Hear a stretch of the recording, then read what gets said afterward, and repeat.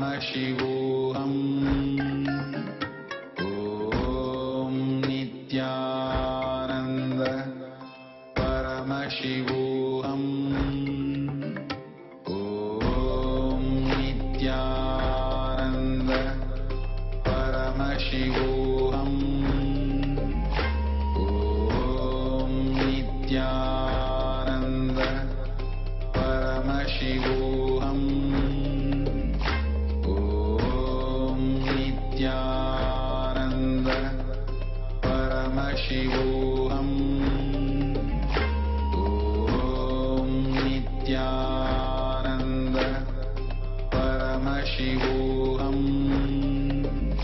Om Nithyananda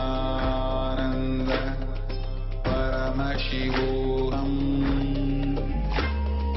Om Nithyananda.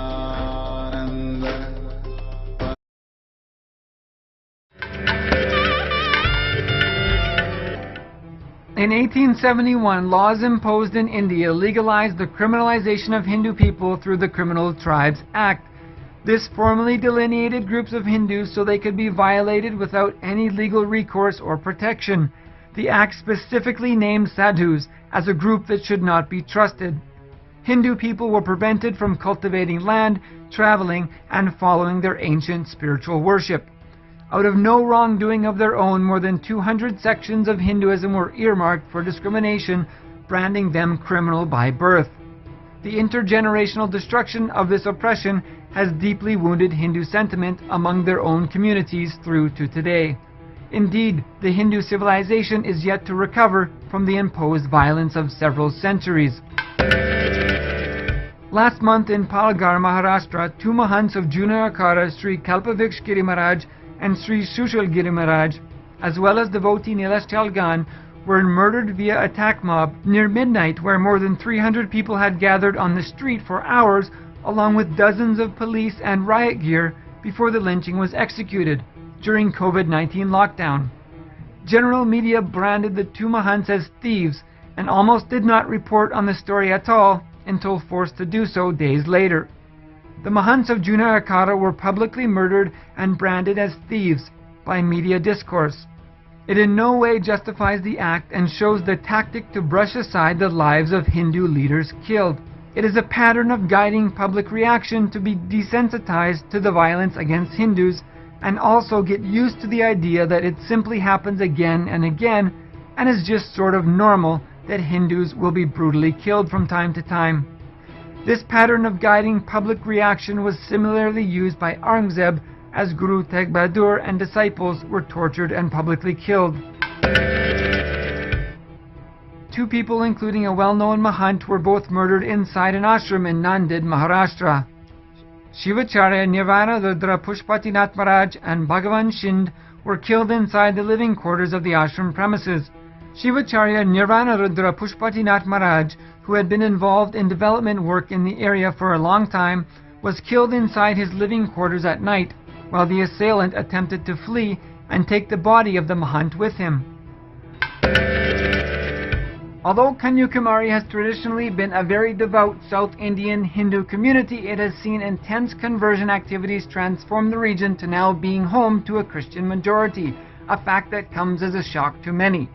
Joshua Project, Lausanne Movement, Project Thessalonica, World Vision, and Water for Life are a few of the organizations self-identifying as charity or philanthropic, but have a brutal destroying impact upon converting and keeping down Hindu communities in India. It's a sad result, but nonetheless consistent and expected. Nagaland and Meghalaya are other regions in India where conversions have had an unbelievably shocking impact. The just a few generations ago Hindu regions are now more than 90% and 75% Christian. More than 90% in Nagaland. All the Hindus converted, all of them. Soon to be in Meghalaya as well, every single Hindu living solution-based and non-violent lifestyle completely eradicated. Under judicial interpretation of the Indian Constitution, freedom of religion has meant freedom to convert Hindus, as traditional Hindu civilization has no doctrine for converting others, but rather gives all knowledge of conscious expansion and cohabitating peacefully with others, regardless of which god they follow. Hindus have recognized infinite deities, more than 330 million, so they can easily incorporate and enrich a few more.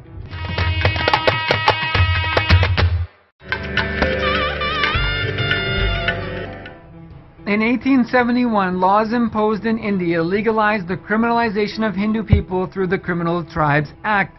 This formally delineated groups of Hindus so they could be violated without any legal recourse or protection. The act specifically named sadhus as a group that should not be trusted. Hindu people were prevented from cultivating land, traveling, and following their ancient spiritual worship. Out of no wrongdoing of their own, more than 200 sections of Hinduism were earmarked for discrimination, branding them criminal by birth. The intergenerational destruction of this oppression has deeply wounded Hindu sentiment among their own communities through to today. Indeed, the Hindu civilization is yet to recover from the imposed violence of several centuries. Last month in Palghar, Maharashtra, two Mahants of Juna Akara, Sri Kalpaviksh Giri Maharaj and Sri Sushil Giri Maharaj, as well as devotee Nilesh Chalgan, were murdered via attack mob near midnight, where more than 300 people had gathered on the street for hours, along with dozens of police and riot gear, before the lynching was executed during COVID-19 lockdown. General media branded the two Mahants as thieves and almost did not report on the story at all until forced to do so days later. The Mahants of Juna Akara were publicly murdered and branded as thieves by media discourse. It in no way justifies the act and shows the tactic to brush aside the lives of Hindu leaders killed. It is a pattern of guiding public reaction to be desensitized to the violence against Hindus and also get used to the idea that it simply happens again and again and is just sort of normal that Hindus will be brutally killed from time to time. This pattern of guiding public reaction was similarly used by Aurangzeb as Guru Tegh Bahadur and disciples were tortured and publicly killed. Two people, including a well-known Mahant, were both murdered inside an ashram in Nanded, Maharashtra. Shivacharya Nirvana Rudra Pushpatinath Maharaj and Bhagavan Shind were killed inside the living quarters of the ashram premises. Shivacharya Nirvana Rudra Pushpatinath Maharaj, who had been involved in development work in the area for a long time, was killed inside his living quarters at night, while the assailant attempted to flee and take the body of the Mahant with him. Although Kanyakumari has traditionally been a very devout South Indian Hindu community, it has seen intense conversion activities transform the region to now being home to a Christian majority, a fact that comes as a shock to many. Joshua Project, Lausanne Movement, Project Thessalonica, World Vision, and Water for Life are a few of the organizations self-identifying as charity or philanthropic, but have a brutal destroying impact upon converting and keeping down Hindu communities in India. It's a sad result, but nonetheless consistent and expected. Nagaland and Meghalaya are other regions in India where conversions have had an unbelievably shocking impact. The just a few generations ago Hindu regions are now more than 90% and 75% Christian, more than 90% in Nagaland. All the Hindus converted, all of them. Soon to be in Meghalaya as well, every single Hindu living solution-based and non-violent lifestyle completely eradicated. Under judicial interpretation of the Indian Constitution, freedom of religion has meant freedom to convert Hindus, as traditional Hindu civilization has no doctrine for converting others, but rather gives all knowledge of conscious expansion and cohabitating peacefully with others, regardless of which god they follow. Hindus have recognized infinite deities, more than 330 million, so they can easily incorporate and enrich a few more.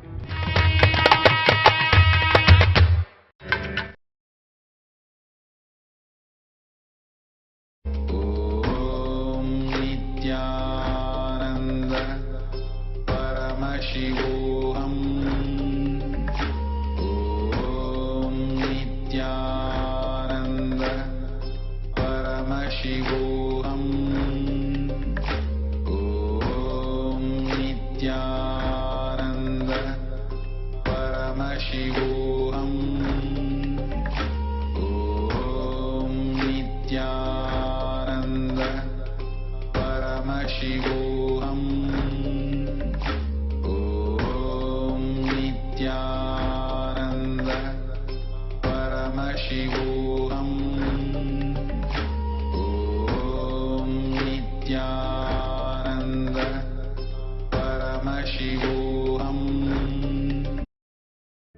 whatever you think as your strength, like how much cash you have, how much gold you have, how much money you have in the bank, what all properties you have, your secret passwords, passcodes, your strength secrets, you will tell only to your son or your daughter to whom you are going to give your inheritance. Same way, most important powerful secrets Paramashiva has given to his son Muruga, Subramanya, in Agama called Sarvanyanottara. All the powerful secrets the father will tell only to his son. It is too secret. I am going to open that Agama and give all the essence of all those secrets.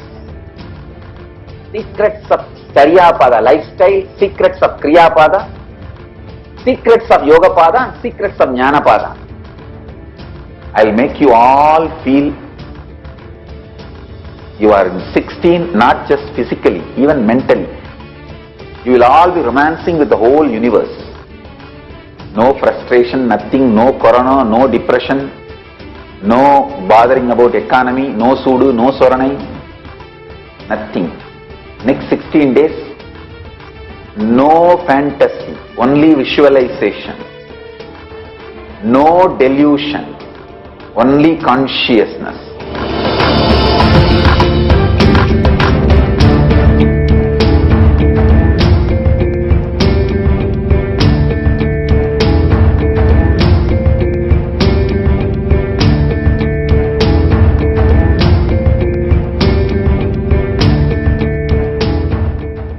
Whatever you think,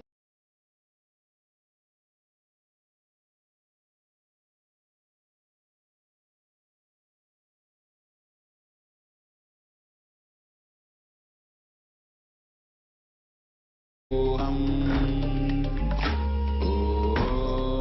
Nithyananda Paramashivam. Om Nithyananda Paramashivam. Om Nithyananda Paramashivam.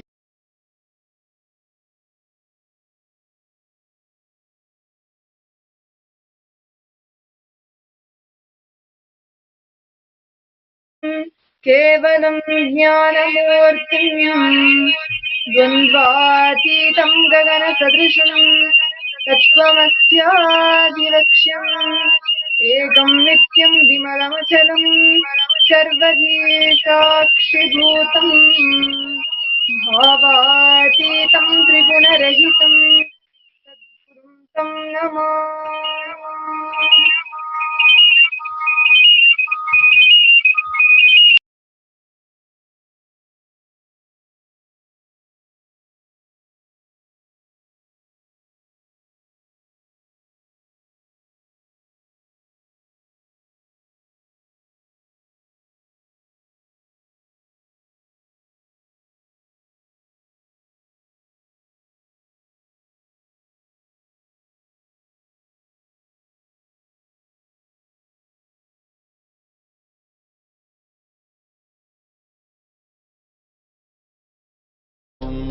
Nithyananda Paramashivam.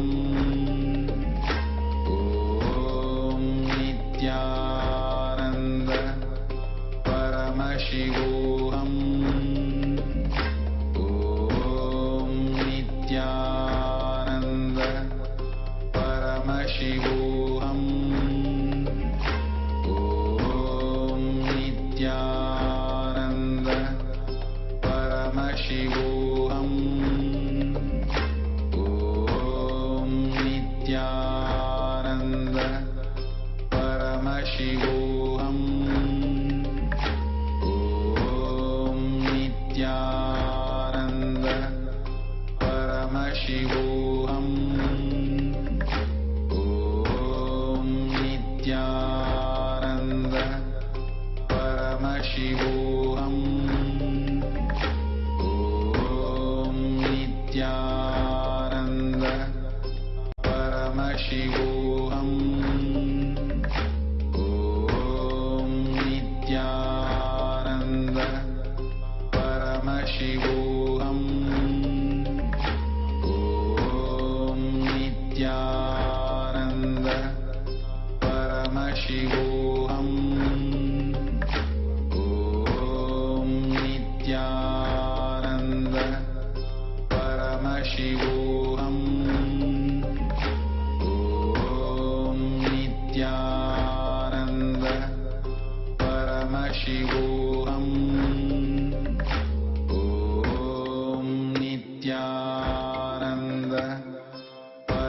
Paramashivam. Om Nithyananda Paramashivam. Om Nithyananda Paramashivam. Om Nithyananda Paramashivam. Om Nithyananda Paramashivam. Om Nithyananda Paramashivam. Om Nithyananda Paramashivam. Om Nithyananda.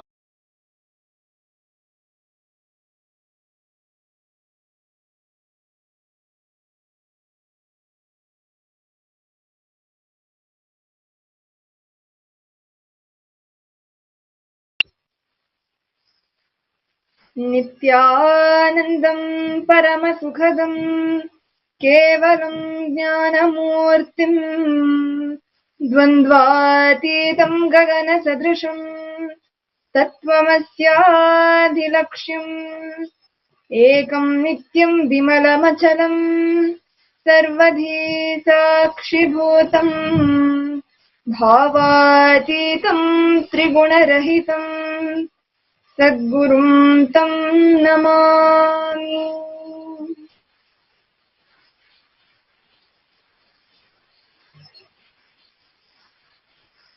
We welcome each and every one of you, all the viewers who are watching us today, by paying our humble obeisance, pranam at the divine lotus feet of the Supreme Pontiff of Hinduism, His Divine Holiness, Bhagavan Sri Nithyananda Paramashivam.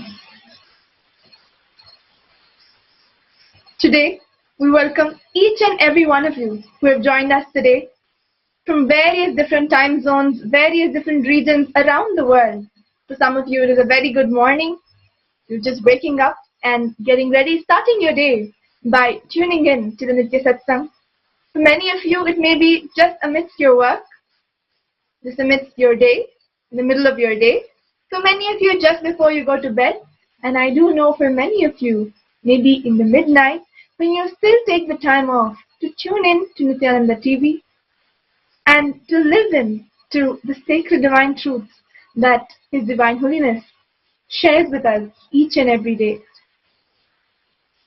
Swamiji, in his own words, says so beautifully that the Nithya Satsang is just like the mother who wakes you up every day, relentlessly, tirelessly, continuously making sure that you wake up to your day.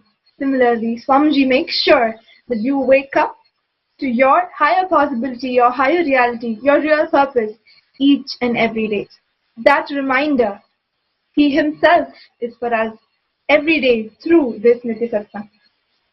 So I welcome each and every one of you who have joined us on this journey today while we prepare ourselves to receive the truths during the Nithya Satsang.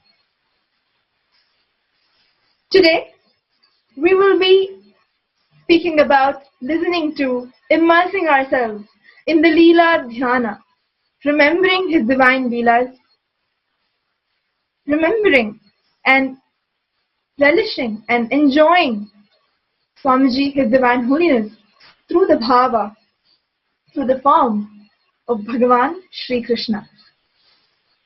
For those of you who may not know, each and every day during the Paramashivoham program, Paramashivoham Level 2 program, His Divine Holiness has been making himself available in various different bhavas, the various different forms and embodiments of various different deities, so that we can connect through our Ishtanishta. We can connect to our favorite deity, our favorite form, and enjoy that aspect through the Guru. Like we say, Sarvadeva Devi Swarupa. Swamiji is, after all, the embodiment of all gods and goddesses. And each and every day we get to enjoy his form in each and every one deity. And today is the day where we get to learn, enjoy, and immerse ourselves in the Leela Dhyana of Bhagavan Sri Krishna and have the darshan of Swamiji himself as Sri Krishna.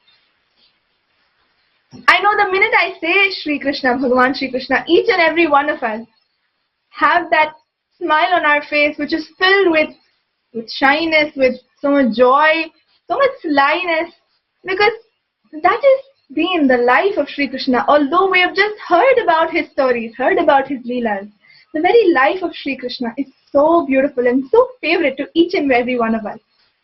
He touches each and every one of us at our own level, at our own understanding. For a child, just the very form of Sri Krishna, just his peacock feather, all his leelas of stealing butter, him playing the flute, that captures him.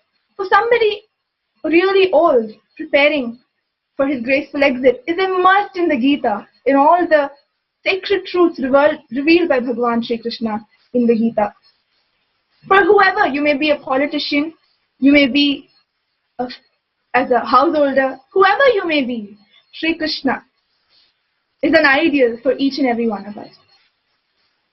So, as we dive into the world of Sri Krishna and Swamiji's Leelas with Sri Krishna, today let us first understand who really Sri Krishna is. For those of you, many of you joining us, maybe do not have a Hindu background, a Hindu brought up. And for you, we are here to share a little more about who Bhagavan Sri Krishna is. And for this, I have one of the sannyasinis of the Nithyananda order, Ma Nithyananda Swami, who has joined us today to share with us her experiences with Swamiji and to first take us through what she has to tell us about Bhagavan Sri Krishna. Nithyanandam, let me start with a prayer of Bhagavan Sri Krishna. Vasudeva Sutam Devam Kamsa Chanuramartanam Devaki Paramanandam Krishnam Vande Jagatgurum. Sri Krishna, the most beautiful, ever youthful, with his enchanting presence, he lived on the planet Earth 125 years, a few thousand years ago. But he still lives in everyone's heart for those who hear about him. Bhagavan Sri Krishna is the only Purnavatar ever happened on this planet Earth. Krishna is the first incarnation demonstrated the concept of Leela on the planet Earth.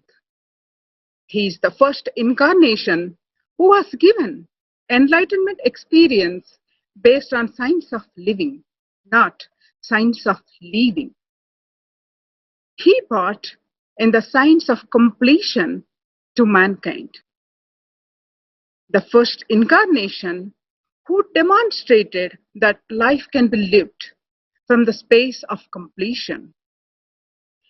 Life can be loved from the space of joy. Krishna is the embodiment of joy, embodiment of bliss, embodiment of the life itself.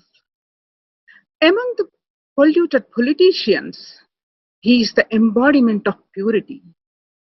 Never ever he moved into the space of incompletion. Krishna radiates knowledge, love, romance, intelligence, strategy planning.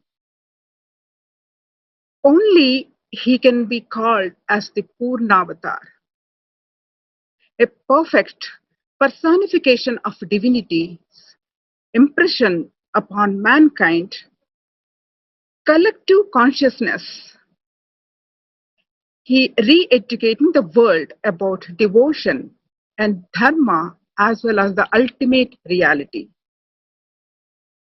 The power of his presence and amount of suffering, the opposition he has to go through due to his pure love, his pure energy, and his pure intelligence.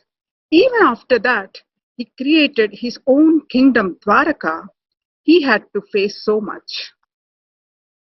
But Krishna, the sacrifice he had done to establish Dharma, the way he lived Dharma and protected Dharma, unimaginable.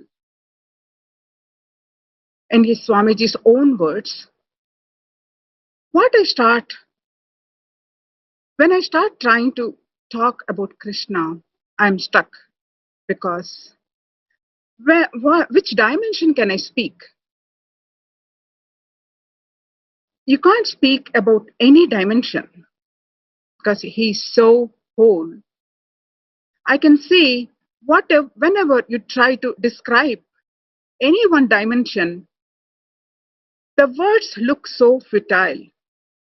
His Ananta Akshaya Gunas, meaning infinite, never endless qualities.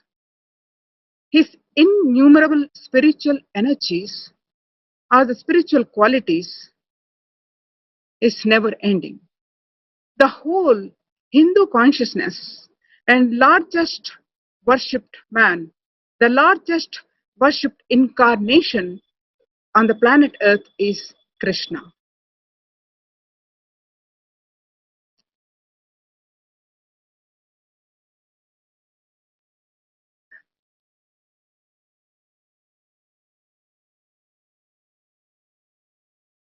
Sharing. Bhagavan Sri Krishna has been the only Purna Avatara, who has demonstrated, has exhibited each and every aspect of being an avatar, each and every dimension of being an avatar.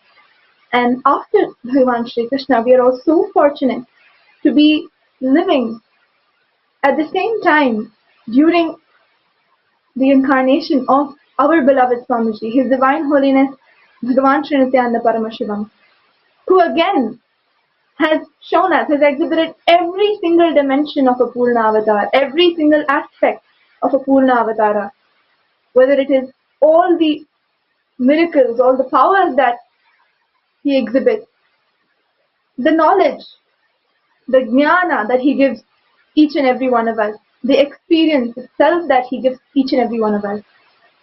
We are all so fortunate that when we practice the Leela Dhyana, remembering the divine Leelas of the God, of the Guru, it is not just a story that we've heard, something we have picturized for ourselves in our mind, something that we've seen maybe in the movies. It's something that we have so really experienced in our own very life.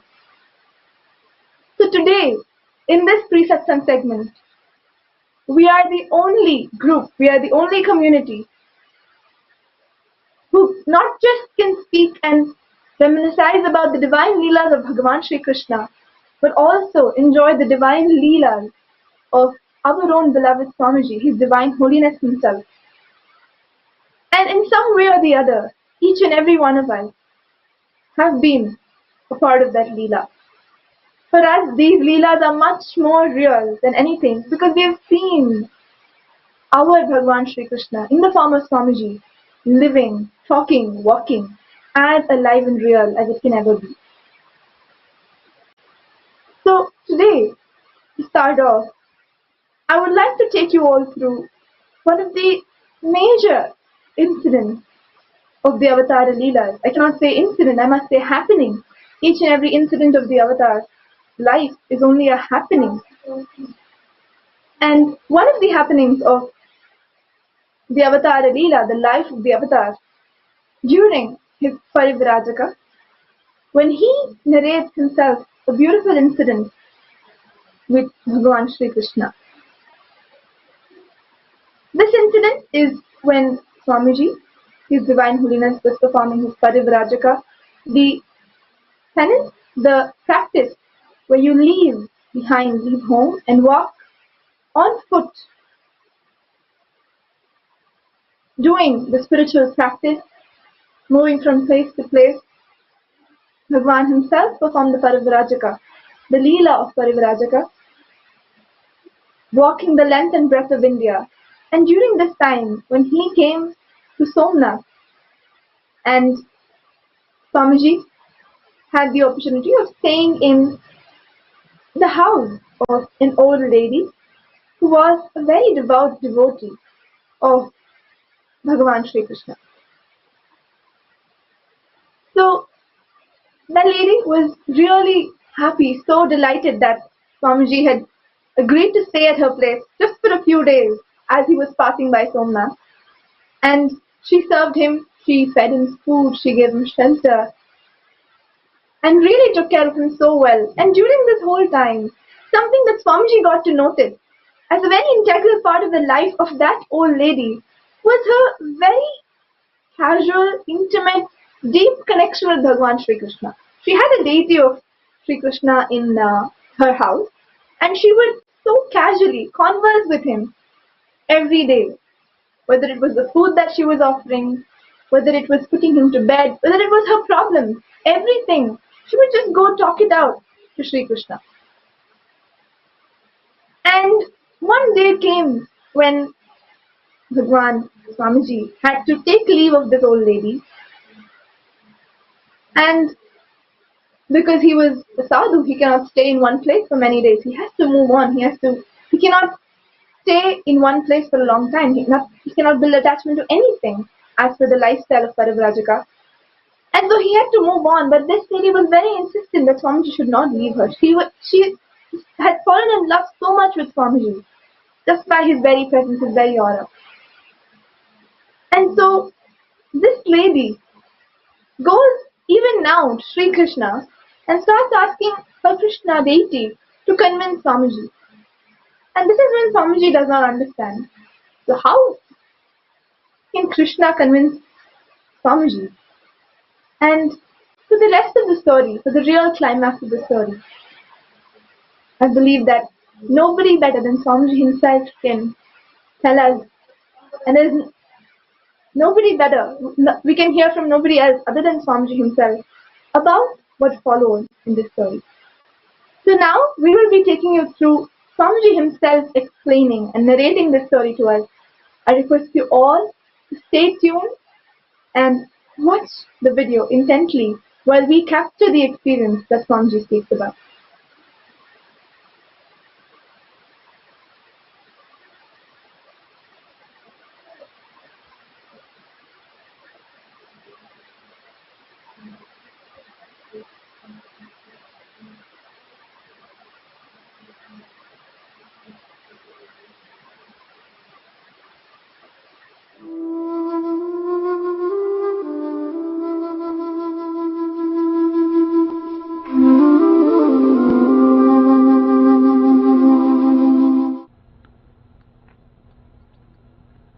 When I was 19 or 20, that was the time when I was wandering, walked length and breadth of India. This incident happened before my enlightenment. I'm just trying to find right words to narrate that whole incident because it's such a amazing, inspiring incident. Sometimes there will be traffic jam in my throat. Too many words want to come out. So I tell them, relax, relax.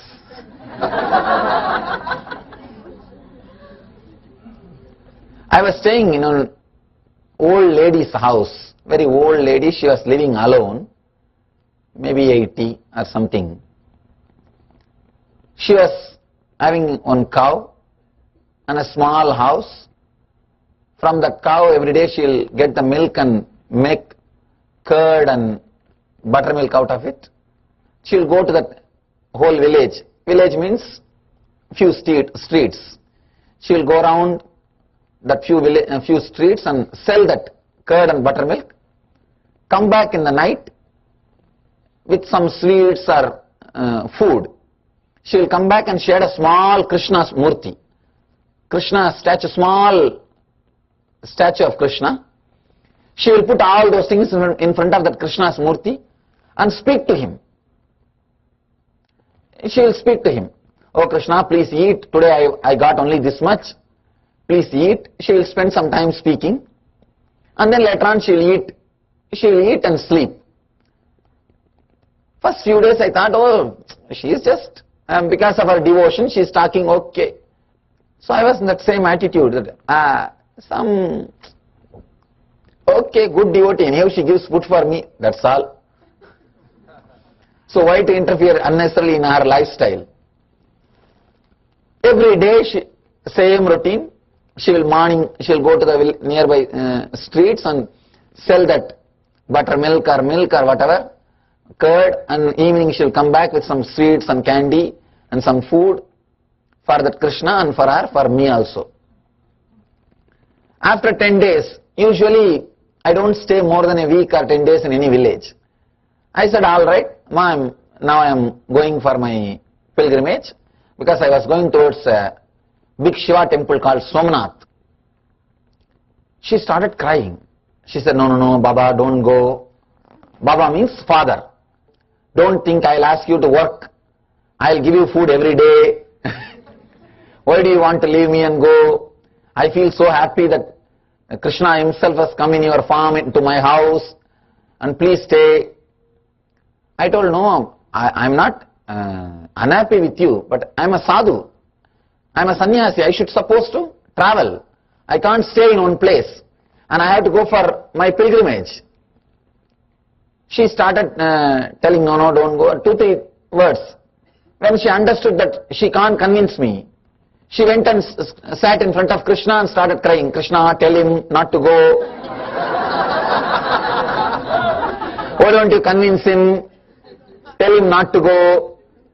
Why he is leaving? I did not do any mistake. I feel that you yourself came in the form of a sadhu and you are staying with me and blessing me. And she started crying. Now I felt it is too much. See, as long as she talks to Krishna, I have no problem. But now bringing me also. I went near her and started giving my own philosophical advice. God is formless.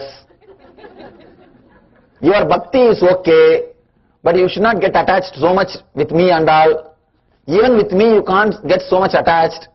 You should not. I am a sadhu.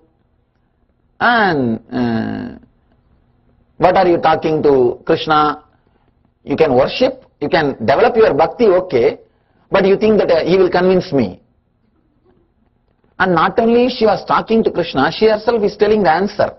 Oh, Krishna, you are telling you should go. He is a sadhu, you should not stay with me. All right, if you say okay.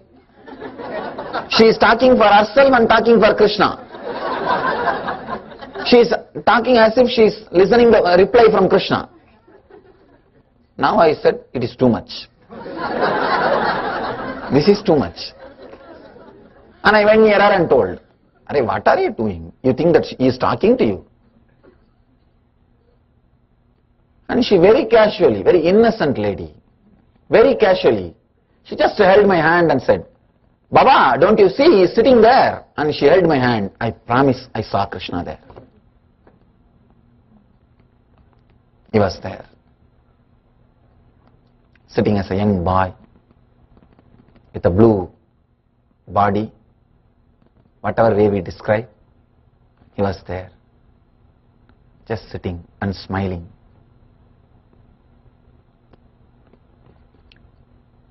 Logic can't understand, logic can't explain, but I promise I saw him. He was there. He was there. When she left the hand, again I saw only the statue. The form has disappeared. When she held my hand, just for a few moments, I saw he was there, sitting. Not as a hallucination, no. I saw him much more clearly, deeply than I am seeing you. He was there. Just I fell at her feet and told her, please don't call me as Baba. You are mother. You are 1,000 times more than any sadhu, any sannyasi. All my ego, intellectual ideologies, the intellectual personality, the logical personality simply fell at her feet. She was shocked. She said, Baba, you are a sadhu, you should not touch my feet. It's sin for me. I said, I may be wearing this cloth, but you are 1,000 times greater than any sadhu, any logical person, any intellectual person. If you can open up so much, the statue can become alive. And if you can transmit that experience to somebody just by holding the hand, this is what I call initiation. You are my guru. I told her, no guru can give me darshan or experience just by touching. They can only give mantra. You gave me darshan, you are my guru. Just I fell at her feet. She was shocked. But let me be very clear. I understood the power of opening up, the power of trusting in that incident.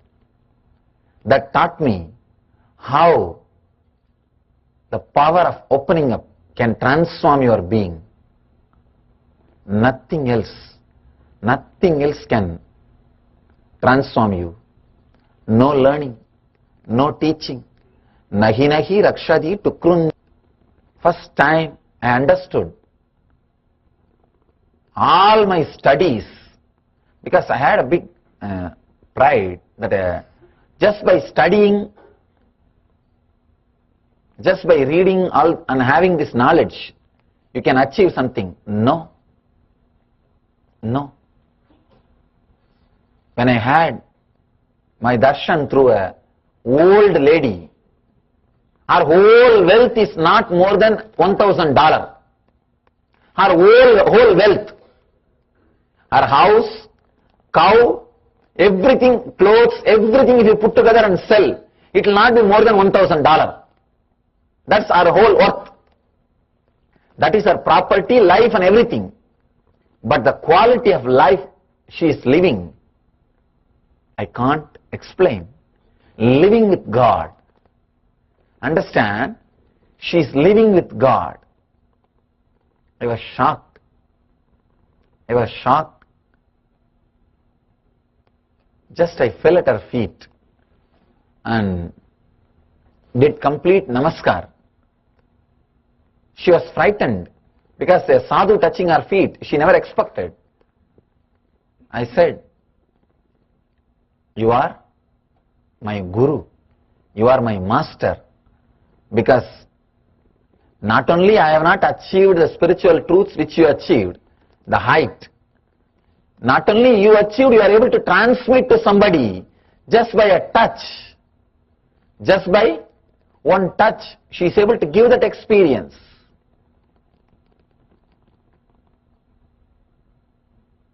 She has become a big inspiration source for me.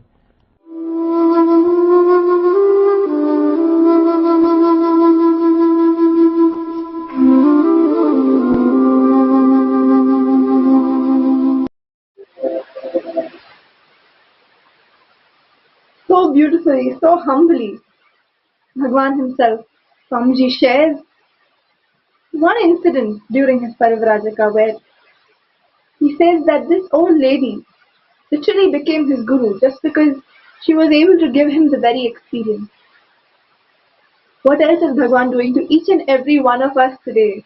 Being miles, millions of miles away from each one of us, just by sitting at the comfort of our homes, Swamiji is able to transmit literally the experience right at our doorstep. So, going on, the various leelas, the various expressions of Bhagwan Shri Krishna that Swamiji radiated. Swamiji continued sorry for that, Swamiji continued to give various different satsang discourses and insight into the Bhagavad Gita. I must say, we can never call what His Divine Holiness has spoken about the Bhagavad Gita just as a commentary. It is not just a third person speaking about what Bhagavan Sri Krishna spoke, not about just giving his opinion, but literally demystifying, decoding what really Bhagavan Sri Krishna wanted to tell each one of us through each and every verse of the Bhagavad Gita. Bhagavan Sri Krishna himself in the Bhagavad Gita promises that he himself will incarnate in every yuga, yuga after yuga, to guide each and every one of us, to guide all the seekers. And that is exactly what he did through Swamiji, His Divine Holiness, Bhagavan Sri Nithyananda Paramashivam. He decoded, demystified, and taught us the real Gita that he wanted to tell us.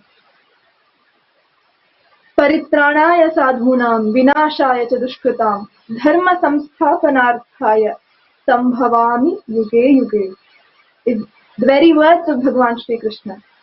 And each one of us can't be more fortunate to exactly have come down at the time when we have the very incarnation of Bhagavan Sri Nithyananda Paramashivam to decode to each one of us those satsangs, those truths from the Bhagavad Gita. Each and every satsang is a gem in itself.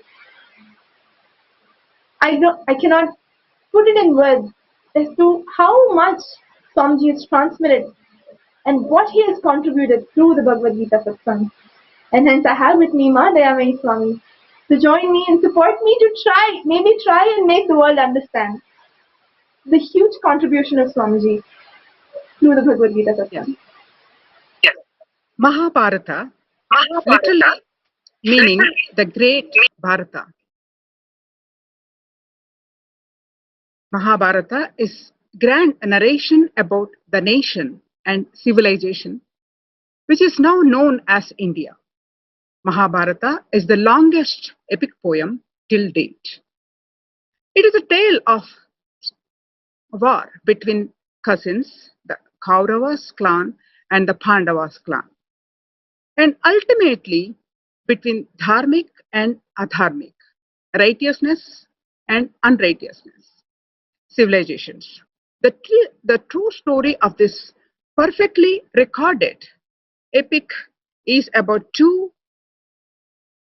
clans, Kauravas and Pandavas, closely related to one another.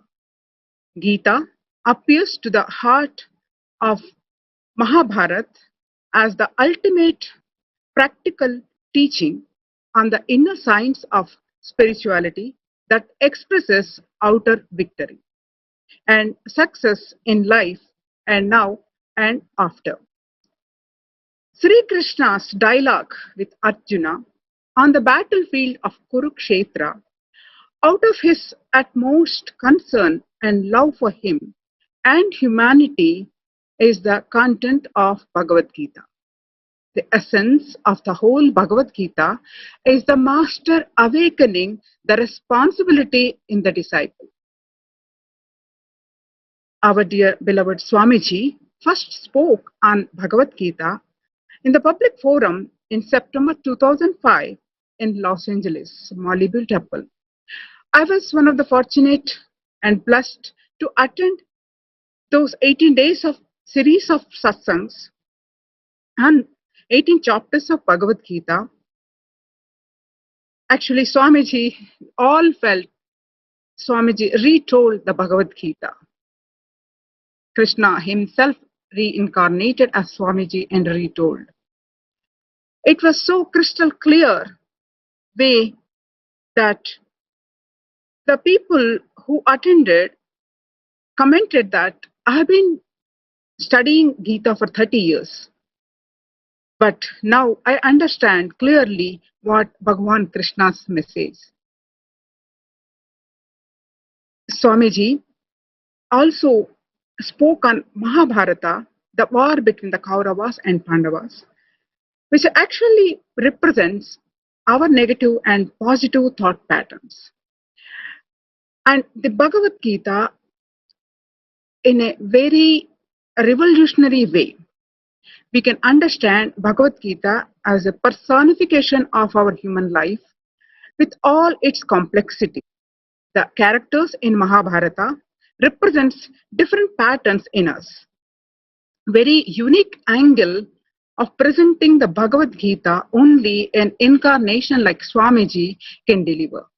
For example, the whole war is, the whole Mahabharata represents we, each one of us.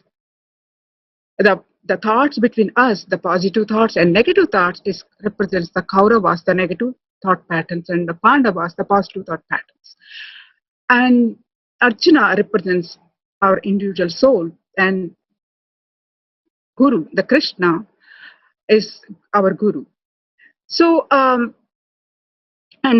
each character represents our patterns. Like, for example, Dhritarashtra, the father of the Kauravas, represents the negative thought patterns, is embodiment of self-doubt. So it was so crystal clear, the way is the revolutionary way, the unique angle that Swamiji presented. The whole Mahabharata is happening inside of us. So the books, Swamiji has spoken many times on Bhagavad Gita. The books have been published, as Jaya mentioned, the Bhagavad Gita, each individual chapters, and also the Bhagavad Gita decoded, Bhagavad Gita demystified, and also in other languages. Many of the copies have been freely distributed, especially in Tamil. Thousands of copies have been distributed since then.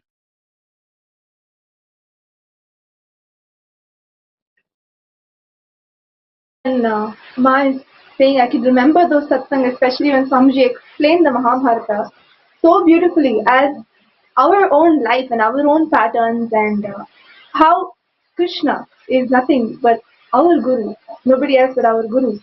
And each and every character is nothing but one pattern of ours. And I remember it is not just once, but at various different intervals, every time I listened to that Mahabharata satsang, it only gave me a different level click.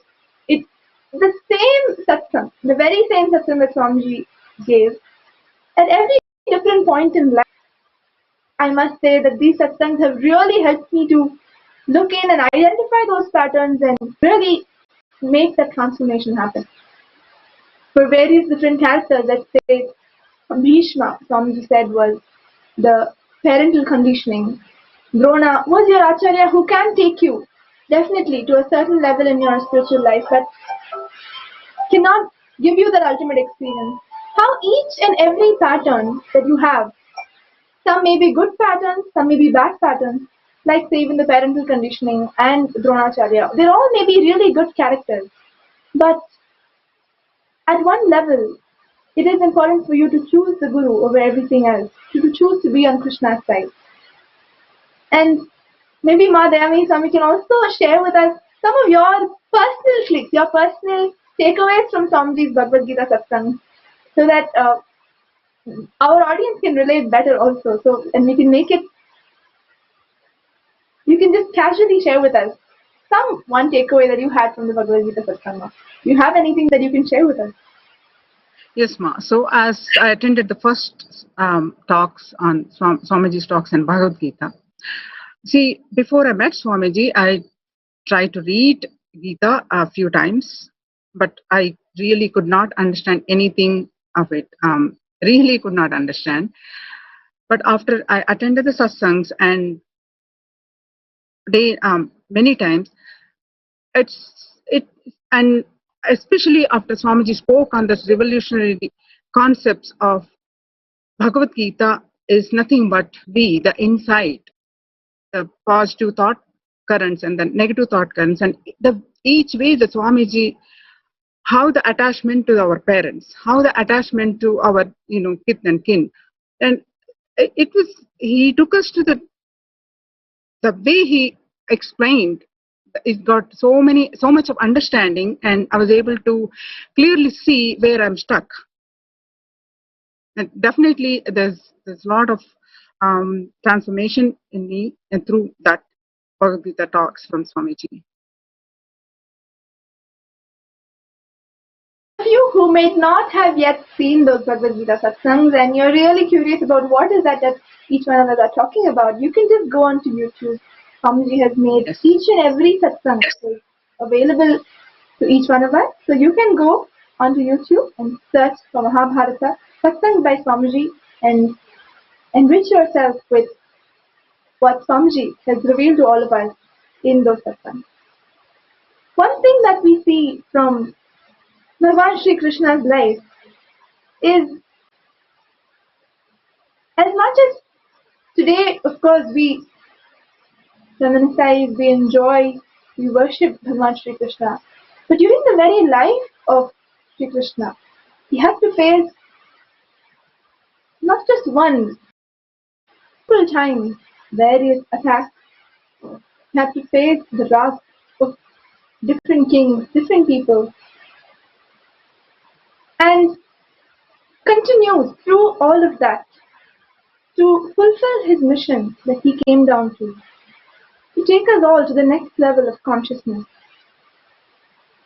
And even today, in fact, we see many people who maybe even in fact blame Bhagavan Shri Krishna for being the cause of the very Kurukshetra war.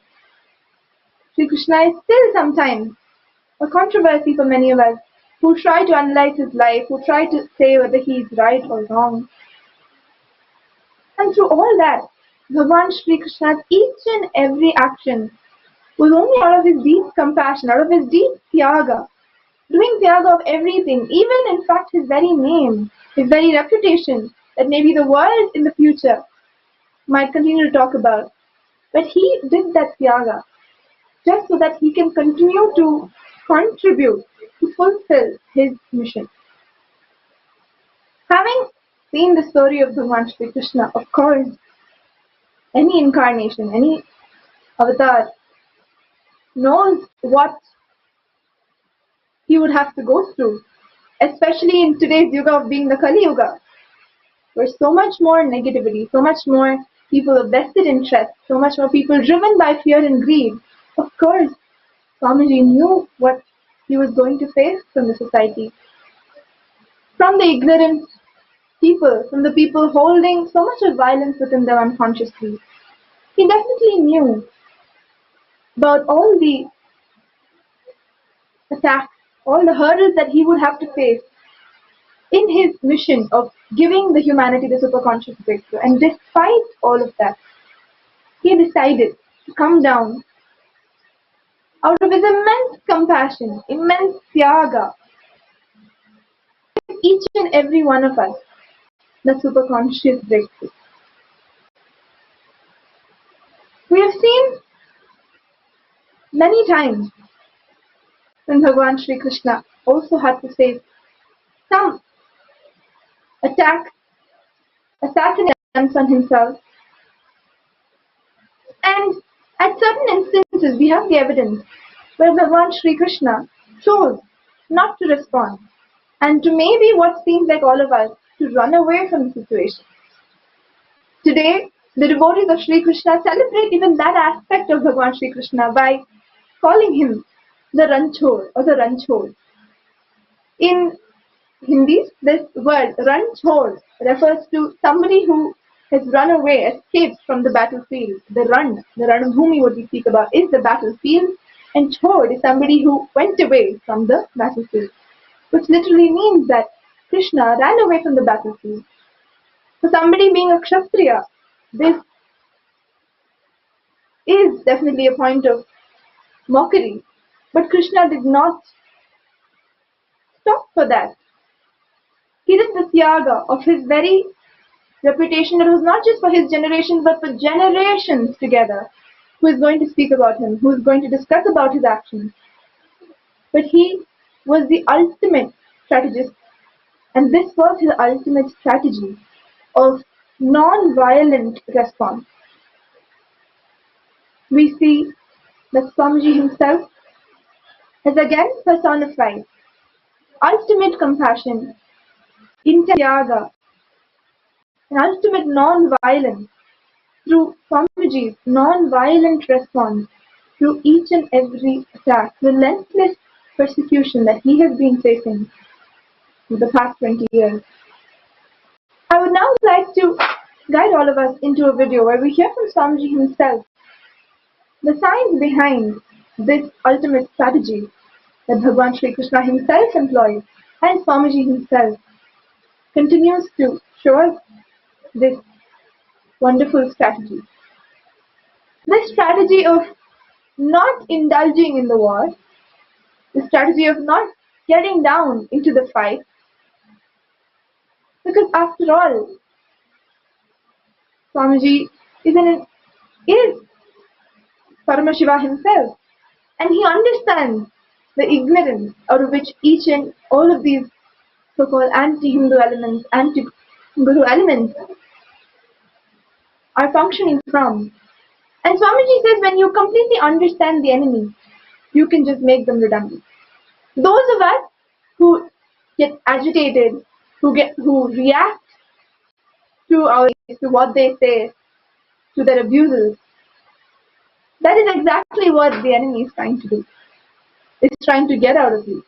And that is to make you powerless at the end of the day. And the minute they've made you agitated, they've made you react to that, they have succeeded. But to Swamiji, he just knows the bigger picture. He knows very clearly who he is. And that's why nothing that anybody says can ever shake Swamiji. And he is very clear about the mission that Swamiji has come down to fulfill.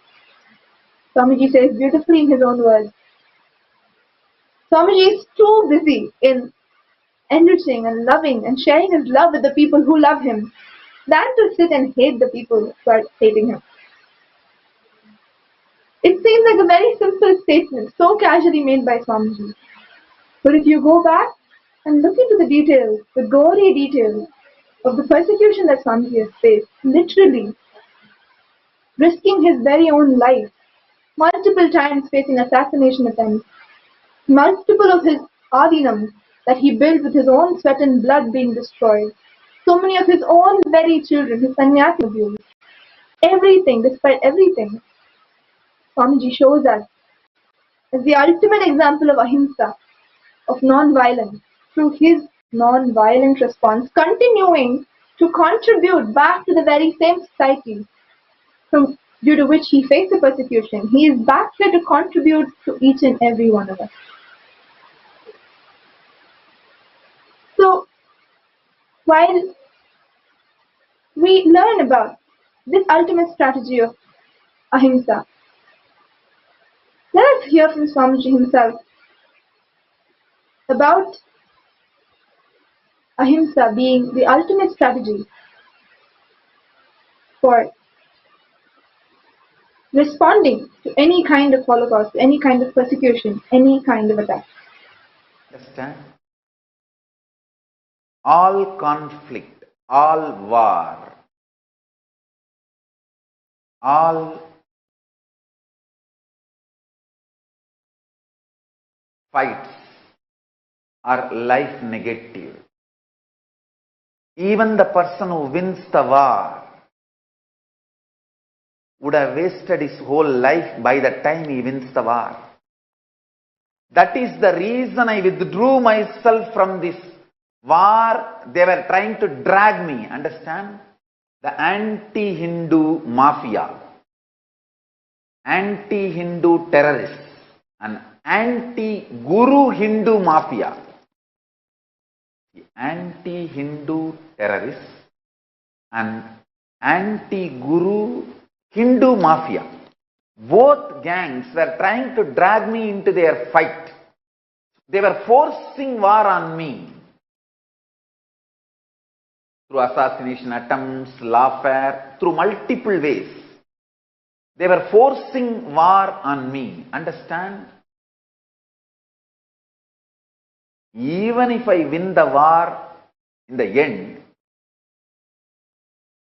my life would have been a big failure.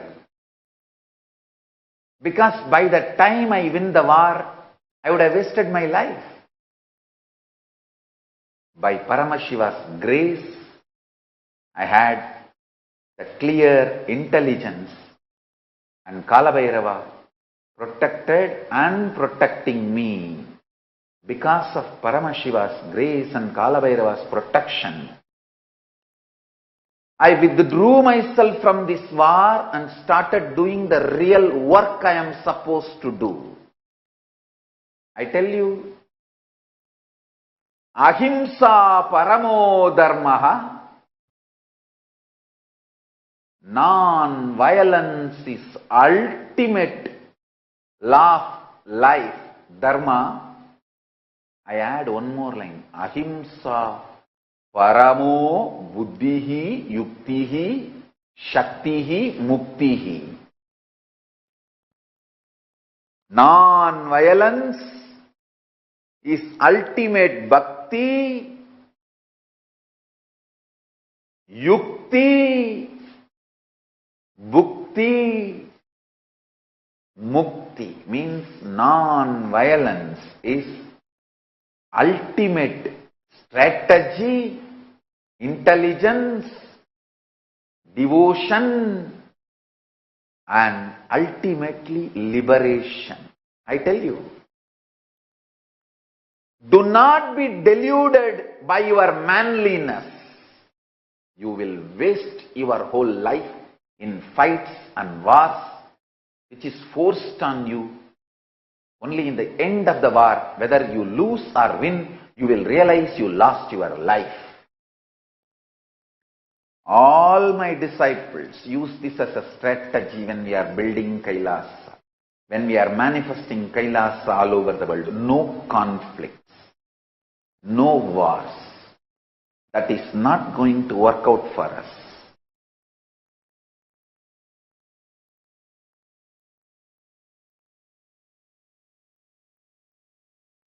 The absolute peace is the fundamental condition for enlightenment ecosystem to manifest.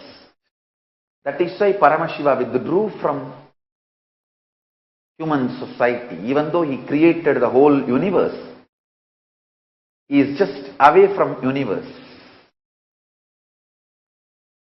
He manifested this whole universe, but he is away from the universe. I tell you. Listen to this.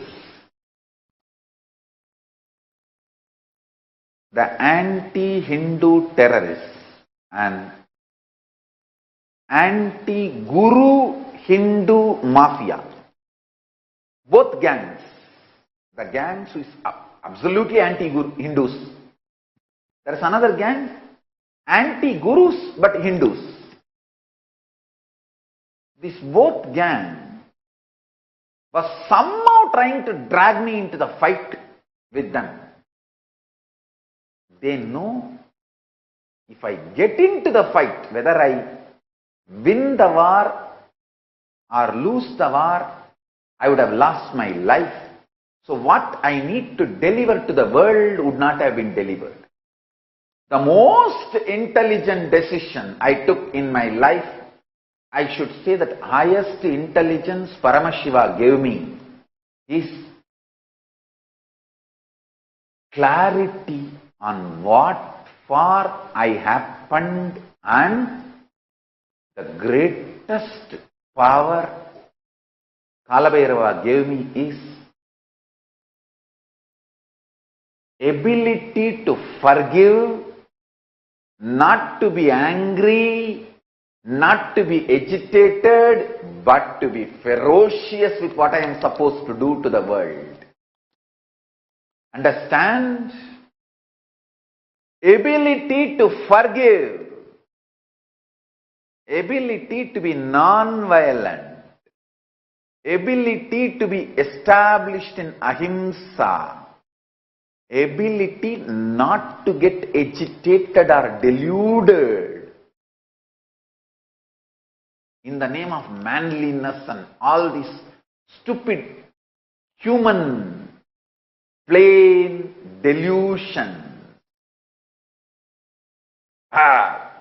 How long we can tolerate this injustice? All these kind of stupid, delusory ideas. Paramashiva gave me the strength, powerful cognition.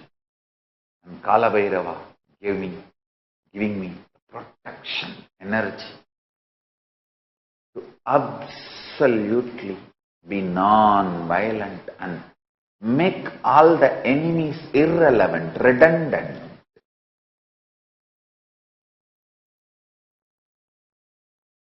I am too busy in delivering what I am supposed to deliver to the world, this great enlightenment science.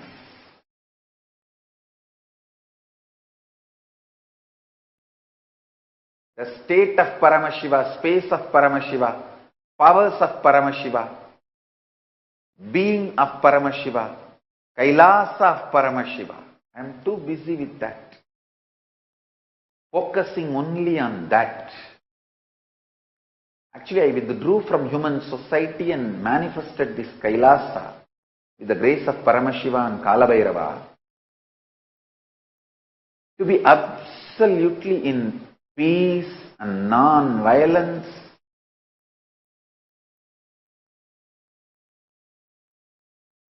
Ahimsa, Satya, Asteya, Aparigraha, Brahmacharya, absolute Samadhi space, state, space, powers, being, superconscious, and Kailasa Paramashiva. I tell you.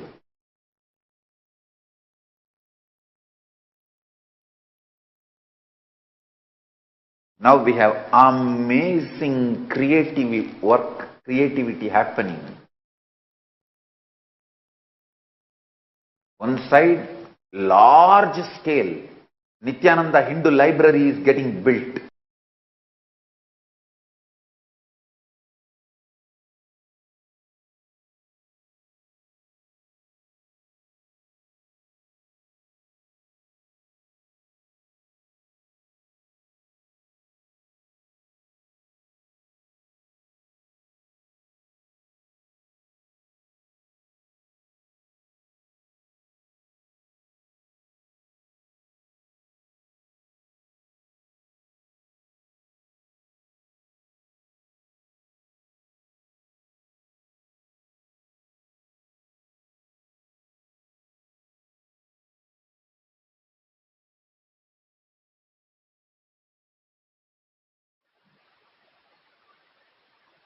Sorry for that technical glitch. We just heard from Swamiji himself about the real strategy of operating through non-violence. This is the cosmic strategy. So let us understand this is the very best strategy that you should be dealing your life with. Krishna says in the Gita, if you understand him, you understand who Krishna is and what he operates from, you will be liberated. And Swamiji says, if you just understand Swamiji, why he is doing what he is doing, how he is responding, then we will be liberated. And Swamiji is giving this as a technique to each one of us, as a teaching, as a takeaway from Swamiji's own life, to respond to anything through Ahimsa, through the phase of Ahimsa, non-violence, which is the ultimate strategy for life. Of course, you cannot say that your enemies, whatever so-called enemies that you have in your life, are greater than what Swamiji himself had to face. For anything, any problem, any enemy so-called that we may have in our life, Swamiji beautifully says, don't tell your guru how big your problem is, but tell your problem how big your guru is. So however big your problem may be, our guru has taught us to respond in the non-violent way. And let us take that and through our integrity, just apply these teachings and see how so truly this is the ultimate strategy for life. Bhagavan Sri Krishna in his own life had to face persecution, or had to face these attacks through his life, right from his very birth. We can see his father, Vasudeva, had to carry him outside the prison in absolute secrecy across to the other city, other town, Nanda Gokula. And he was brought up by Yashoda and Nanda. And even there, how Kamsa tried multiple attempts to literally kill Krishna. And how Krishna, through his divine grace, came out of every single attack, every single time that Kamsa attempted to kill him, and did not react agitatedly ever. He did not express any kind of irritation, any kind of agitation. Just so gracefully, non-violently, walked out of each and every single attack. Just as we see Swamiji again and again, in each and every single time he was persecuted. But there came one time when Krishna and Kamsa were in a battle, and Krishna won the battle, killing Kamsa at last. And hearing this, Kamsa's father-in-law, by the name Jarasandha, was extremely provoked and decided to take revenge on Bhagwan Sri Krishna. And so, Jarasandha multiple times attacked Mathura, the land of the capital of the kingdom of Krishna, and multiple times facing the attack, the army, the city of Mathura, starts losing out on its treasury, starts losing out on its people, and comes to a state where it is not able to, will not be able to handle another attack from Jarasandha. And here Bhagwan Sri Krishna steps in and decides to, for the security, for saving and for protecting the people of Mathura, he decides to move the capital itself to Dwarka. He suggests this to Balarama and Ugrasena, the king of Mathura then. And even when he was reminded that no, if you do so, you will be later questioned, you will be ridiculed that you ran away from the battlefield. Krishna, okay, for my people. After all, it's just a name that people are going to call me by. And so gracefully takes the decision to move the whole capital to Dwarka, the whole city to Dwarka. And the next time when Vasantha attacked Mathura, there was nobody that he found there. Of course, after that, that is when Krishna got the name of Ranchod, that he ran away from the battlefield. Until today, it's being called that. But Krishna, mine. And in fact, that was the ultimate right strategy that he applied at that time. It is not because really that Krishna was a coward, but it was just about not giving in, about not having any agitation, any irritation about his enemies, and just deciding towards the purpose for which Krishna had come down. Fighting with Jarasandha.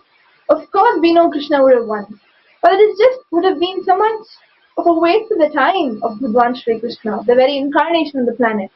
And he chose to use time to really contribute to the world.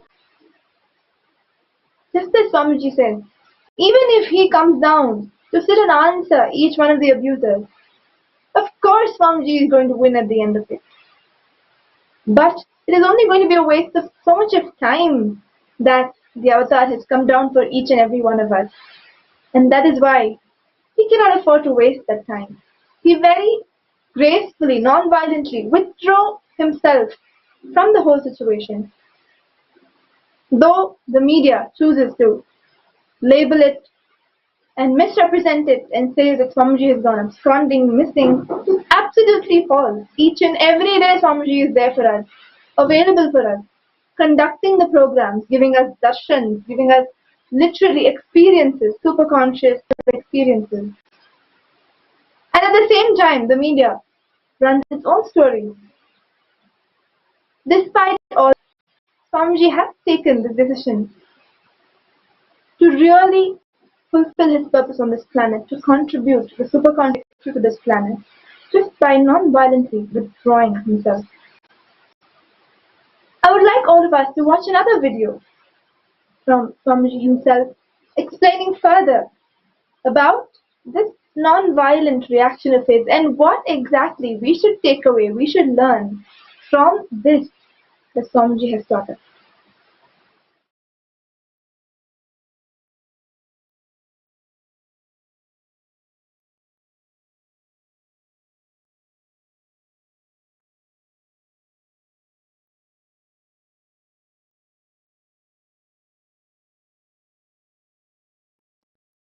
Paramashiva's message directly from Sri Kailasa.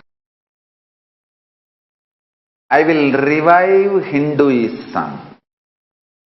I am a Hindu revivalist, not by any revolution, but by evolution and setting model communities.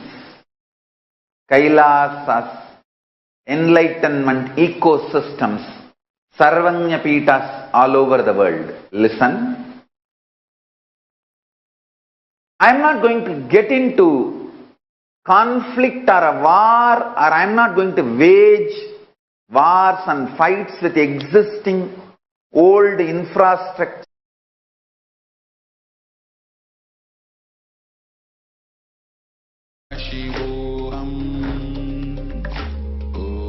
Om Nithyananda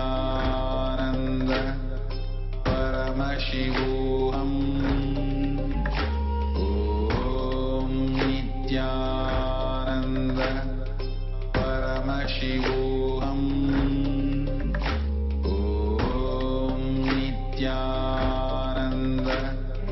Paramashivam. Cosmic law. Dharma means cosmic law. The ultimate cosmic law, Ahimsa, non-violence, is the most powerful, best strategy even to stop the Hindu Holocaust. Listen, I talk after thoroughly tuning myself to Paramashiva. Literally, Paramashiva is uttering every word I am uttering.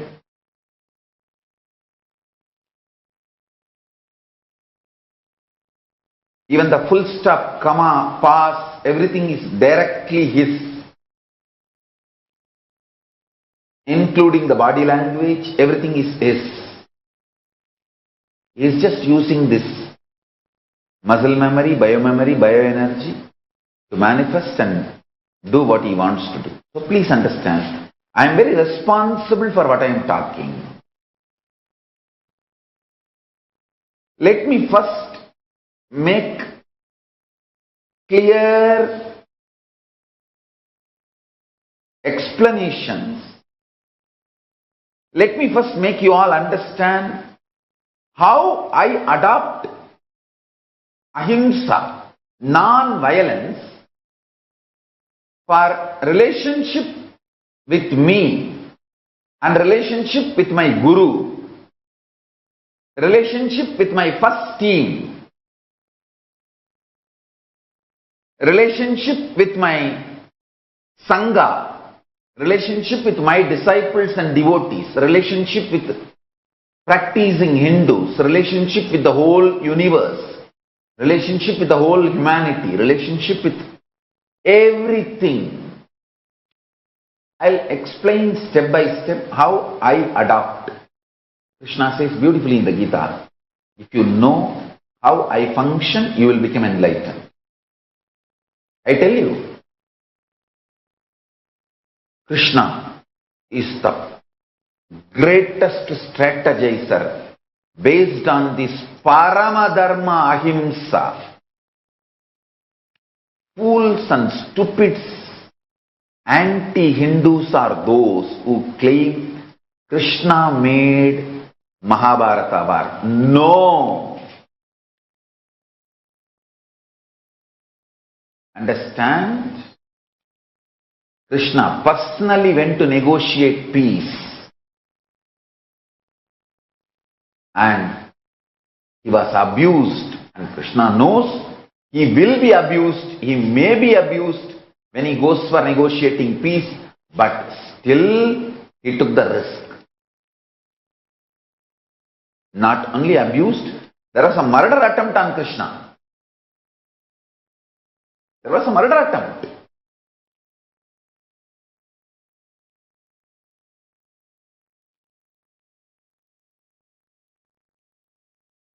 Krishna followed all the rules of a ambassador, means coming without any protection, weapon, without any security guard, army, nothing.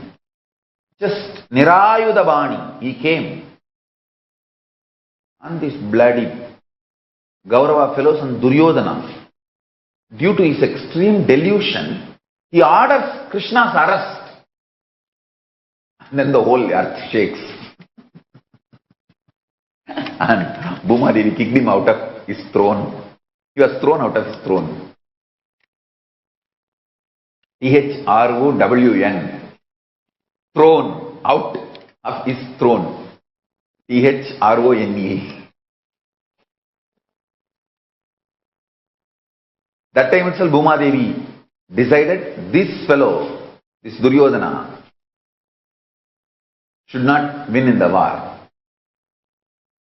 See, arresting Krishna,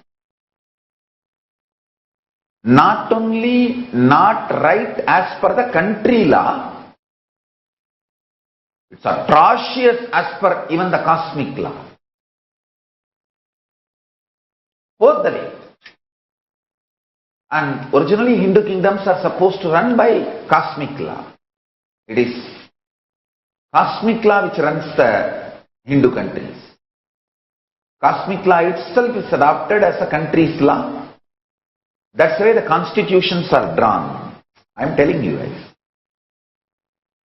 When I read more and more the Hindu constitutions and Hindu criminal procedure codes, what a civilization. I am just every day falling in love with Manu, Bharadwaja, Yajnavalkya.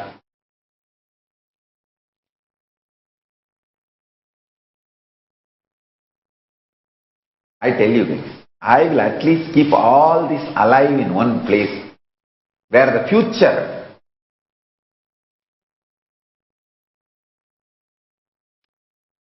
by the grace of Paramashiva and Parashakti,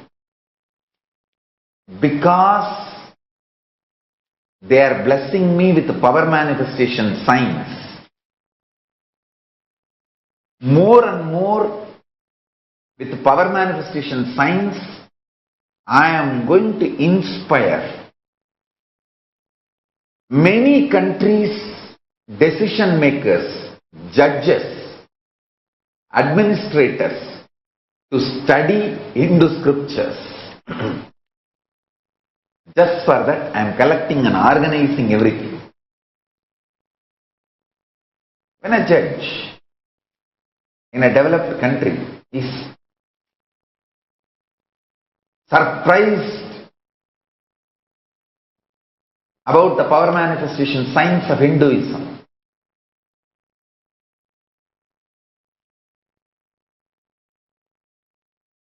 I will make sure and support him to understand Hindu judicial system, how life positivity is. Anyhow, all these are my future plans and vision. Let me now stick to this one subject, how the non-violence, Ahimsa, can be the strategy to stop the Hindu Holocaust. First thing, understand.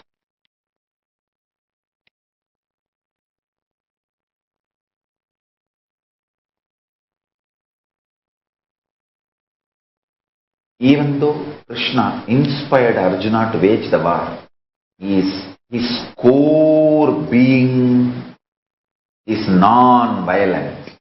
Let me correct the statement, listen. Even though Krishna inspired Arjuna to wage the war, he was never a violent person. He is absolutely established in non-violence.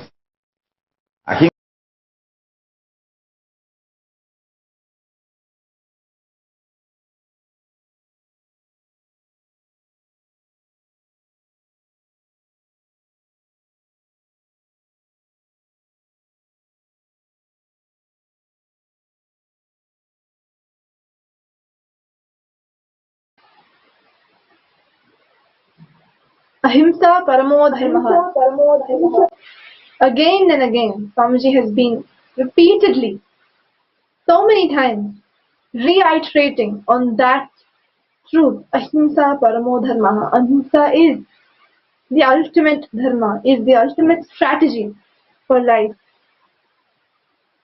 And just as how Sri Krishna demonstrated that Ahimsa as his strategy, Swamiji is showing us as a very live example to operate out of Ahimsa. Each and every one of us, when we listen to Swamiji reveal about the deeper secrets, the deeper truths about Sri Krishna's life, about Sri Krishna's teachings in the Gita, literally, each and every one of us are blessed to be an Arjuna ourselves. Literally, when I think of it, it is so true. Just the Arjuna Vishada Yoga, the very first chapter of Bhagavad Gita, where Arjuna, after getting onto the battlefield, suddenly starts withdrawing himself, saying he was not going to fight the battle, he is not going to fight the war. Starts asking Sri Krishna, starts saying, no, he cannot do this. It's his very own people that he has to fight the war against. How can he do this? After all the preparation, after everything was done, Arjuna, on the battlefield, starts throwing, if I may call this as a tantrum. Of course, like Swamiji himself says, we pay our respects both to Arjuna and Bhagavan Sri Krishna, the very incarnation of Narayana, of Narayana, the ultimate superconsciousness and the manifestation of the embodied soul. And Sri Krishna revealing the Gita to Arjuna is nothing but Sri Krishna has all these ultimate truths for the whole world, which was delivered through Arjuna, through the listening of Arjuna. And so in the Gita, the very first chapter, if you read it, it is called itself the Arjuna Vishada Yoga, where Arjuna is sharing his confusion to Bhagavan Sri Krishna. And Sri Krishna, even at that time, takes the time patiently to explain to Arjuna every single detail, all the signs, all the cosmic truth, convincing him, and then giving him the very experience through the Vishwarupa Darshana. And that is exactly what Swamiji is doing for each and every one of us. The sacred cosmic truth, clarifying all our doubts, handling all our tantrums, raising us through giving us the very experience itself, making us wage this war of life. I would say this war that we are fighting for Hinduism, for re-establishing Hinduism led by Swamiji, for the betterment of humanity, for humanity to survive, and this is the very need of humanity today. Reviving Sanatana Hindu Dharma, the science, the lifestyle and the truths of Sanatana Hindu Dharma. And Swamiji is making each one of us a part of this sacred mission by teaching us, inspiring us to become an Arjuna ourselves. So let us watch another video from Swamiji now. When Swamiji, as the very embodiment of Bhagavan Shri Krishna, teaches us, giving us various other sacred secrets, let us all become an Arjuna ourselves, receiving these truths.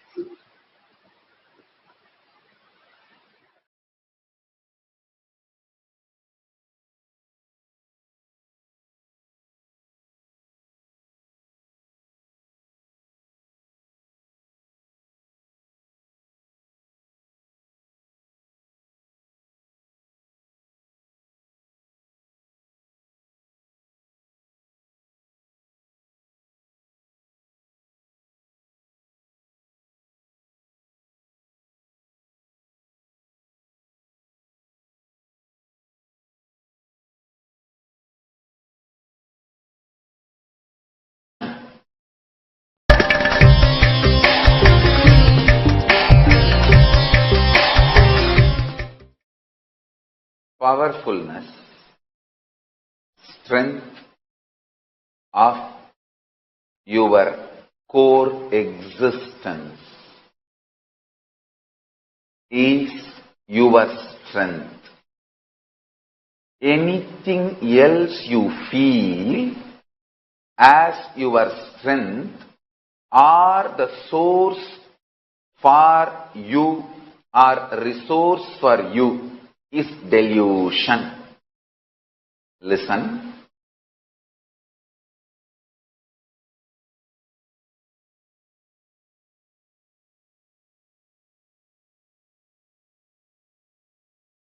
Only if life affirming, positive, life positive, pro-life,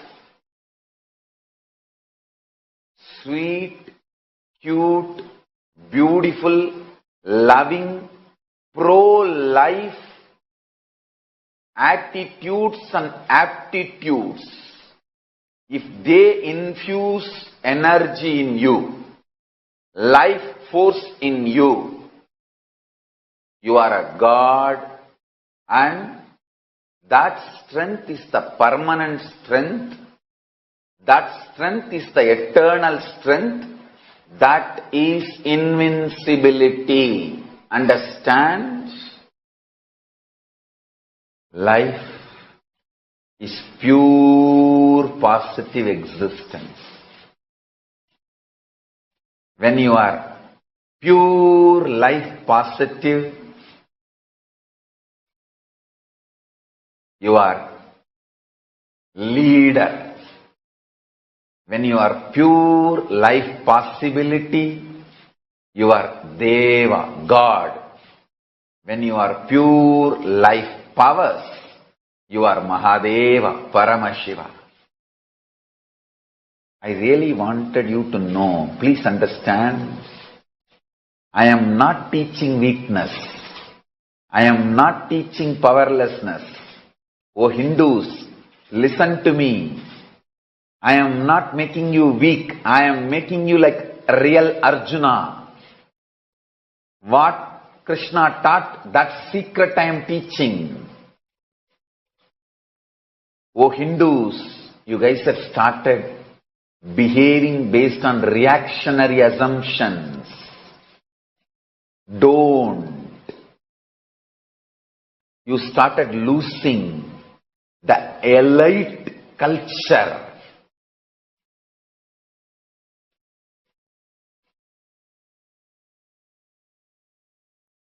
Revealed to us by our ancestors after thousands of years of research and development.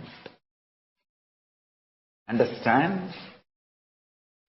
Losing the vegetarian food culture and justifying it. No, even in Vedic times people used to have non-veg. Is the worst stupidity. It is like a disowning all the modern day scientific discoveries and living a stupid life and then blaming, no. Even in those days, people used to be like this. Just like modern day, great research, development, contribution by the modern day scientists in the field of technology, many outer world sciences, our lifestyle, thought current, everything is the technology revealed by the great rishis after thousands of years of study, research, development as inner world science in the inner world. Listen. Purely ironed out, non-violence, non-stealing, minimalist,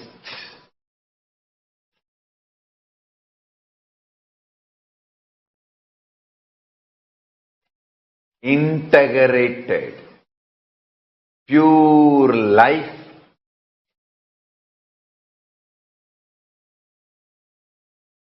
taught by Krishna to Arjuna, Upanishadic rishis to us, understand that is extremely strengthening technology, powerful technology. Listen carefully. You become Hindu when you discover the cosmic, powerful cognitions of Upanishads. Not just because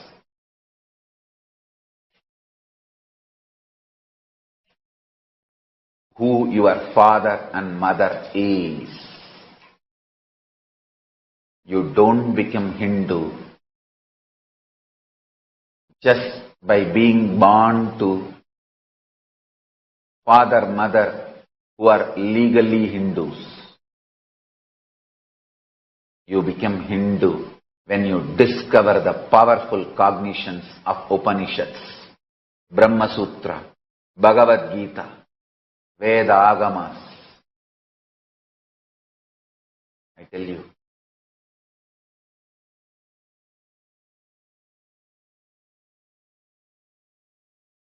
this pure love, tyaga, non-violence, all this will look as if weakening, looser's thought current. No. If you do tyaga,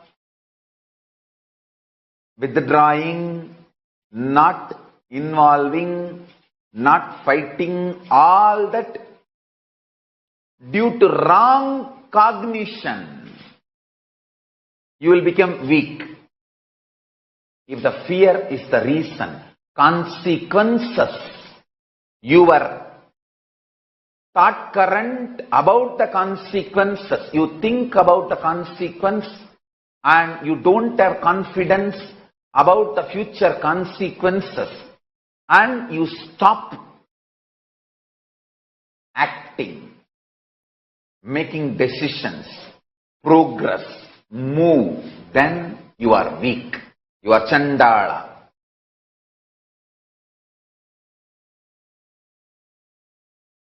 If you act based on reactionary assumptions, violence, again you are Shudra, Panjama, Chandala.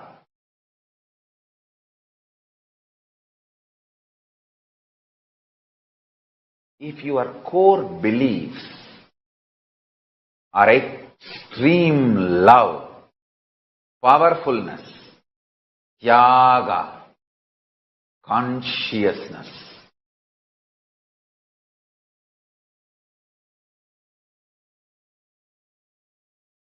I tell you,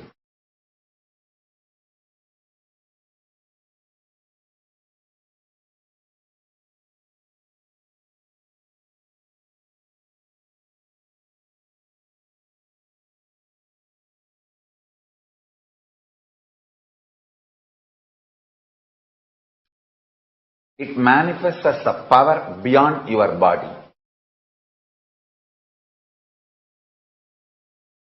If you believe non-violence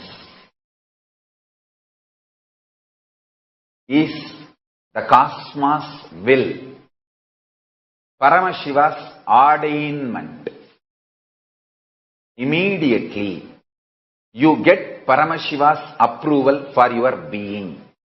He starts manifesting in you. Then, after that, all decisions you make will do good to you, good to the world. You will never fail in anything. You will always be successful in every field. And this declaration and connection with Paramashiva is too simple. Just deciding not to be hypocritical. Satya. Straightforwardness. I will not try to justify. I know non-violence is the best thing. I will stop eating non-vegetarian food. But I will not leave without taking revenge on my wife. How much she tortured me, I will make sure even when she divorces me and goes and marries somebody else, I will destroy her life by confusing that fellow. I may not be able to do that now, but I will wait for 3-4 years and slowly poison that fellow. This is not going to work. Honestly deciding, non-violence, life positiveness, to the core me believing love, tyaga,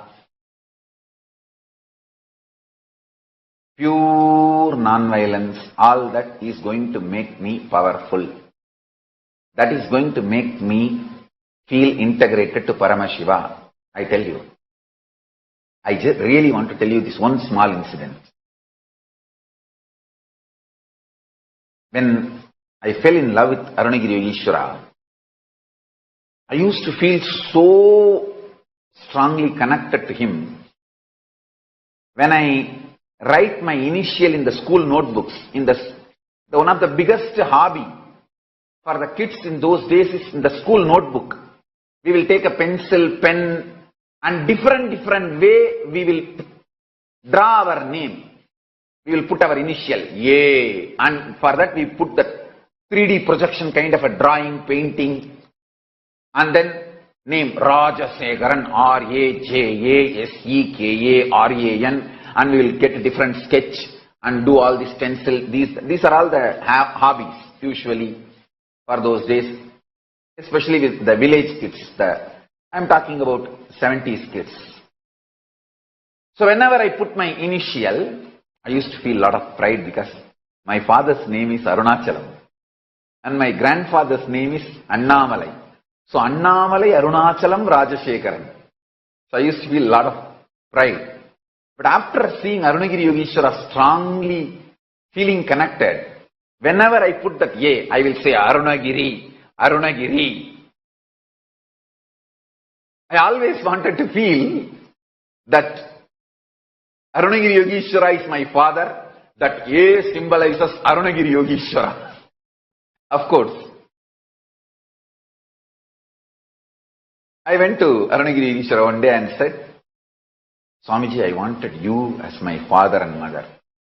He laughed and said, I am your father and mother. What is there? Why suddenly asking? He told in a very casual Tamil. Adhukku enadappa ipo? Naan daanda unakku ammayappan.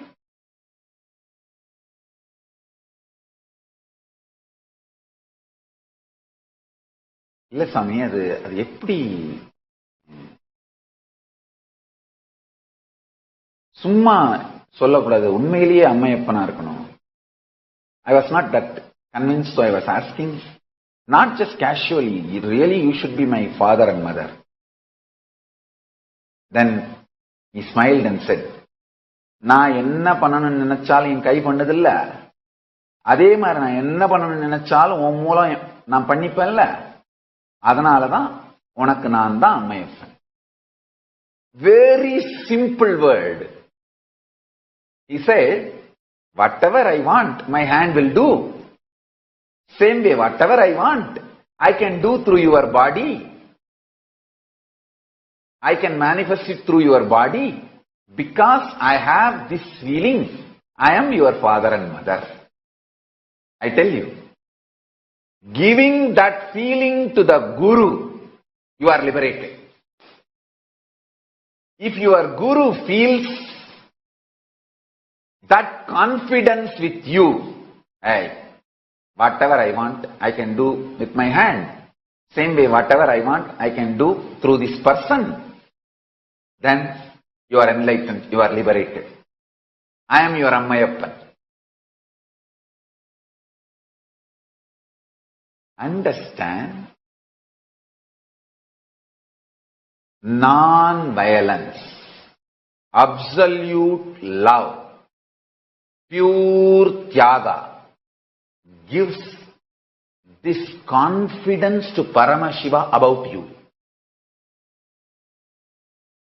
Your non-violence and Tyaga gives confidence about you to Paramashiva.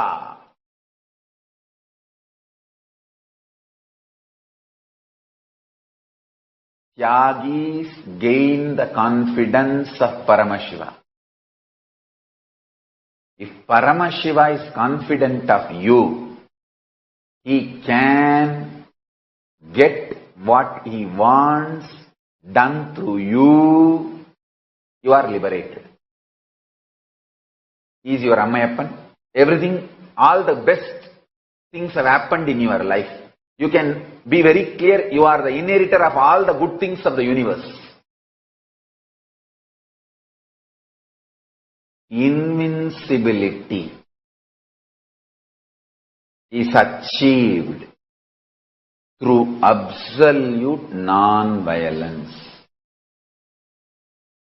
Invincibility is achieved through extreme powerfulness, love, Tyaga.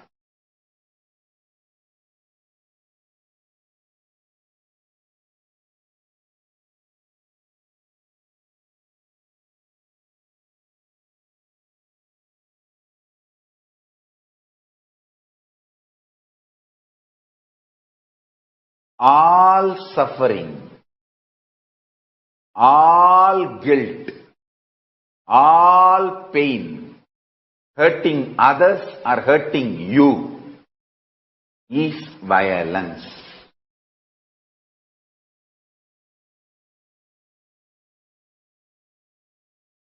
The more you renounce violence, the more you establish in love, the more you manifest Tyaga. Paramashiva gains confidence on you. When he gains confidence on you, he showers all the best things on your life.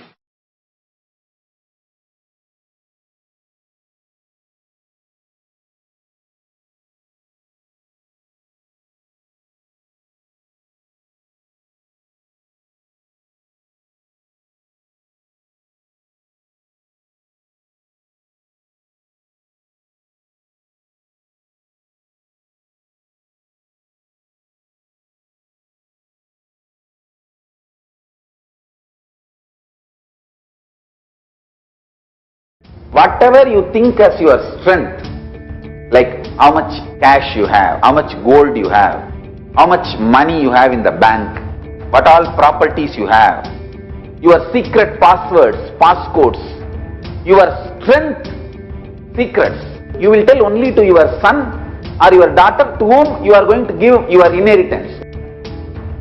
Same way, most important powerful secrets Paramashiva has given to his son Muruga, Subramanya, in Agama called Sarvanyanottaragamam. All the powerful secrets the father will tell only to his son. It is too secret. I am going to open that agama and give all the essence of all those secrets. Secrets of Charyapada lifestyle, secrets of Kriyapada, secrets of Yogapada, and secrets of Jnanapada. I will make you all feel you are 16, not just physically, even mentally. You will all be romancing with the whole universe. No frustration, nothing, no corona, no depression, no bothering about economy, no sudu, no soranai, nothing. Next 16 days, no fantasy, only visualization, no delusion, only consciousness.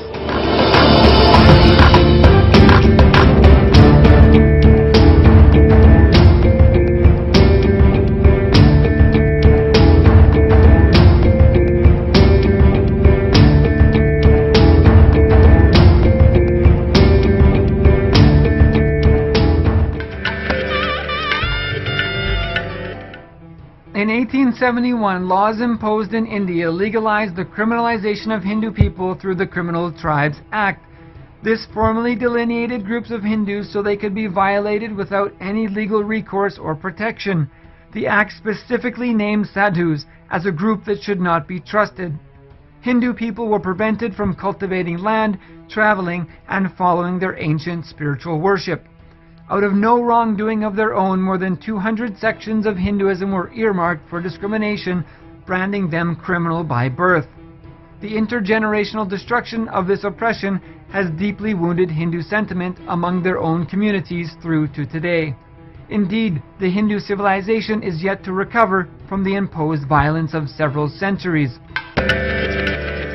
Last month in Palghar, Maharashtra, two Mahants of Juna Akara, Sri Kalpaviksh Giri Maharaj and Sri Sushil Giri Maharaj, as well as devotee Nilesh Chalgan, were murdered via attack mob near midnight, where more than 300 people had gathered on the street for hours, along with dozens of police and riot gear, before the lynching was executed during COVID-19 lockdown.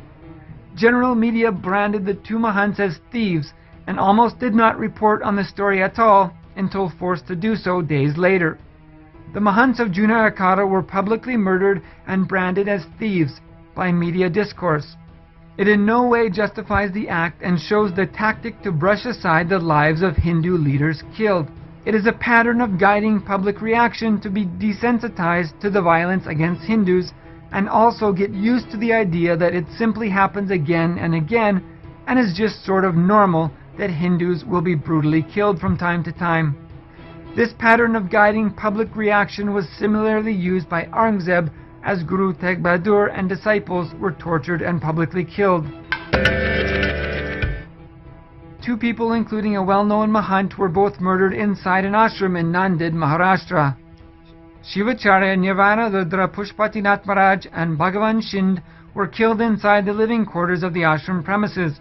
Shivacharya Nirvana Rudra Pushpatinath Maharaj, who had been involved in development work in the area for a long time, was killed inside his living quarters at night, while the assailant attempted to flee and take the body of the Mahant with him. Although Kanyakumari has traditionally been a very devout South Indian Hindu community, it has seen intense conversion activities transform the region to now being home to a Christian majority, a fact that comes as a shock to many.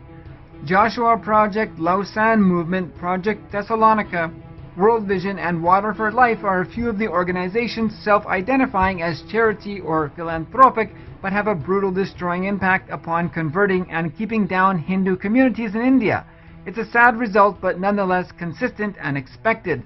Nagaland and Meghalaya are other regions in India where conversions have had an unbelievably shocking impact.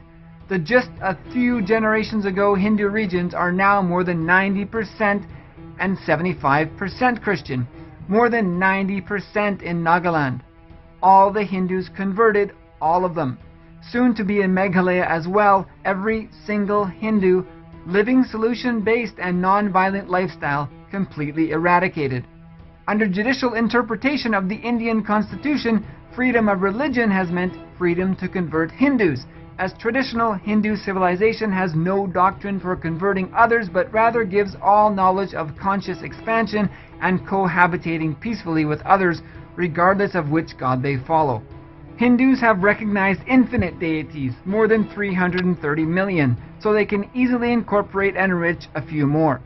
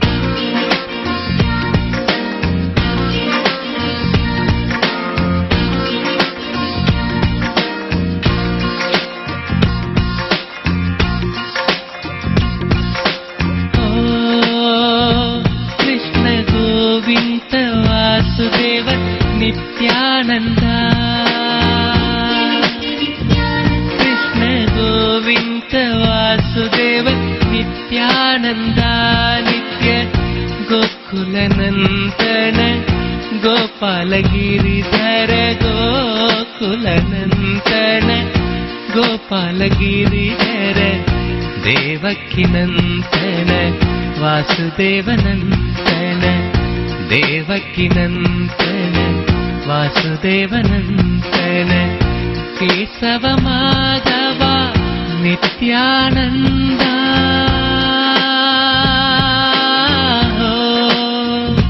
Krishna Govind Vasudev Nityanand Krishna Govind Vasudev Nityanand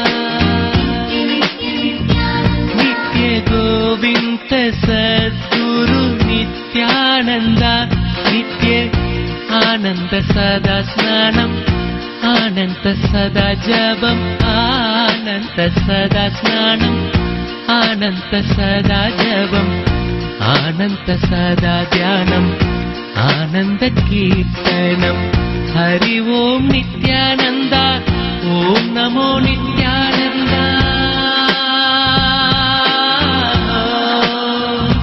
नित्य गोविन्द वासुदेव नित्यानन्द नित्य गोविन्द वासुदेव नित्यानन्द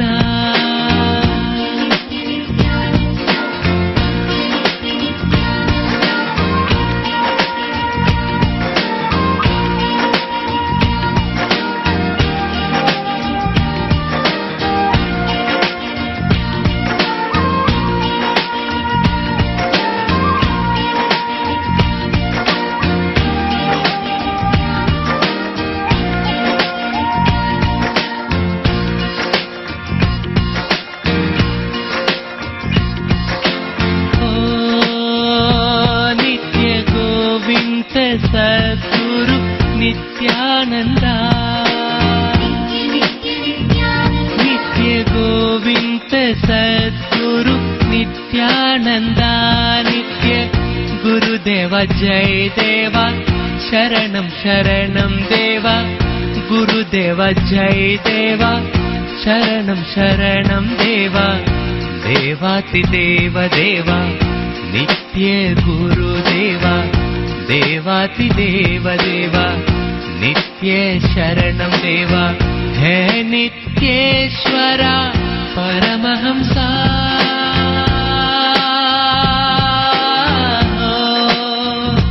नित्य गोविन्द वासुदेव नित्यानन्दा नित्य गोविन्द वासुदेव नित्यानन्दा नित्य गोकुलनन्दन गोपालगिरिधर गोकुलनन्दन गोपालगिरिधर देवकीनन्दन वासुदेवनन्दन देवकीनन्दन वासुदेवनन्दन केशव माधव नित्यानन्दा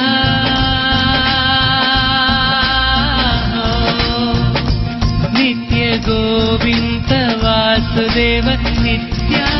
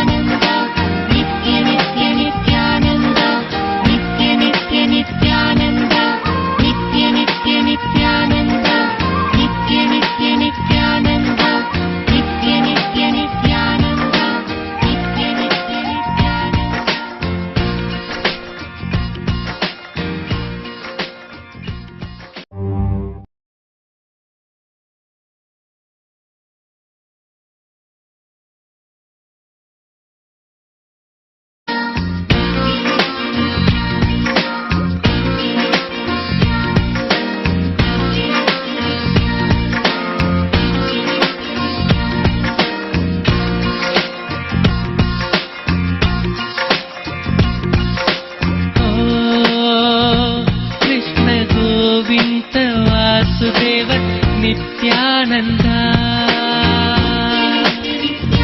कृष्ण गोविन्द वासुदेव नित्यानन्दा नित्य गोकुलनन्दन गोपालगिरिधर गोकुलनन्दन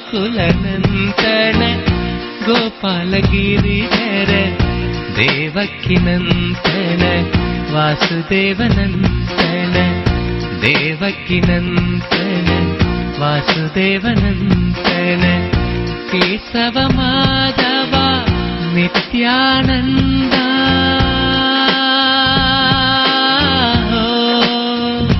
Krishna Govind Vasudev Nityananda Krishna Govind Vasudev Nityananda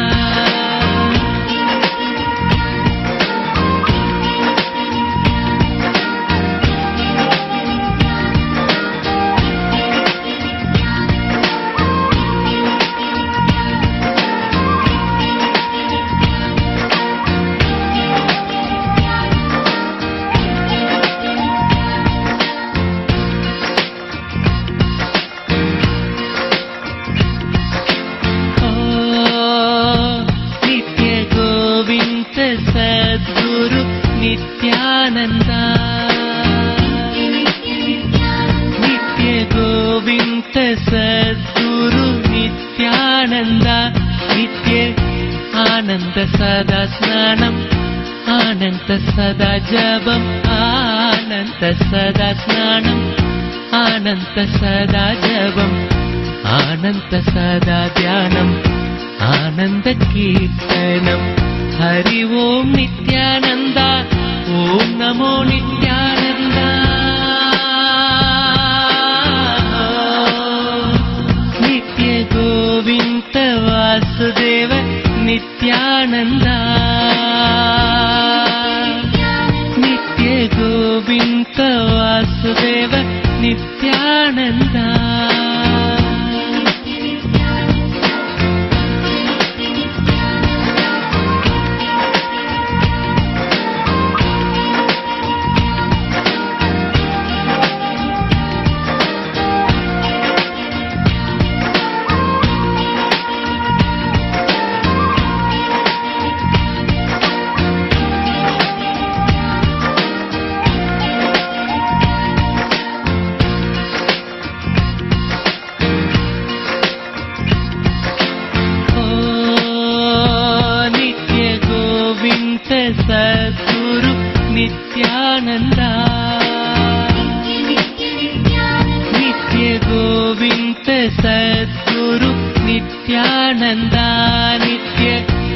Gurudeva Jai Deva, Sharanam Sharanam Deva, Gurudeva Jai Deva, Sharanam Sharanam Deva, Devati Deva Deva, Nitya Gurudeva, Devati Deva Deva, Nitya Sharanam Deva, Hai Nityeshwara Paramahamsa.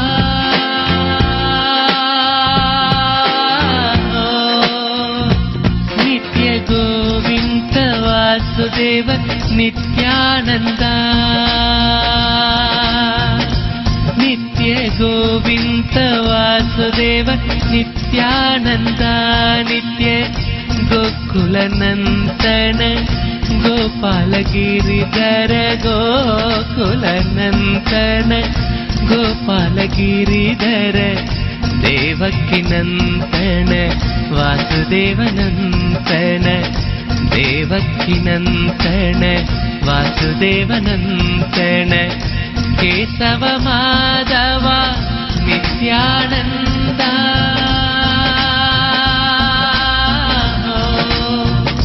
Nitya Govinda Vasudeva Nithyananda.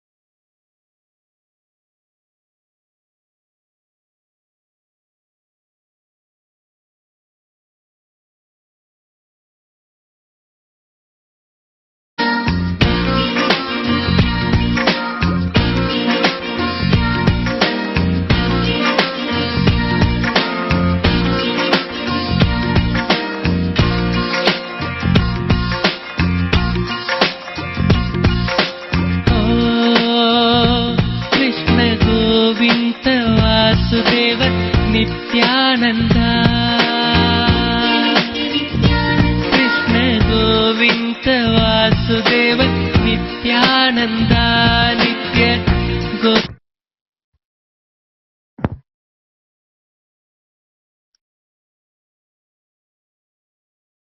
Yes, today we are celebrating, revering the auspicious Alankar as well as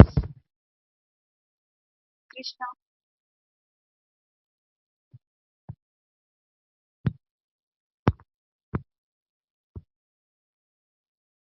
Sorry for that. As we are celebrating and just 2 days away from the Nithyananda Purnima Brahmotsavam, we're also going to revere today the auspicious Alankaram for Swamiji in the Alankaram of Krishna, in the Leela Alankaram.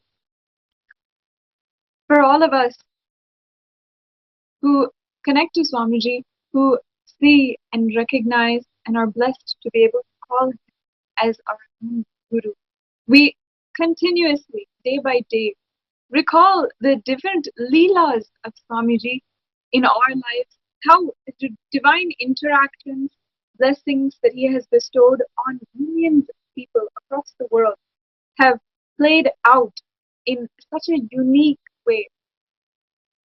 In what we are understanding, what we and continuously discover is what is autobiography of the avatar.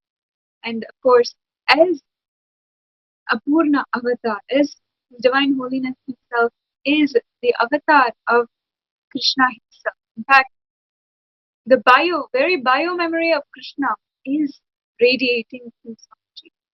Now let me explain this. What does it mean? In fact, we can even consider that Swamiji is a reincarnation of Krishna, of Bhagavan Sri Krishna. Why? Now, what does this mean? What does bio-memory of Sri Krishna even mean? Bio-memory is your root cognition inside of you, about you. It's a part of your core consciousness. And it is something which you can take from birth to birth to birth. In Hinduism, we accept reincarnation as the truth, and we know it as a reality for our lives. So, something which is there in us, which is not the body, not the mind, not our fragile memories, goes from birth to birth. And bio-memory is something, is a part of that. There is something that goes from birth to birth. Bio-memory has the reminiscences, the fragrance of all the different karmas that you have accumulated over the past janmas that you have had. And it is a root cognition about you which you have in yourself, that you are separate from the whole. And this is bio-memory for you and I. This is bio-memory for people who are understanding, who are not yet enlightened and liberated, who are not yet realized souls. Bio-memory for incarnation is a little bit different. An incarnation can adopt the bio-memory that they want, that they need in order to execute their life, in order to execute the purpose that they have come down on planet. His Divine Holiness, of course, for Swamiji, it is the purpose of reviving Sri Kailasa, of bringing superconscious breakthrough to all of us that he has happened on earth. And he has taken up this divine mission as Paramashiva himself. Upon taking up this body, he had decided about few biomemories which he would use in order to execute the entire mission that he has today. And one of those is the biomemory of Sri Krishna. If today we are able, if we somehow connect to Swamiji Krishna, if we understand the truth of Bhagavad Gita more so than it is revealed by any other guru, by any other translation or transcription of the Bhagavad Gita, it is because it is literally Krishna himself who is manifesting through Swamiji, who is expressing through Swamiji. Swamiji is the reincarnation of Sri Krishna. And as we worship Swamiji, we are literally worshipping Sri Krishna. And today, during the this satsang introduction, we have understood how Swamiji has been connected, how Swamiji has also connected all of us to the Bhagavad Gita, to all of the different various aspects of Sri Krishna.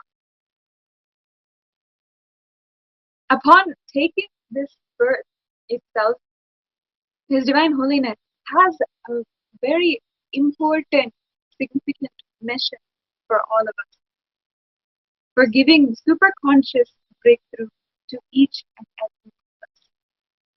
And for Sri Krishna himself, it was so beautiful to see also, in the same way, he radiated that energy and did that tyaga just as Swamiji has done during the attacks, so much of persecution against him. Krishna has exemplified and shown the world how the ultimate tyaga happens, how not to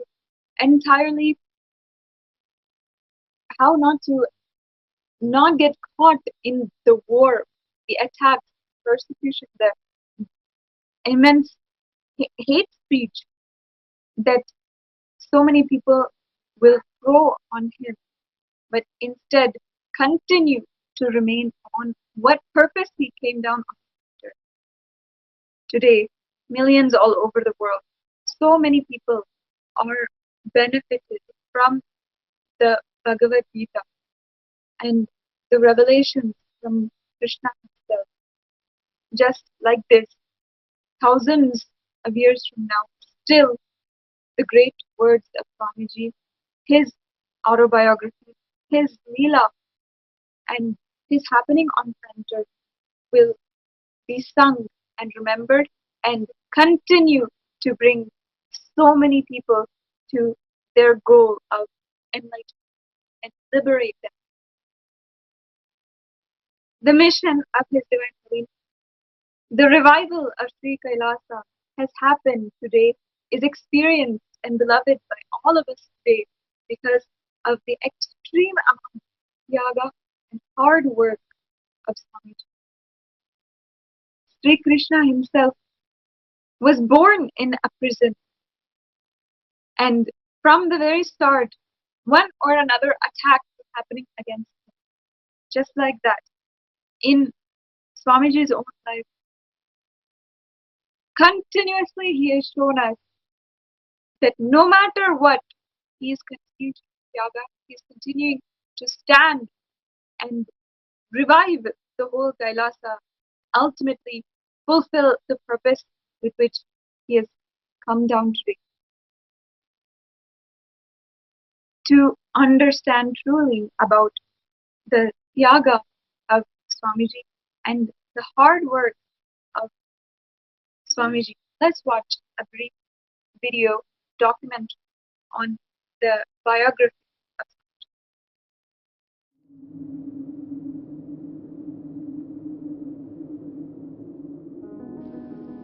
The first and foremost sacred secret I want you to know. Integrity is falling in love with your higher personality. Understand? You do have Sadashivatva in you. You are hardwired for it. It's not that your Sadashivatva is gift from somebody. No. Understand? Just like how when you fall asleep, you put an alarm and tell the alarm, hey, wake me up tomorrow morning. Same way, that's exactly the way I sent my gurus. I sent my gurus to the planet Earth ahead of me and said, hey, I am coming. Wake me up when I assume the human body. My alarm clocks were my gurus. Hey, wake me up. Understand? They just reminded me to fall in love with my higher personality, Sadashiva.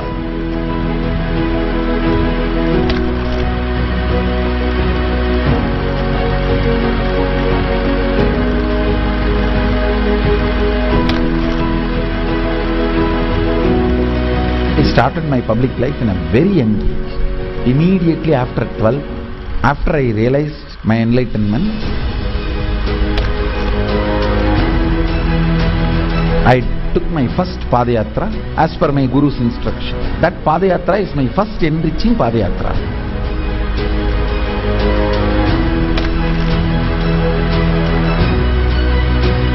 See, I should say, I started organized public life in 2000. But my public life started when I was 12. How I started my public life? One person at a time. I'll walk from village to village, sit, spend some time, and small boy, naturally people will be curious, all alone. They will come and try to talk to me. Then I'll start talking to them and start enriching. Whatever little way I know.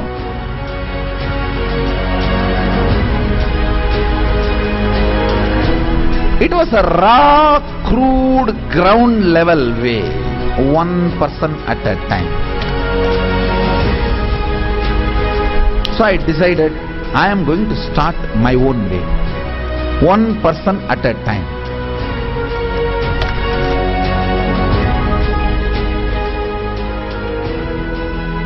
என்னுடைய room பக்கத்துல room தான் அவர் இருந்தாப்புல. ஒரு சின்ன இரும்பு பெட்டி ஒன்று இருக்கும். அந்த இரும்பு பெட்டியில தினந்தோறும் காலையில் 5 மணிக்கு எழுந்து ஒரே நபர் எங்க ஹாஸ்டல்லே முதல் நபர் அவராக தான் இருப்பாரு. குளிச்சுட்டு வந்துட்டு தினந்தோறும் பூஜை செய்வாப்புல.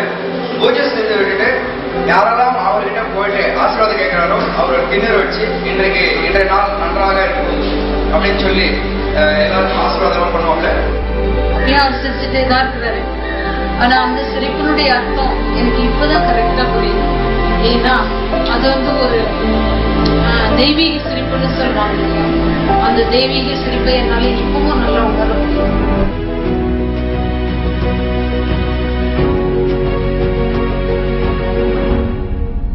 ரூம்குள்ள வந்துட்டாருன்னா ஒண்ணு சும்மாவே இருக்க மாட்டாரு, புக் எடுத்து படிப்பாரு, இல்ல அந்த சிலைகளுக்கான அலங்காரங்கள் பண்றது இதெல்லாம் பண்ணிட்டு இருப்பாரு. இல்லைன்னா எந்நேரம் பார்த்தாலும் ஒரு அந்த மெடிடேஷனோ இல்ல வேற ஒரு பாவநிலையிலயோ ரூம்குள்ளேயே நடந்துட்டு இருப்பாரு. இதுக்காக ஒர்க்கையும் டிஸ்டர்ப் பண்ண மாட்டாரு. ஒர்க் டைம் வந்தா அதுல இருந்து இறங்கி வந்து உடனே வேலைக்கு போடுவாரு. வேலைக்கு போயிட்டாருன்னா அங்க சிரிச்சு பேசி ஜாலியா இருந்து அதே நேரத்தில் உன்னிப்பா கவனிக்கிறது.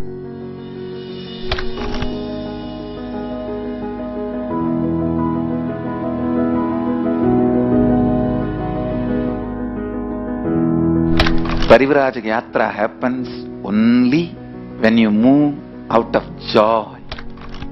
I tell you, I was moving like a banyan leaf in the breeze. When a leaf falls from the tree, in the breeze how it moves, that's the way I moved in my life. That is why my Parivrajaka, even to remember, is a joy for me.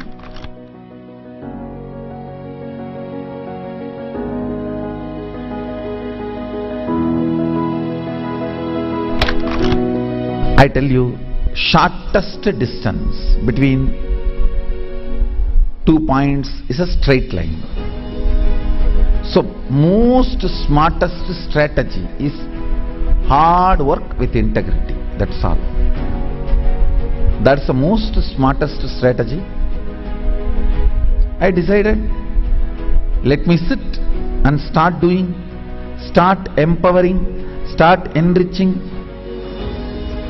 Actually, that is the way I remember me even now. When I close my eyes, I don't remember me sitting in a golden throne. When I close my eyes, I only remember the boy, village boy with a stick on his shoulder, a kamandalu. Before Hindus could recognize, I have created a very powerful enlightenment ecosystem. Everywhere, spiritual awakening is happening, enlightenment is happening. People are manifesting enlightenment, manifesting powers, everything. Kailasa is reviving the enlightenment ecosystem. The Kailasa will be the place where almost million power manifestors are living and running. At least 10 million temples and monasteries which are spiritual embassies of Paramashiva, and reviving this enlightenment, power manifesting civilization. Kailasa is a place where everything related to superconsciousness is revived. All the sampradaya, all the spiritual ecosystems.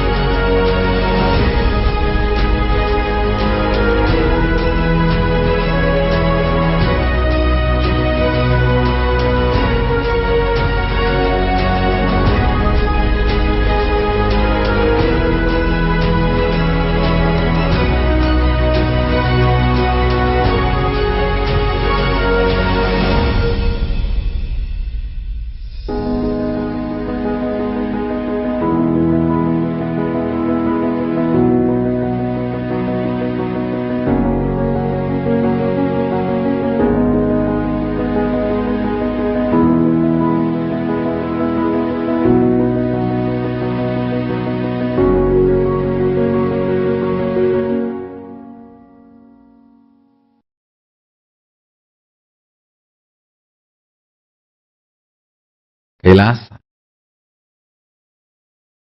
is a place where everything related to superconsciousness is revived. All the sampradaya, all the spiritual ecosystems created for enlightenment will be revived. And established in such a way, it never gets lost again. There forever serving the humanity.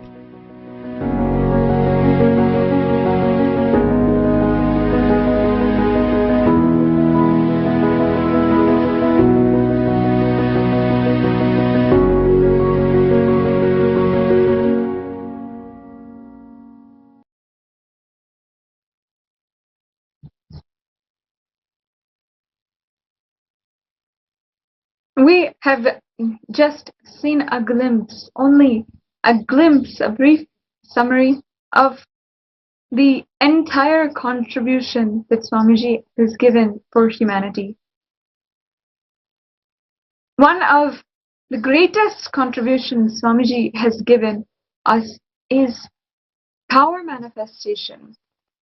Power manifestation is the most unique way expressing enlightenment literally and making us all live it to something absolutely unheard of, something which is never before seen by this current generation, the previous generation, even for thousands of years on planet Earth. The revival of power manifestation is something that His Divine Holiness will be remembered, will be attributed for thousands and thousands of years. We'll know that it was He, after it was stopped on planet Earth, after Sri Krishna, it is Swamiji who started power manifestation once again.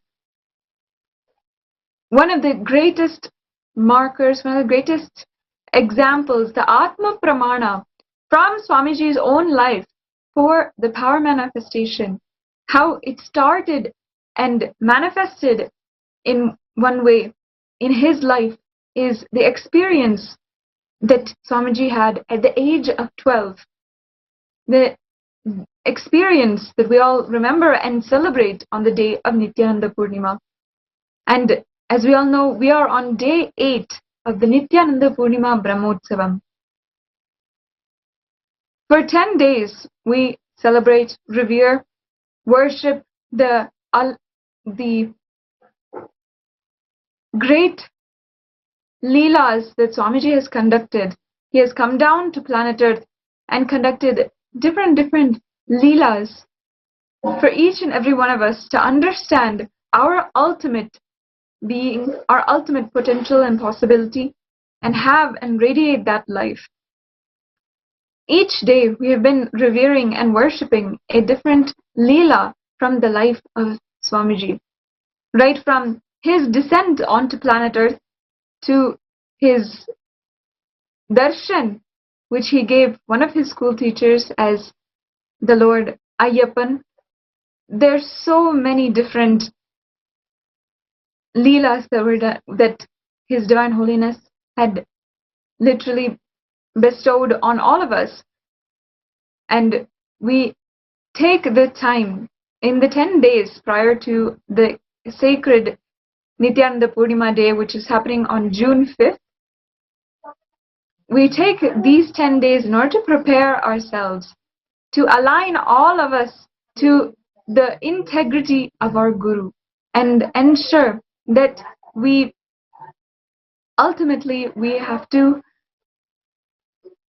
follow and experience that very state which he is in.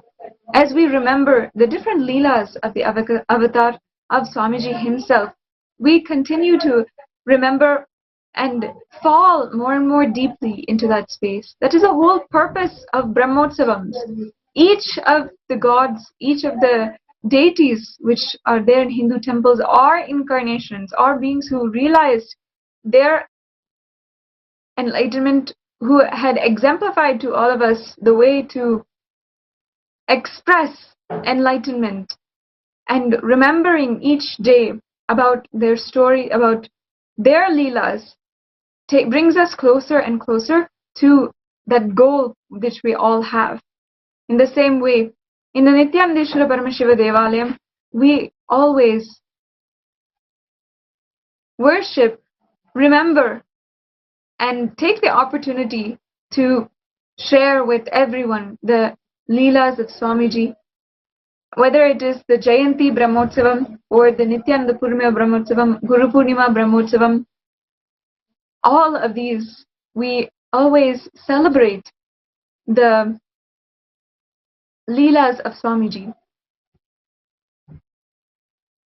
The Nithyananda Purnima is a very significant day which we all remember. This year, we are celebrating the 31st anniversary, 31st year after this very experience which happened in Swamiji's life.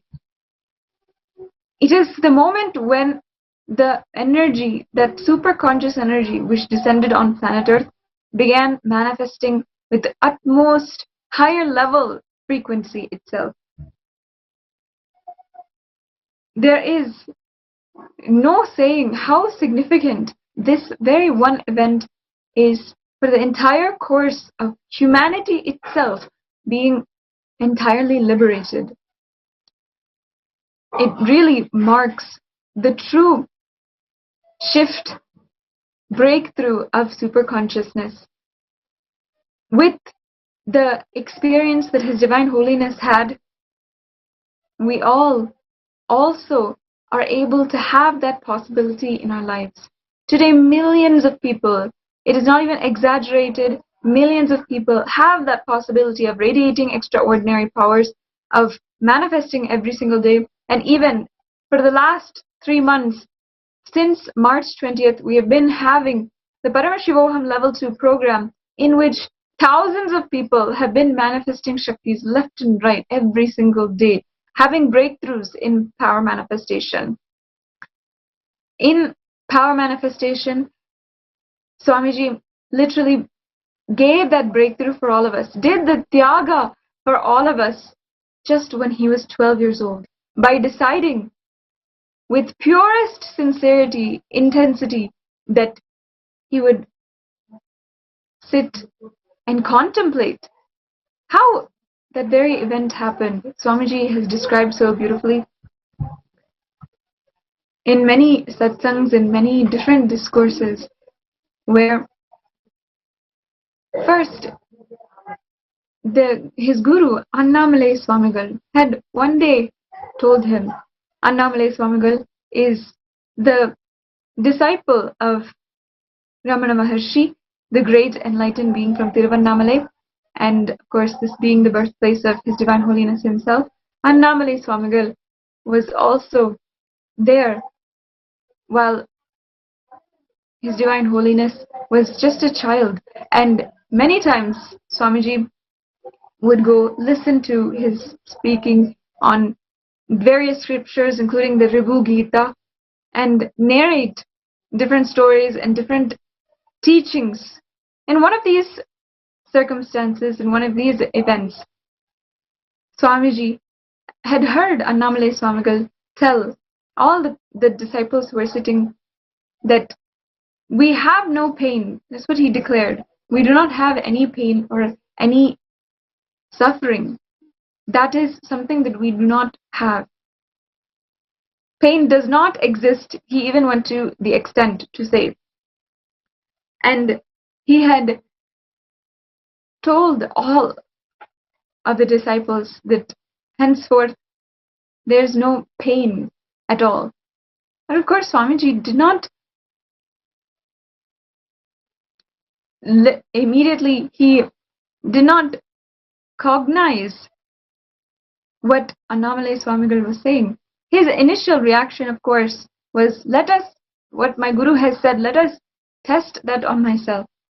So he decided that he wanted to test this and he wanted to experience that. So he went home and with a razor, he cut his thigh a very deep and long cut, which needed ultimately 13 stitches. At that moment, blood started to come. There's so much chaos around him, and he was rushed to the hospital and finally needed that 13 stitches. He went back to Annamalai Swamigal the next day and said, "See, Swami, I had listened to what you said, and now look what has happened." Annamalai Swamigal had just laughed and said that, "See, with your sincerity, you are so willing, so wanting, so much seeking you have in order to experience the ultimate truth, that surely you will have the next breakthrough." And he just said, find it, the source inside of you which has the pain, which is actually feeling the pain. And Swamiji once again took this up as a brata, took this up, this technique. Swamiji is so much sincerity he has, and he even had at the age of 12, without any kind of training or any kind of teaching. It was a natural part of him to be utmost sincere to what is being taught. He took this up, this cognition that his guru had told him, and went to Pavalakundru, which is a coral hillock on the Arunachala hill. There's a rock on which many days, many times, His Divine Holiness would sit and spend time. And on this very rock, he began the contemplation, looking inside, continuously sitting, never wavering from that intense seeking, trying to find what is the source of the pain inside of him. Suddenly, he felt as if something had opened up inside of him.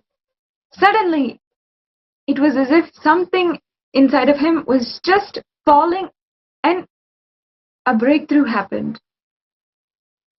He had ultimately had this experience where 360 degrees around him he could see. He was literally able to see behind, on the side, on top, below. And not only seeing, but he was able to feel that how alive he is inside of himself. He is that much alive in all of the beings, everything around him, inanimate, animate objects, everything. That is the true oneness experience that he had.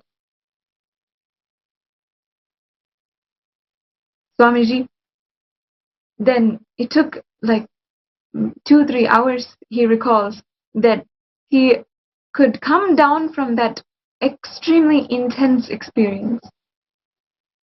And when he came down, he slowly started to walk, come down. For 2 or 3 days still, it would not settle. He would still be in that extremely conscious state. And he even went to his guru, Mata Vibhudananda Puri, and asked, "Is this something, am I being possessed by God, or am I being possessed by a demon or something of ill nature?" And Mata Vibhudananda Puri just told him, "No, don't worry. You're not being possessed or anything. You are being possessed by God Himself." Meaning, of course, that super consciousness inside Swamiji started radiating in a next level frequency, started ultimately a new breakthrough in all of us.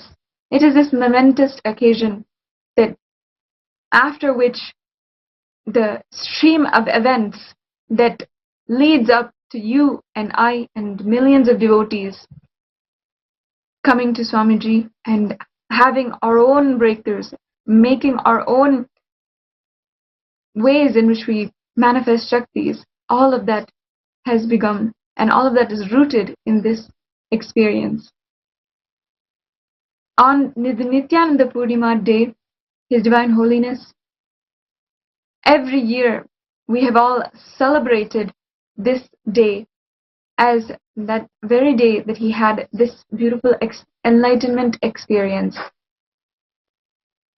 It is actually even the time in which Subramanya was born and the very place where Devi Parashakti became enlightened. Devi Parashakti came down from Kailasa and did intense tapas in Kanchipuram, and then she traveled to Tiruvannamalai where she meditated, and it is told in Arunachala Puranam that the feminine energy had become awakened inside of her. The super consciousness energy became awakened inside of her, and she became Ardhanarishwara. And in this very exact spot that she was sitting, an Ardhanarishwara temple is standing today. And this is the exact location where Swamiji also had this experience of enlightenment. Let us now understand from Swamiji himself about the experience which he had, the experience of enlightenment at the very young age of 12. The very day we will be celebrating in just 2 days to come, and we have been celebrating in the Nithyananda Purnima Brahmotsavam.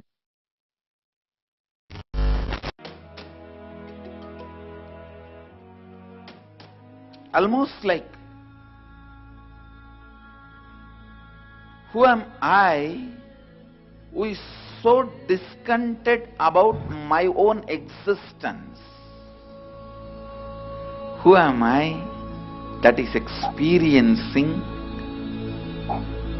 this deep discontentment, suffocation? It was such strong taking over. I can see very clearly that heaviness just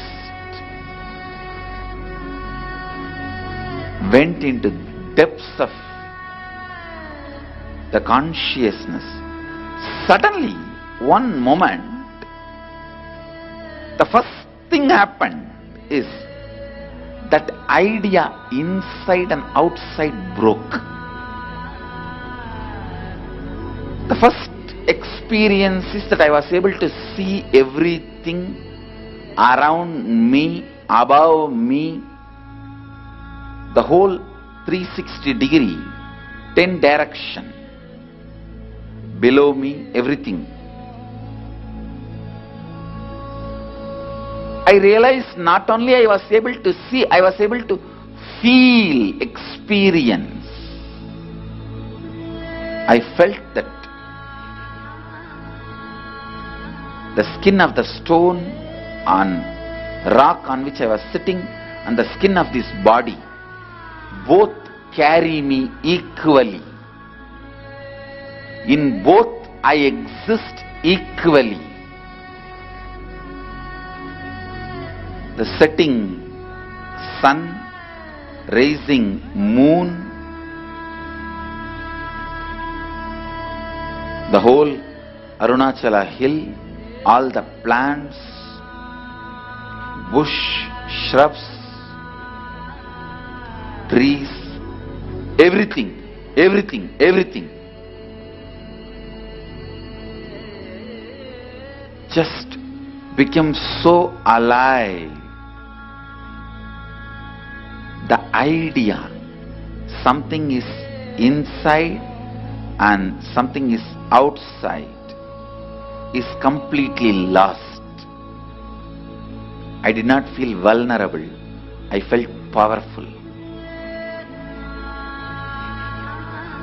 So powerful. I just know I am that oneness is the existence.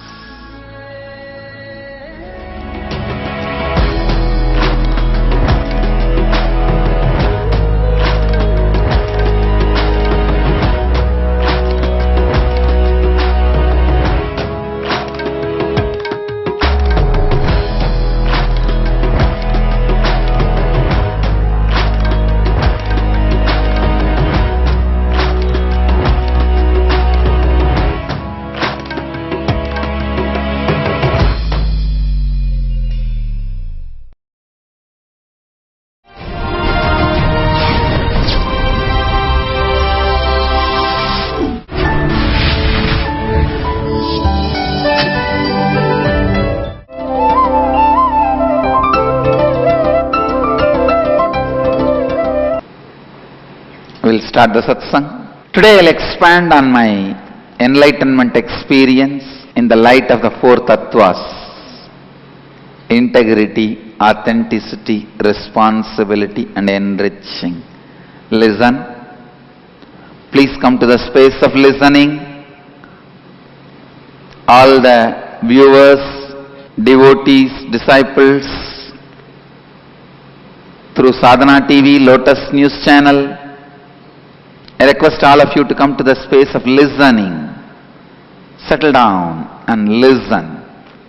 I'll describe exactly what happened at the age of 12. When I say 12, it is based on the Indian standard.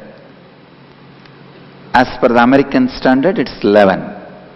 Because in West, they only tell the number which is over. In India, we tell the number which is running. Because in India, aging is respected. In West, youth are respected. India, age receives respect in our society. So, we always try to show 1 year more. So, between 11 and 12, that was the time. On this very day, means now I am between 35 and 36. How many years before? 24 years before. 24 years over. 24 years before, on this same day, on the Paurnami day, today is also Vaigasi Visaga, Vaigasi month, Visaga Nakshatra, Subramania's Enlightenment Day. As per the tradition, this is the day Subramania appeared. This is considered to be the birthday of Subramania. He appeared from the third eye of Mahadeva. He is embodiment of jnana, enlightenment. It is his enlightenment day also. So today Mahadeva gave birth to Subramania. On this very day, in the evening, I went to the hill, Arunachala hill. At the feet of the Arunachala hill, and the foothills, there is a place called Pavayakundru, Coral Hillock, on a rock. You can see exactly this is the same rock on which I was sitting. It's a very beautiful place, very powerful place where Devi became enlightened. The place is the place where Devi Parvati did tapas and became enlightened. So still there is a Ardhanarishwara temple there. The place has a strong connection with the spiritual energy. I should narrate the incidents happened before this experience. Only then you will understand the whole experience. Because in those days, I started practicing the self-enquiry. Who am I? In a little different way as initiated by Annamalai Swamigal, an enlightened being, enlightened master, who is a disciple of great incarnation, Ramana Maharshi. He is a disciple of Bhagavan Ramana Maharshi, Annamalai Swamigal. I had the fortune of sitting at his feet at very young age. Still I have his personal diary in which, in his own handwriting, he recorded all his connection with Bhagavan and teachings of Bhagavan like a diary. Still I have that diary in my possession. In our archives it is there. It was gifted to me by one of his disciples, a great sadhu. Once I went to listen to him. A few foreigners were sitting around him and he was talking about some spiritual truths. I'll tell you roughly what I understood from his words. I can't say this is what he said. I can say this is what I heard. That we are not the body. There is no pain, suffering for us. I was really surprised to hear that, because I've seen when in my family, if the kids are beaten, they cry. Even though I was never beaten, I have seen kids are being beaten. They cry, and so it was really beginning of search for me.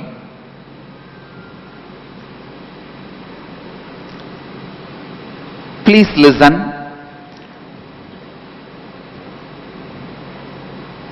I went to the house.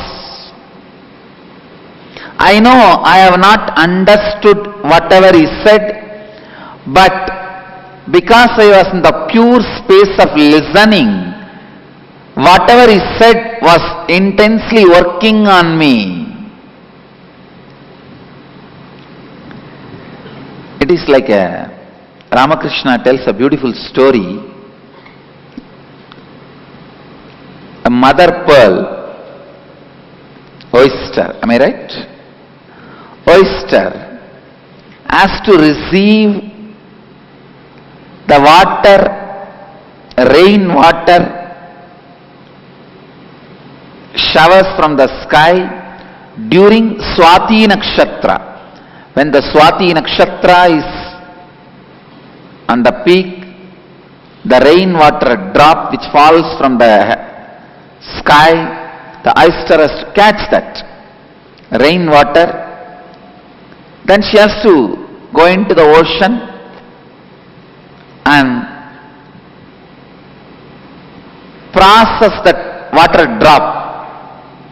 That drop water becomes pearl. Same way, you have to be in the pure space of listening to receive the words from the Master and go and work on it. Then only you will see the pearl happening. The pearl of enlightenment, experience happening in you. I was in the pure space of listening. So those words entered into my being, but I was not capable of cognizing what he said. See, if I cognized what he said, that moment I would have become enlightened. But I was not capable of cognizing what he said. I only listened, but my listening was so pure. The word was intensely working on me. I was possessed by that word. Listen. I was possessed by that word so powerfully. Whatever I was doing physically, that word was sitting in me. When a completion and completion hits at each other, a completion is born. Purnamada Purnamidam Purnat Purnamudachyate. My inner space completion and the completion of Annamalai Swamigal, both were going through a process through the word he uttered, through the initiation he gave.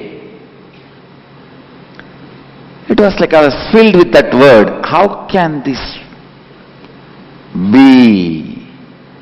I can say the internalizing was going on. When you are in completion, even if you don't cognize Master's words, those words will not leave you. They will take cognizance of you. Master's words will take cognizance of you. Listen. When I utter a word, it spreads all over the hall, but only the space of completions, it even recognizes as human beings and enters into them. Others it just goes above the head. If you are not in the space of completion, the word just does not even recognize you. When you are in the space of completion, it recognizes your presence, your existence. So the word was working on me so powerfully. The word took cognizance of me. It was so strong on me. I started contemplating. One day it became too much. I wanted to find out the truth. So I wanted to experiment on myself, whether I have pain or not. I ran, picked up a shaving razor.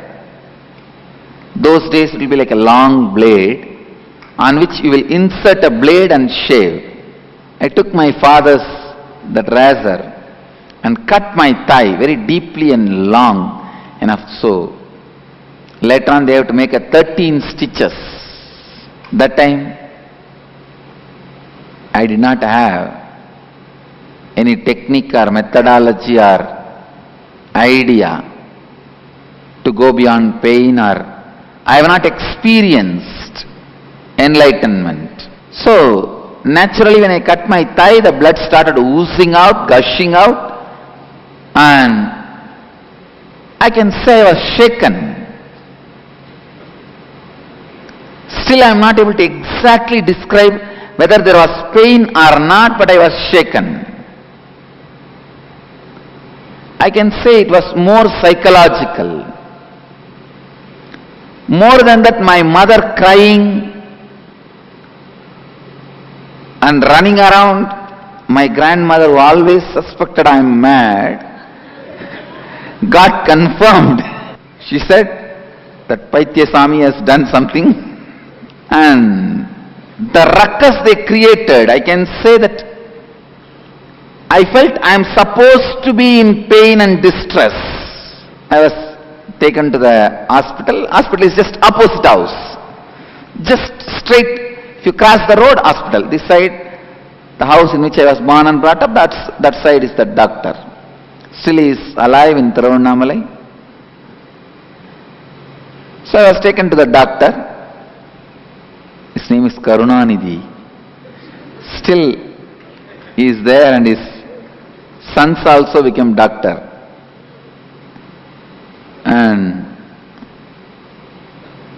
I was taken to the doctor, and he saw, and he asked me, why did I do what I did?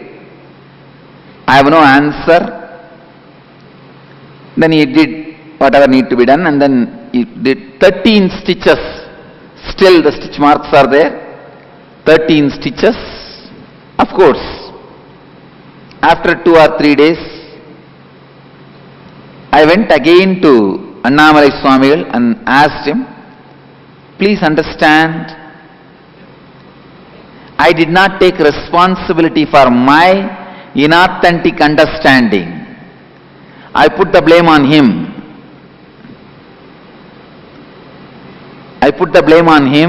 I ran to him and said, see what you taught me. You said we don't have pain or suffering. I went and cut my thigh. I am having pain. But now I remember, I can't even record or remember having pain. The ruckus they created around me was suffocating.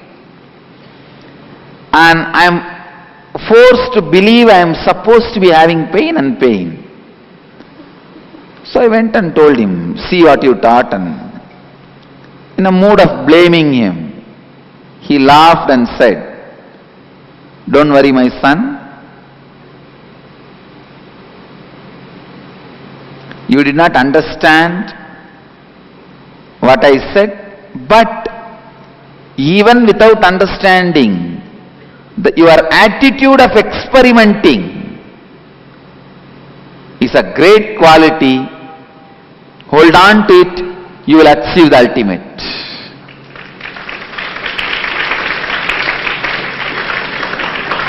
Of course, even at the end of the conversation, I was not satisfied or happy. I told him, all this you could have taught me before I cut myself. I don't have to go through this suffering. He laughed and said, only when time comes things will be understood. Don't worry. He consoled me and gave me a lot of candies. And I learnt this habit of giving candies to kids from him only. It's Annamalai Swamigal who contributed that habit to me. Because I'll always go to him just because of candy. I still remember I started going to him because of the candy he gives. Later on he gave the ultimate candy, enlightenment itself. But the initial days I used to go just because of the candy he gives. So he gave me the candy. And he gave one last word. Find out who is having that feeling that you have pain or suffering. I can tell you, it was initiation. It was literally initiation. So it was such a strong truth inside me. Whenever I find time, I will sit and contemplate. Who is having pain in me? Who is that having pain? I'll try to analyze inside me. Please understand, I was doing self-enquiry without even my knowledge. This incident happened, I think, when I was 10 and a half. After 1 year, when I was 11 and a half, this enlightenment experience happened. On this same day,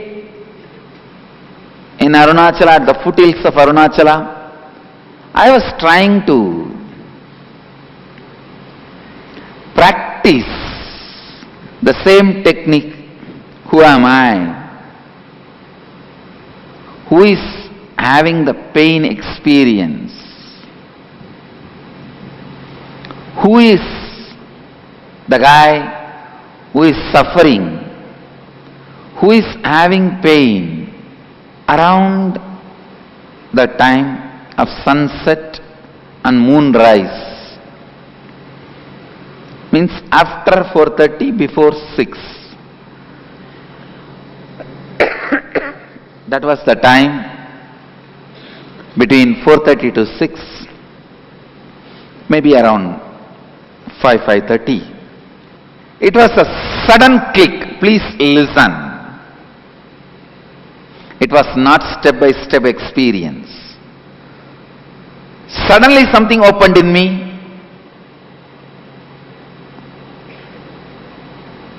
It's almost like a clicking. You are trying to connect two pipes, struggling. Suddenly, when the other side of the pipe water comes out, both pipes are connected. Exactly like that. Suddenly I know something opened inside me. I was actually sitting with closed eyes.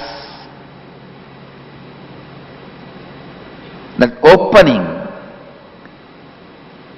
means now I know who is the experiencer. Life, alive, being present in everything, experiencing. I could see literally all the sides, 360 degree this side and 360 degree this side. 360 degree this side and 360 degree this side. Not only I was able to see one side the temple, the hill, The other side, main temple, every plant, stone, the sky above me. Still when I remember, I'm not even remembering now, I'm literally reliving. I was able to see the whole at a time simultaneously without turning my head or opening my eyes. Then I understood. Not only I was able to see, I felt, I experienced the whole thing is me. I was alive. How powerfully you are alive inside your skin. If somebody hits you, touches you, you know you are alive. How alive you are inside your skin. The same depth of life, alive, being alive, life I felt with everything, the stone, plants, hill, temple, with everything, around 1.5 hours. My body did not even move. Maybe around 7:30 or 8, I slowly came down. Those days there was no light in that area, but I did not need any light. I could see everything. Of course, moon was there because it's a full moon day. 2.5 days, full 2.5 days. I could not understand what is happening. It took full 2.5 days for me to understand I am in some other space. I could see everything as my presence because I was in completion. The words of the masters entered into me.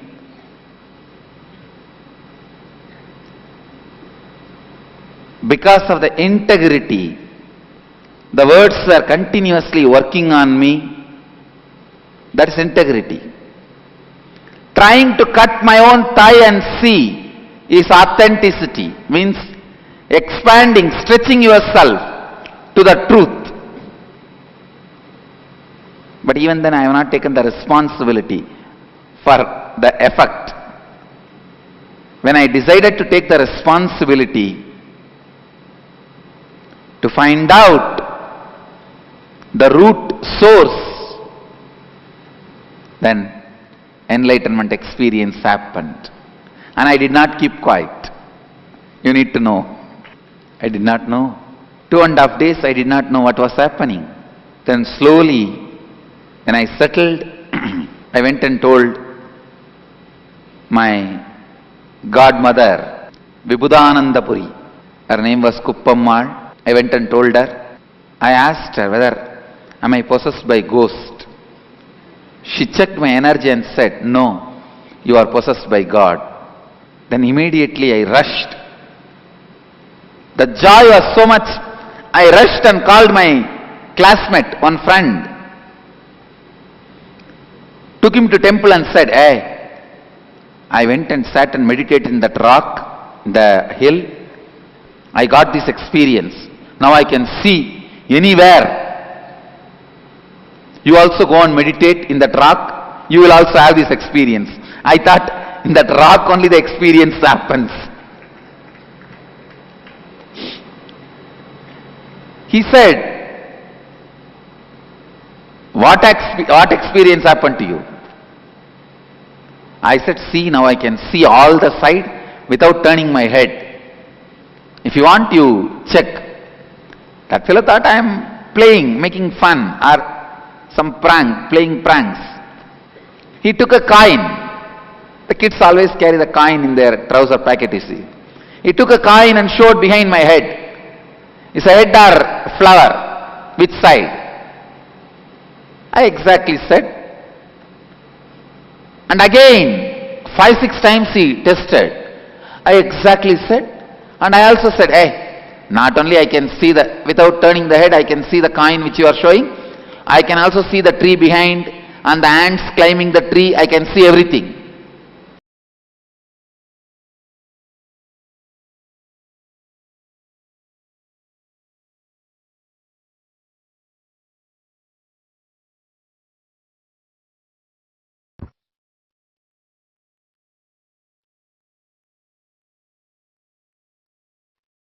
As Swamiji has told us, guided us through that very experience, let us understand it is a very initiation itself when Swamiji is recalling and telling us about the story, about the ins and outs, how it happened for him. It is literally making that happen, putting that seed inside of us. It is an initiation. This is the most powerful initiation that we can have, having that the Leela Dhyana, understanding the autobiography of the Avatar. Today, we are worshipping and revering Sri Krishna in the Paramashivoham Level 2 Season 5 program. And we are worshipping Swamiji in the form of Sri Krishna. As I was just explaining, Swamiji is the very biomemory of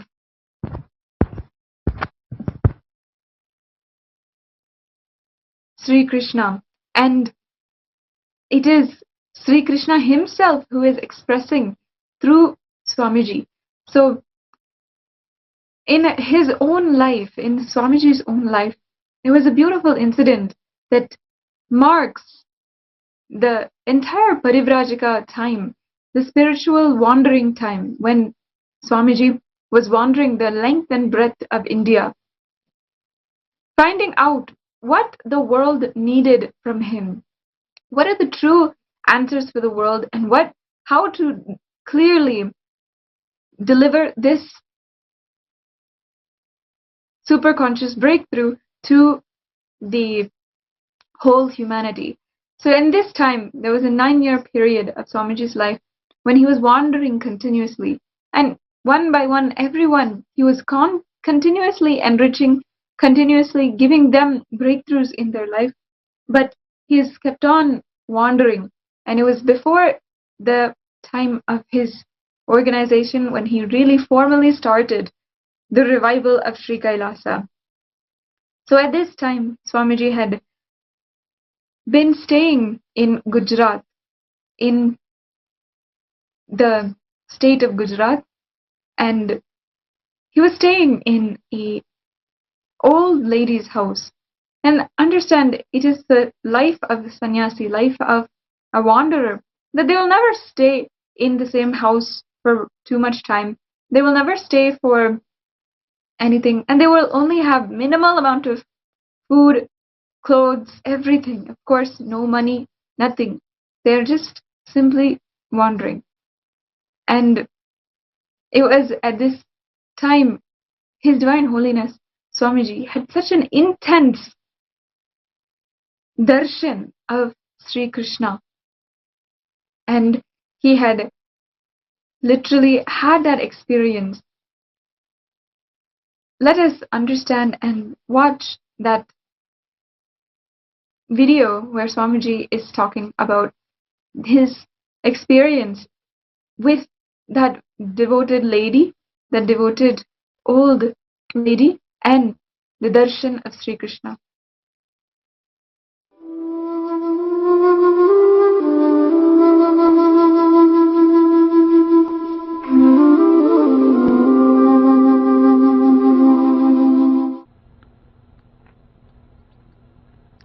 When I was 19 or 20, that was the time when I was wandering, walked length and breadth of India.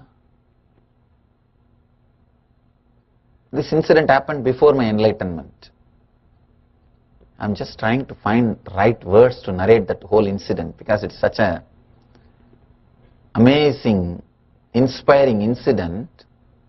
Sometimes there will be traffic jam in my throat. Too many words want to come out. So I tell them, relax, relax.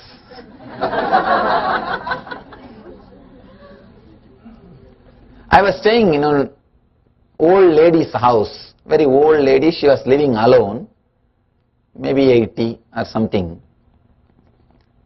She was having one cow and a small house. From that cow, every day she'll get the milk and make curd and buttermilk out of it.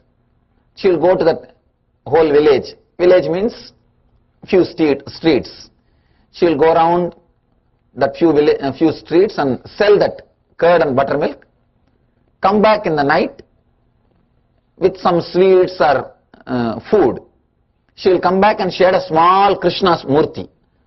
Krishna statue, small statue of Krishna.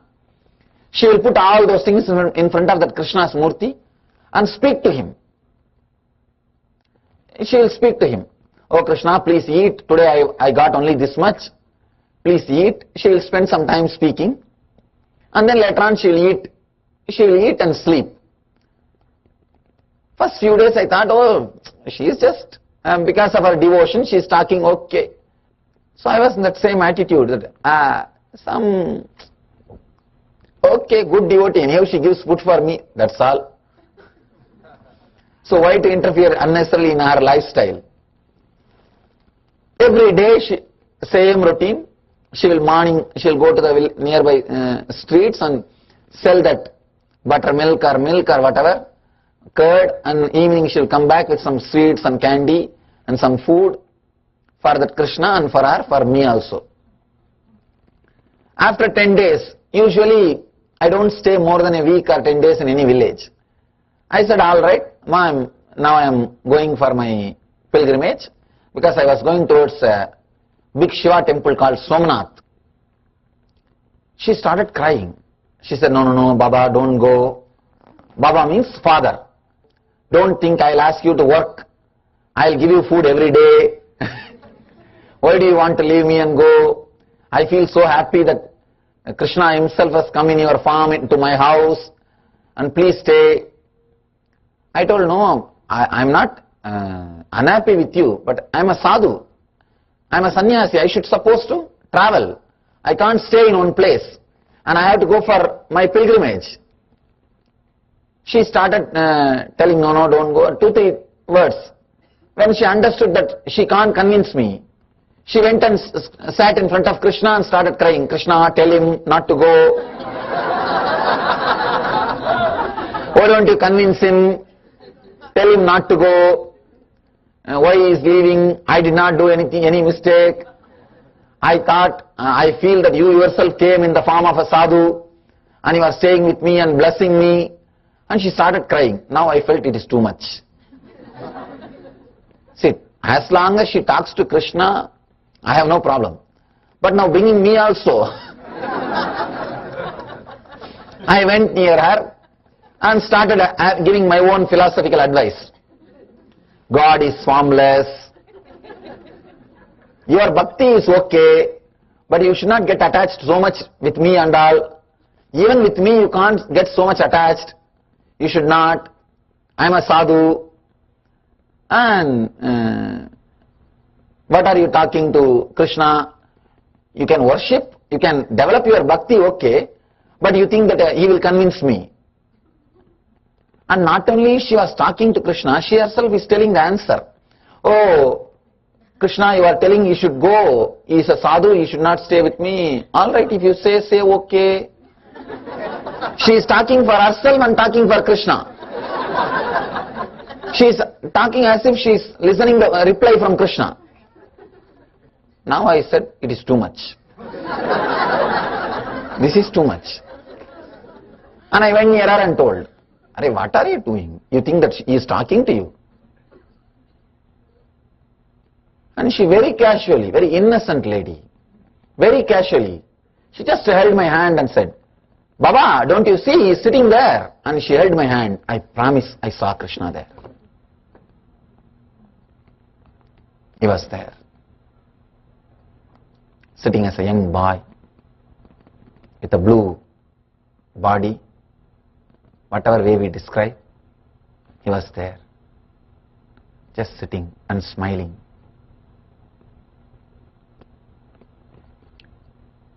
Logic can't understand, logic can't explain, but I promise I saw him. He was there. He was there.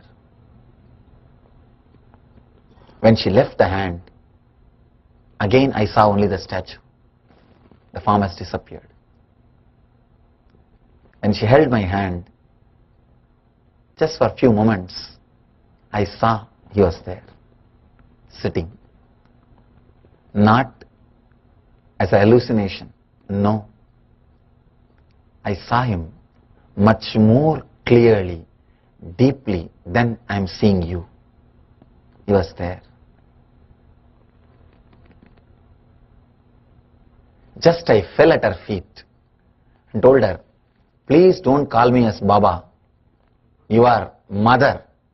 You are 1,000 times more than any sadhu, any sannyasi.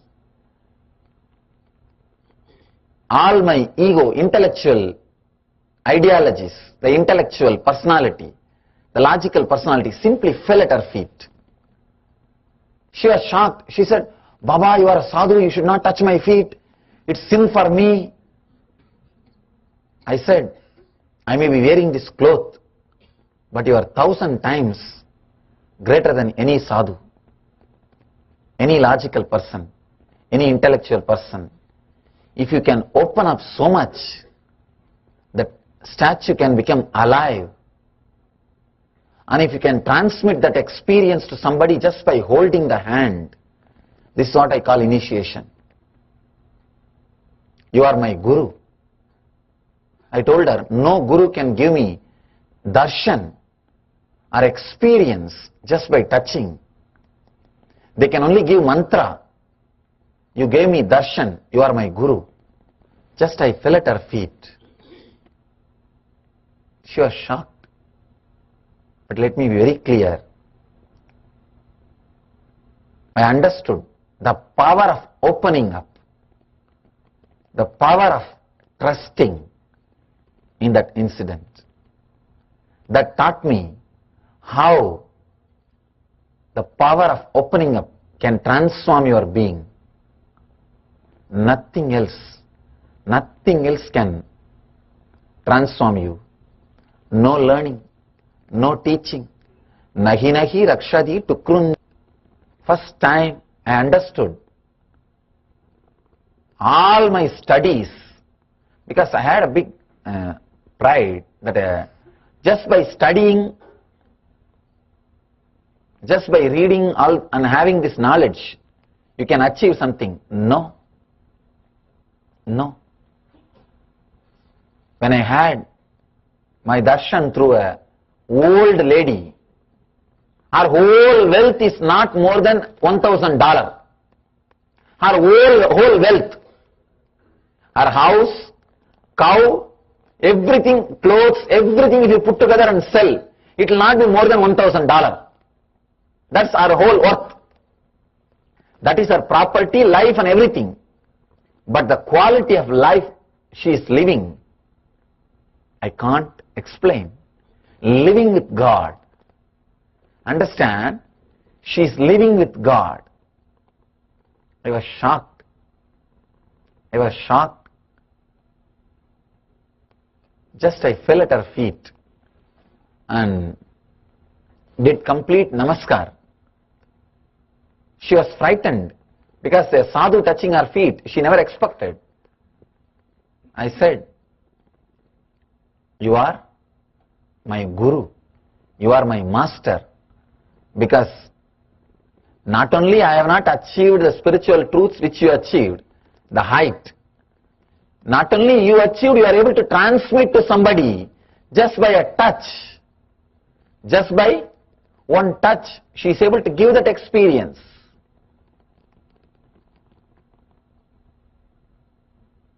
She has become a big inspiration source for me.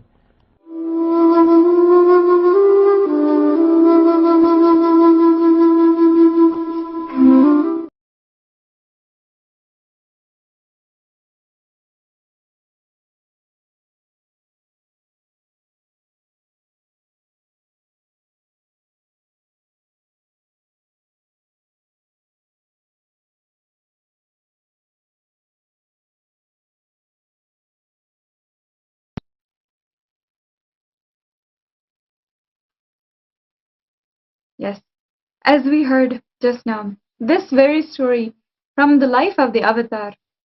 Today, for all of us, that very concept, living with God, is what we do as Leela Dhyana, what we continuously, even His Divine Holiness Swamiji, when he was as a young 12-year-old, the young avatar, at that time he himself was practicing that concept, living with God, and that itself is what had led to that experience at the age of 12 years old.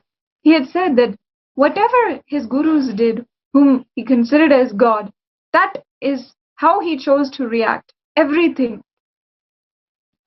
whether it is the way he walks, how he gets up, how he'll react to a certain situation, all of these things, he will only react, he will only do just as his guru would do. And that is what he considered literally living with God. And it is what is living enlightenment.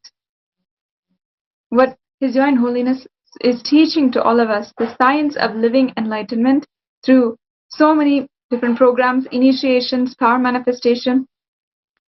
It is literally what he himself lived and what he continues to speak about, continues to exemplify in so many different ways. We know even that it was during this very event that in this very place Swamiji had been wandering, and shortly after that he had the revival, the avataric mission, realization, the ultimate experience, the first great pause. That was the first great pause that happened when the superconscious energy had suddenly started to break through, to manifest in another level. After that only did the entire revival of Sri Kailasa start happening. And he started every single day serving the humanity, delivering the superconscious breakthrough. Of course, every single person whom he met, every single interaction, divine interaction and blessing which he bestowed, he continuously was radiating and transmitting that very superconscious energy, but with a new intensity. It started in the year 2000, after the first great pause. Every single day since then, we know the day in and day out, His Divine Holiness Swamiji has poured his life and energy into the revival of Sri Kailasa. Let's take a look at what exactly happened on this very day in the history of Sri Kailasa, as we had looked about. See, every single day, His Divine Holiness has continuously poured his life into working, contributing to people, giving darshan, executing new projects and plans, expanding in some way or another. And we truly can only understand his contribution to the whole world if we just start seeing day by day. Today, in the history of Sri Kailasa, in the last 20 years that Swamiji has been reviving Sri Kailasa, has revived this great enlightenment ecosystem and the Hindu nation. He has day in, day out contributed and given so many different ways of breakthrough. In June 3rd of 2004, His Divine Holiness was even conducting the Himalaya Yatra. Just now we heard the story of how Swamiji had wandered throughout the length and breadth of India. He had wandered throughout the Himalayas as well. And in many places he had the divine interactions with so many deities and so many different profound spiritual experiences. This very place, this very land, the Himalayas, is what Swamiji later on gave as an opportunity for all of us to also understand and experience for us. So beginning in 2004, His Divine Holiness started taking tours to the Himalayas. Today, in history of Sri Kailasa, on this very day, June 3rd, in 2005, the Himalaya Yatra was also taken, and he was started to give the opportunity for hundreds of participants to, along with Swamiji, be guided through the Himalayas and have many different spiritual awakenings.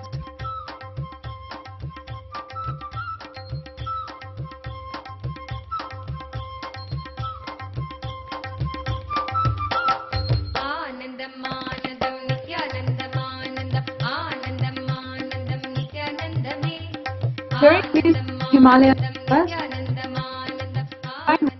along with at least 4 to 5 tour buses, large tour buses, would travel throughout the Himalayas, and they would stop at each and every one of these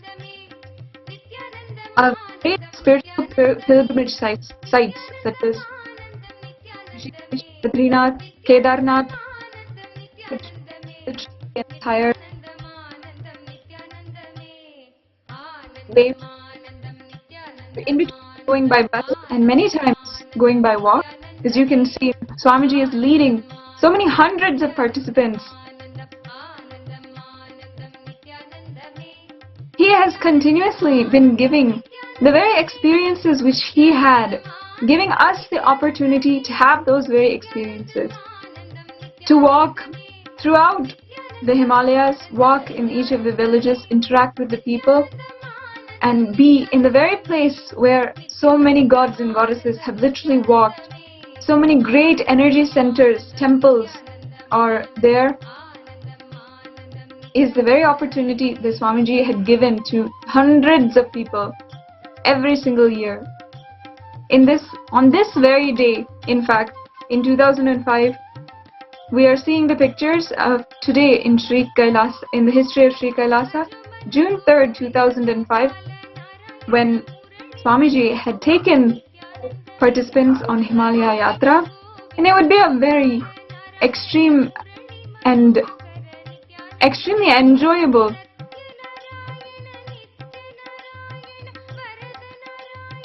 experience for all of the participants. In this very place, this is the city of Badrinath, of the temple Badrinath, which you just saw Swamiji sitting on the doorstep, on one of the doorsteps. That Badrinath is a great site where the temple of Mahavishnu resides, and it is the very place where Swamiji had the divine darshan of Mahasaraswati.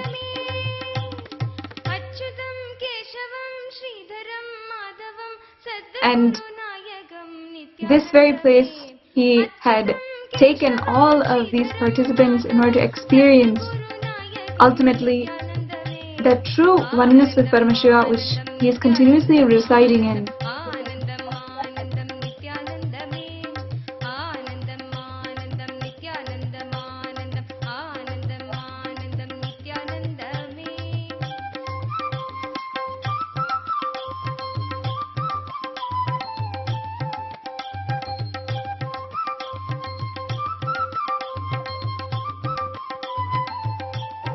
And this is the very place where Vyasa had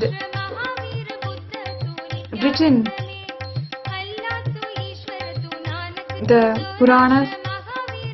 This very temple which Swamiji is sitting in, and this very place is the very place where Vyasa had written the Puranas, written Ramayana.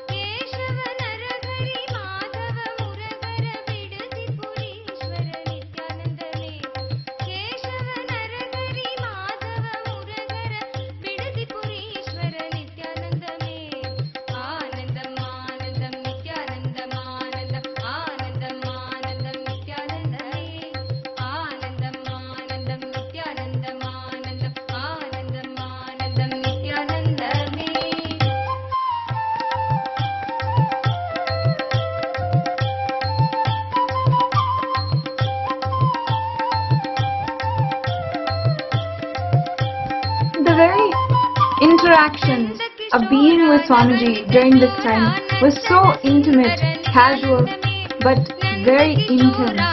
And not only that, all of the local shop owners, all the local devotees, everyone saw the huge crowd that Swamiji had attracted and how they all sat before him. They recognized him and were so eager to have their blessings.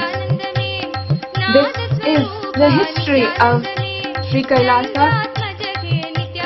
The very experiences that Swamiji had going through and trekking the entire Himalayas, the different experiences that he had in different places, the darshans that he experienced with all different gods and goddesses, including Paramashiva himself, who came down to help Swamiji to heal and aid the avatar when he was even very, very ill.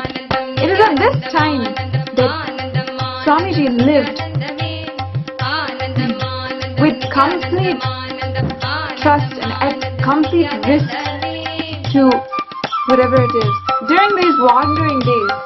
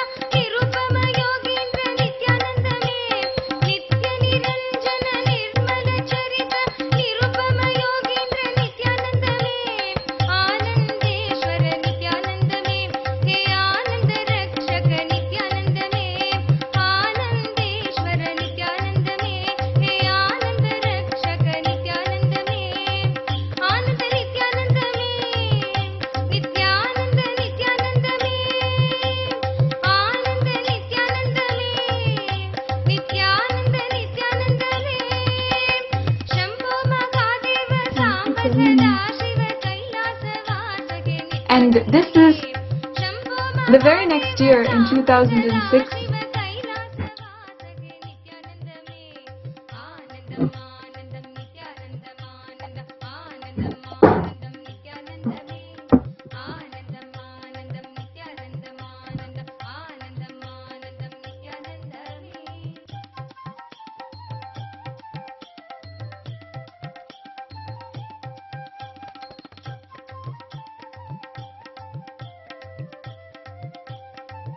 The very next year, in 2006, on June 3rd, this very day, in 2006, Swamiji had another set of participants, of devotees, who he guided and trekked the entire Himalayas once again, another Himalaya Yatra.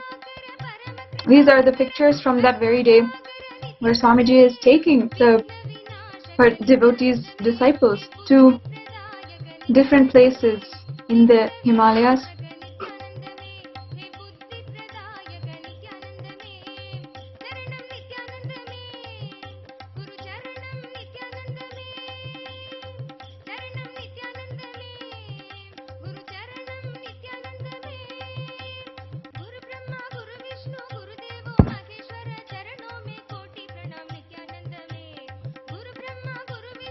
Swamiji had taken the participants in Char Dham in the Himalayas, the four extremely important, significant, historically and also energetically, the places in the Himalayas and which are known in Sanatana Hindu Dharma as the most powerful spiritual pilgrimage sites. Every day, almost every day, Swamiji would gather all the participants, conduct satsang, give revelations of the divine truths which could initiate them into higher living, more productivity, having more bliss and happiness in their lives.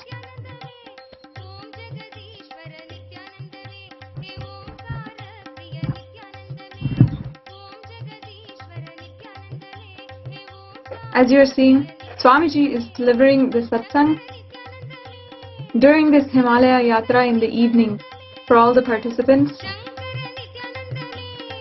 And in this setting, he would also even take any questions that participants may have and answer them as well.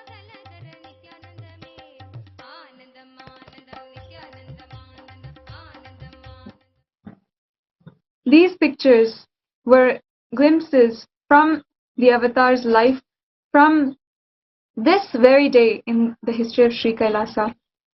We were just listening to a beautiful story of Swamiji that Swamiji had reiterated to us, narrated to us about how he had the darshan of Krishna when he was staying in Gujarat.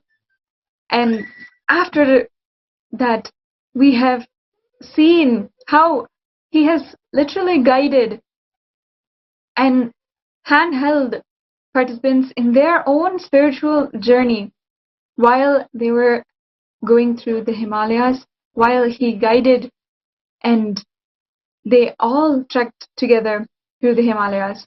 Every single day, without fail, Swamiji has contributed to humanity in one way or another. These participants, these people are initiated into healing, are initiated into power manifestation, and then after the yatra have so much of energy, so much of newfound inspiration for their lives to go out once again back to their lives and continue using spiritual knowledge that Swamiji had taught them, and the experiences that Swamiji gave, and Swamiji gave the opportunity, literally guided them into that ambience.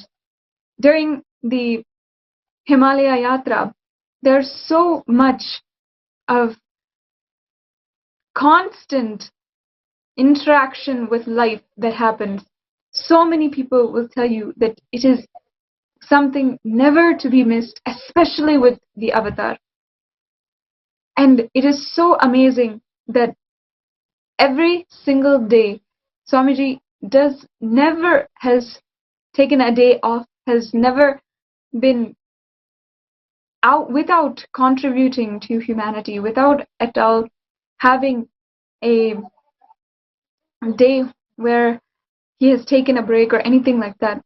He has continuously contributed to each and every one of us, dedicated entirely to giving the new and super conscious breakthrough. Every single day is always so exciting to see what on this very day Swamiji had been doing in the last 20 years. Because always it leaves us so enamored, so impressed, and so in awe of the entire contribution of Swamiji, how he tirelessly had worked in order for us to have this experience, in order for people to experience what he has experienced, that ultimate oneness experience with Paramashiva. And he has given so many opportunities for us to literally have that super conscious breakthrough, the very purpose of our lives. Swamiji has continuously, day in, day out, only contributed.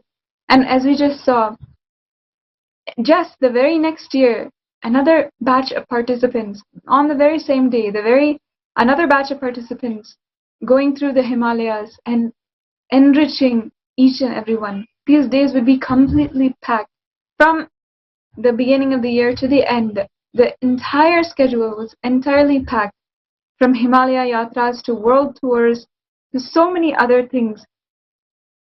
And after some time as well, doing the satsang, doing daily darshan, doing different programs, so much His Divine Holiness has contributed. And through the autobiography of the Avatar, we truly learn about that contribution. We truly learn about how we are so blessed to be living at the same time of the Avatar. Swamiji is the very incarnation of Paramashiva himself.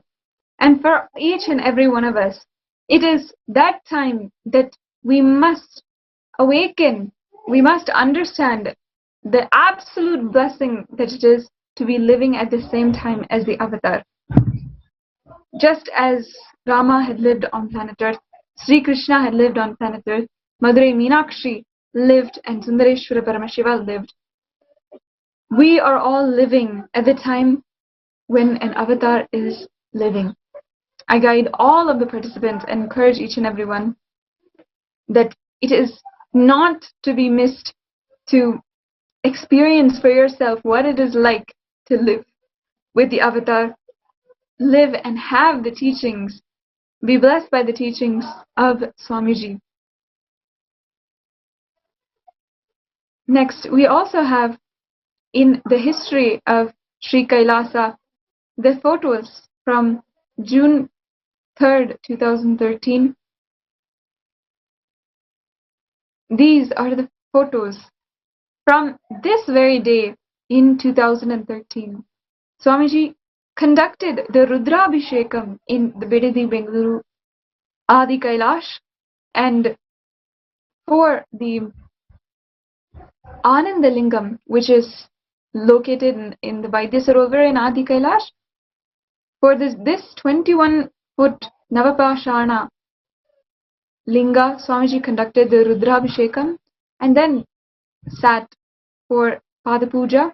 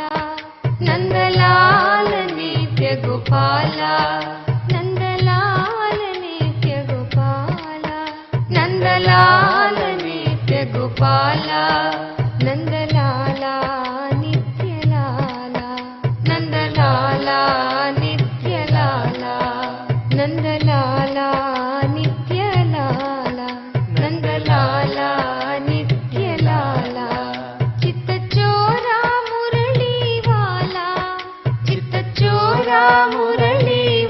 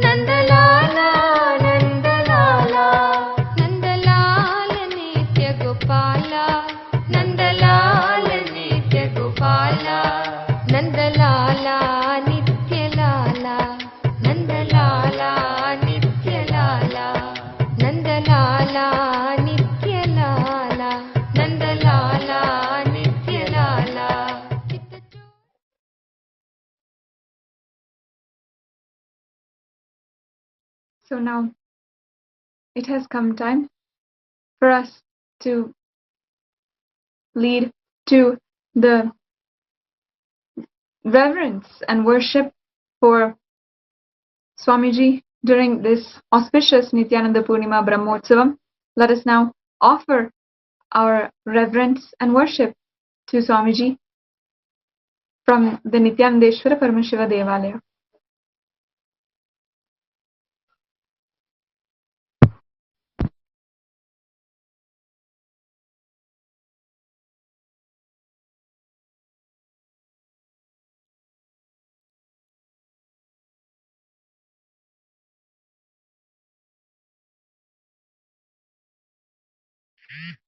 Nithyanandam.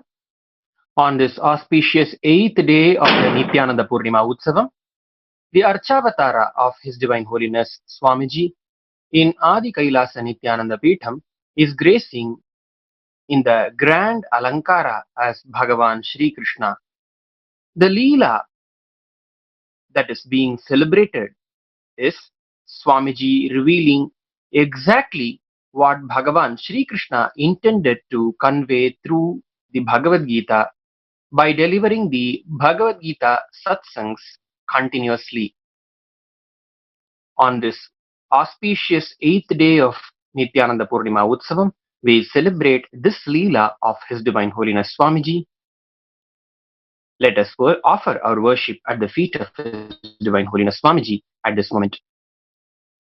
Om Dhura Sidhur Vadhurvan Tandhur Vatayo Osman Dhurvati Tandhu Urvayam Vayan Urvam Asman Devanam Sasnitamam Bhaktitamam Justatamam Manhitamam Devahutam Amahritamasi Havirtha Nandirgam Hasvamatva Armitrasyatva Shakshabre Kshema Bherma Samnikha Matvahi Om Shri Sarvadeva Devi Sarupaya Bhagavate Shri Nithyananda Paramashivaya Namaha Dhupamagrapayami Om Uddiyipya Svajata Vedo Pakhan Nirritim Mama Pashugishtamahiyama Pahajivanancha Dishodisha Mano Higumti Jata Vedo Kamashvam Purusham Jagate Abhibhadakna Akahishyama Paripataya Om Shri Sarvadeva Devi Surupaya Bhagavate Shri Nithyananda Paramashivaya Namaha Yekaharati Deepam Sandarshayami Om Madhuvatartayate Madhuksharanti Sindhavaha Madvirna Santoshatihi Madhunakta Mutoshati Madhumatparti Madhumrajaha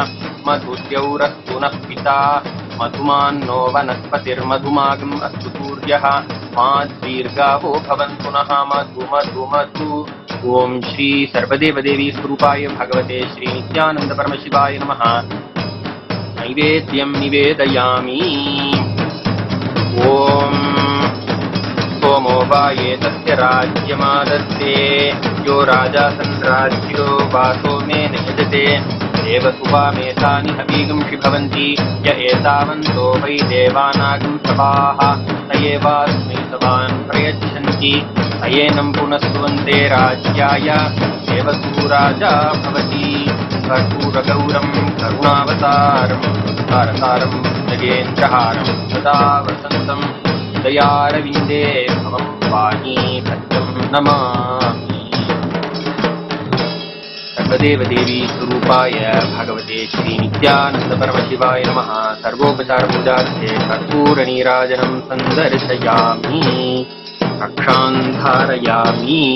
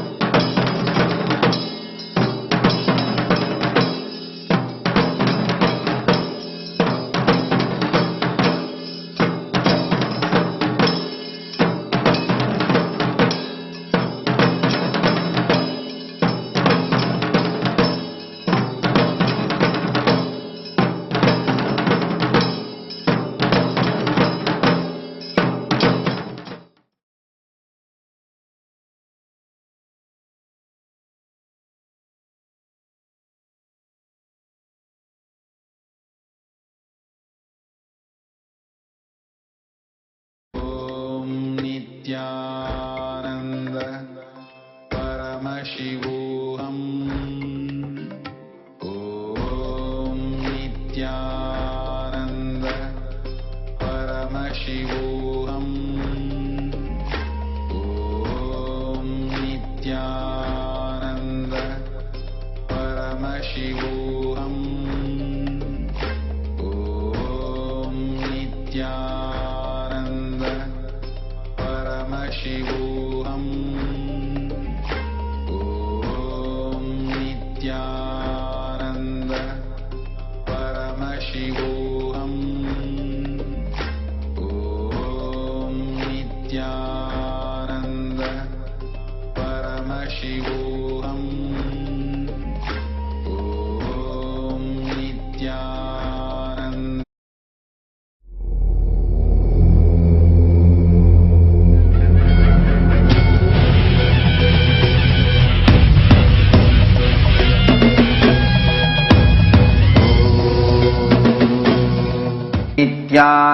नित्यानन्देश्वर Paramshiva समारम्भाम्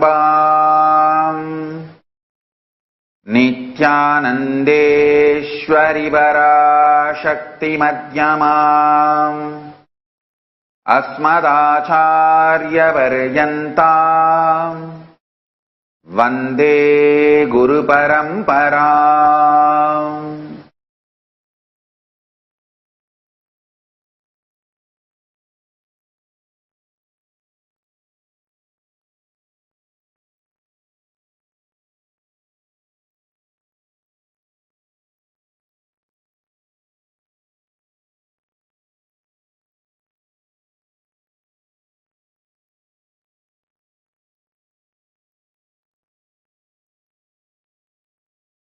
I welcome all the living and practicing Hindus from all over the world.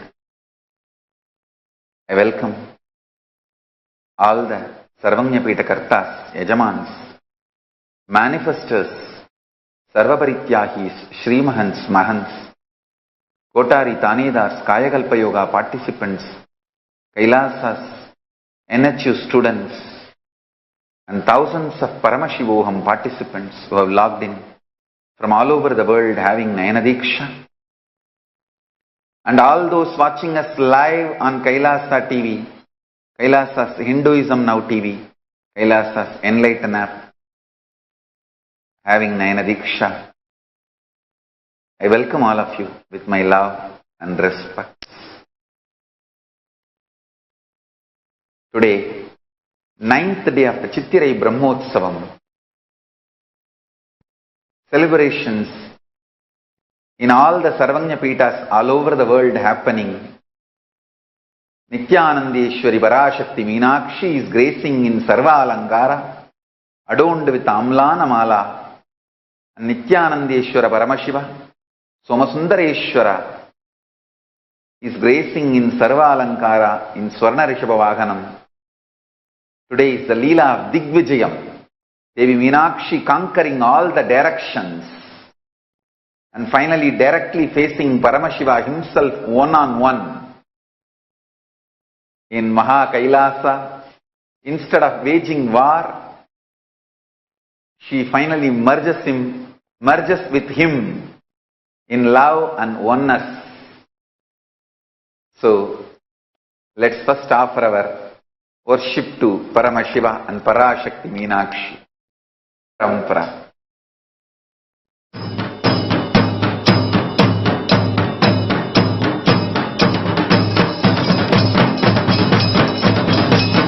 बालार्कारुणपत्नपीठनिलजाम् वामादिशक्त्यावृताम् येलागन्धिसुकुन्तलाम् द्विनजनाम् हेमाम्बरालङ्कृताम् वामे लम्बकराम् सुशैलतनयाम् दक्षे करेन्दीवराम् श्यामाभां शरदिन्दुचारुभदनाम् ध्यायेत् सुमीने क्षणाम् अथ धूपः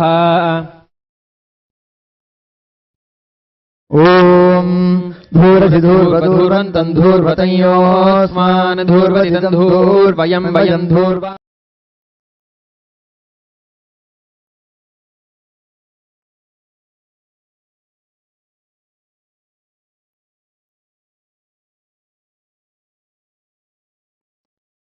Paramashiva's message directly from Sri Kailasa. I will revive Hinduism. I am a Hindu revivalist, not by any revolution, but by evolution and setting model communities. Kailasas, enlightenment ecosystems, Sarvanya Pitas all over the world. Listen. I am not going to get into conflict or a war, or I am not going to wage wars and fights with existing old infrastructures of Hinduism or anyone's. I am not interested in any conflict, any war, any fight, any violence, anything. I am going to revive Hinduism by setting up a model community, enlightenment ecosystem. I am going to create absolutely from the scratch newly.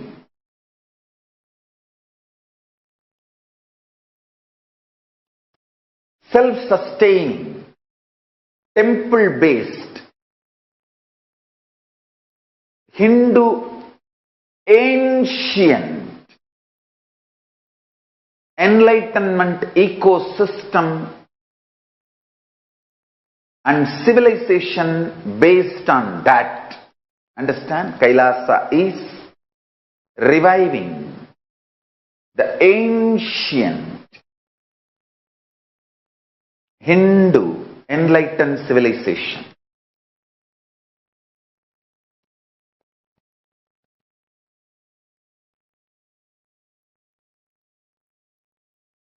Paramashiva himself manifested this Kailasa Mandala, the enlightenment ecosystem, and the lifestyle. I am going to revive this whole enlightenment ecosystem, Kailasa, by creating a model Kailasas all over the world. I want all my disciples and the whole Kailasa, all the Sangha, Nithyananda Sangha, to know this important thing. We are not going to wage war with anyone. We are not interested in any war, any violence, any conflict, any contradiction. We are not going to go and grab somebody's existing Hindu temple or anybody's any property. No. I am not interested in any of it. I will work sincerely, invoke Paramashiva, pray to Paramashiva to manifest in me, in all my disciples, devotees who want to manifest Paramashiva, and revive this spiritual science, which is the core for enlightenment ecosystem. Making you all manifest the state, space, powers, being, superconsciousness and Kailasa of Paramashiva. And making all of us manifest Paramashiva. All of us gathering, evolving the enlightenment ecosystem all over the world. It does not need to be all of us gathering in one place. It is not necessary. Now I am available everywhere for everyone. We can be as powerful ecosystem in a remote village in Tamil Nadu or remote village in South Africa. Because I am available to all of you all over the world all the time, 24/7. We can be as powerful, authentic, enlightened ecosystem as Kailasa in a remote village in Tamil Nadu, Pattanam or Tiragapadi, or remote village in South Africa, Senegal, or a remote village in Brazil, or a remote village in Uttar Pradesh, or Kashi, or Nepal, or Canada, anywhere. I tell you,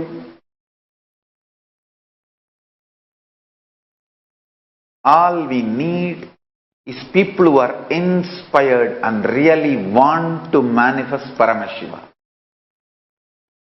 who are ready to hold Paramashiva in their inner space and manifest the state of Paramashiva, space of Paramashiva, powers of Paramashiva, being of Paramashiva, and superconsciousness of Paramashiva, and Kailasa of Paramashiva. Understand? All conflict, all war, all fights are life negative. Even the person who wins the war would have wasted his whole life by the time he wins the war. That is the reason I withdrew myself from this war. They were trying to drag me, understand? The anti-Hindu mafia, anti-Hindu terrorists, and anti-Guru Hindu mafia. The anti-Hindu terrorists and anti-Guru Hindu mafia, both gangs were trying to drag me into their fight. They were forcing war on me through assassination attempts, lawfare, through multiple ways. They were forcing war on me. Understand? Even if I win the war in the end, my life would have been a big failure Because by the time I win the war, I would have wasted my life. By Paramashiva's grace, I had the clear intelligence, and Kalabhairava protected and protecting me. Because of Paramashiva's grace and Kalabhairava's protection, I withdrew myself from this war and started doing the real work I am supposed to do. I tell you, Ahimsa paramo dharmaha, non-violence is ultimate law of life, dharma. I add one more line, Ahimsa paramo buddhihi yuktihi shaktihi muktihi. Non-violence is ultimate bhakti, yukti, bhukti, mukti means non-violence is ultimate strategy, intelligence, devotion, and ultimately liberation. I tell you, do not be deluded by your manliness. You will waste your whole life in fights and wars, which is forced on you. Only in the end of the war, whether you lose or win, you will realize you lost your life. All my disciples use this as a strategy when we are building Kailasa, when we are manifesting Kailasa all over the world. No conflicts, no wars. That is not going to work out for us.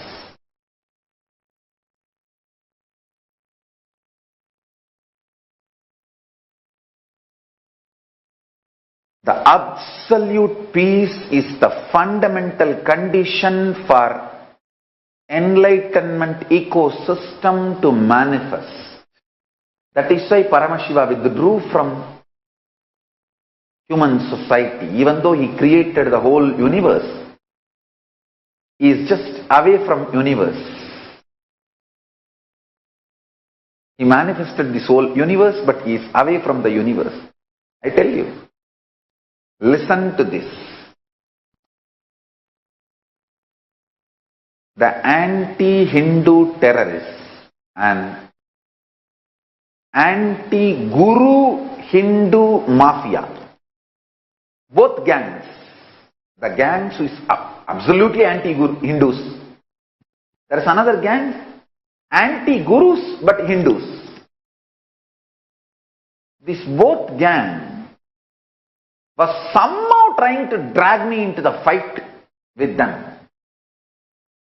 They know if I get into the fight, whether I win the war or lose the war, I would have lost my life. So what I need to deliver to the world would not have been delivered. The most intelligent decision I took in my life, I should say that highest intelligence Paramashiva gave me, is clarity on what for I happened, and the greatest power Kalabhairava gave me is ability to forgive, not to be angry, not to be agitated, but to be ferocious with what I am supposed to do to the world. Understand? Ability to forgive, ability to be non-violent, ability to be established in Ahimsa, ability not to get agitated or deluded in the name of manliness and all this stupid human plain delusion. How long we can tolerate this injustice? All these kind of stupid, delusory ideas. Paramashiva gave me a strength, powerful cognition. And Kalabhairava giving me protection, energy to absolutely be non-violent and make all the enemies irrelevant, redundant.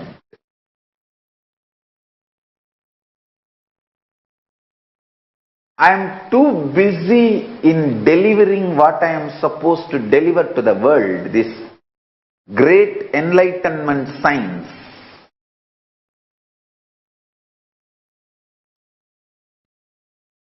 The state of Paramashiva, space of Paramashiva, powers of Paramashiva, being of Paramashiva, Kailasa of Paramashiva. I am too busy with that, focusing only on that.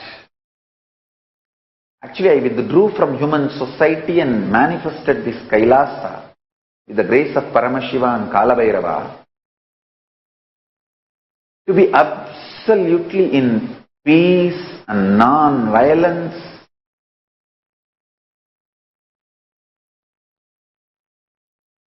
Ahimsa, Satya, Asteya, Aparigraha, Brahmacharya, absolute Samadhi space, state, space, powers, being, superconscious, and Kailasa Paramashiva. I tell you.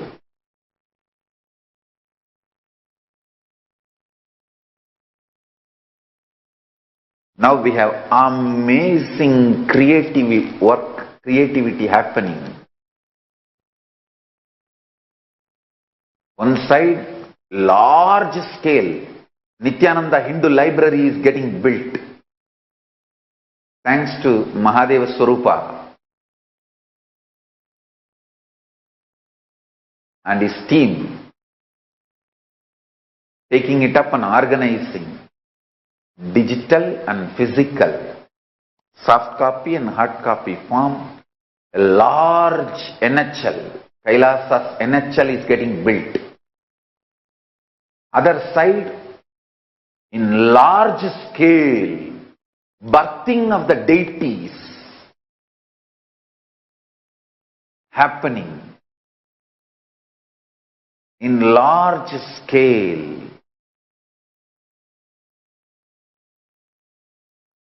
Thousands and thousands of people are manifesting the state of Paramashiva, space of Paramashiva, powers of Paramashiva, being of Paramashiva, superconsciousness of Paramashiva, and Kailasa of Paramashiva. Everywhere that enlightenment ecosystem is getting revived. I tell you.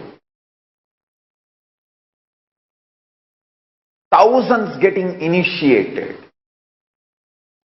So much of creative work is happening every day.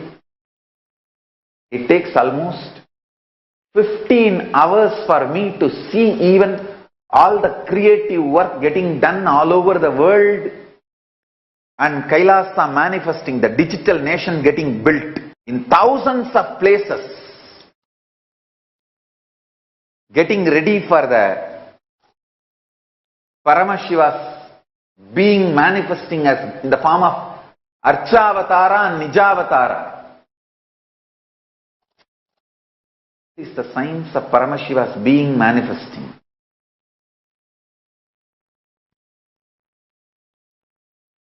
And I tell you,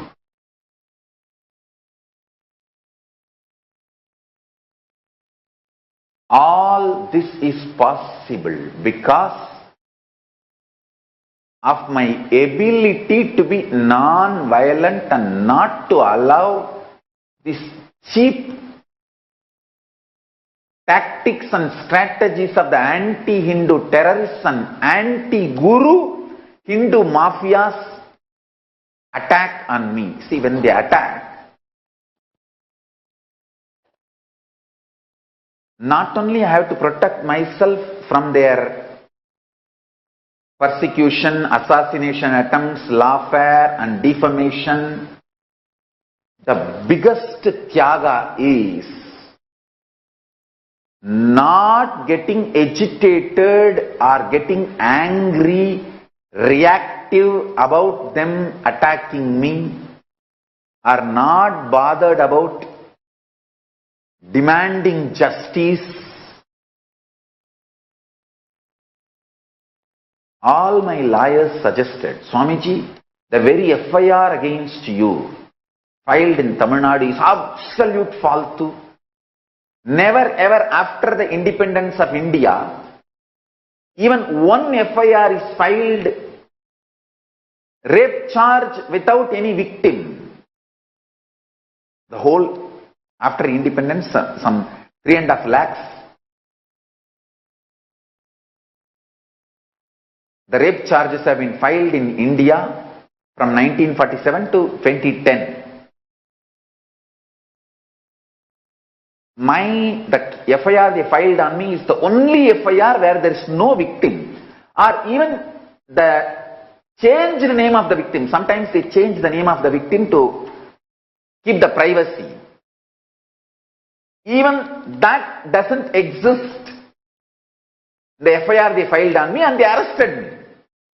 All my lawyers suggested, let us file for malicious prosecution for this arrest. I said, what are you trying to do? Yes, even if we file, by the time we get justice, if at all, it will be 25 years, and either they would have killed me or I will be wasting my life just going after them. That's all. Nothing else. All the anti-Hindu terrorists and anti-Guru Hindu mafia wanted is somehow they want to waste my life. That they are very sure that I should not revive Hinduism.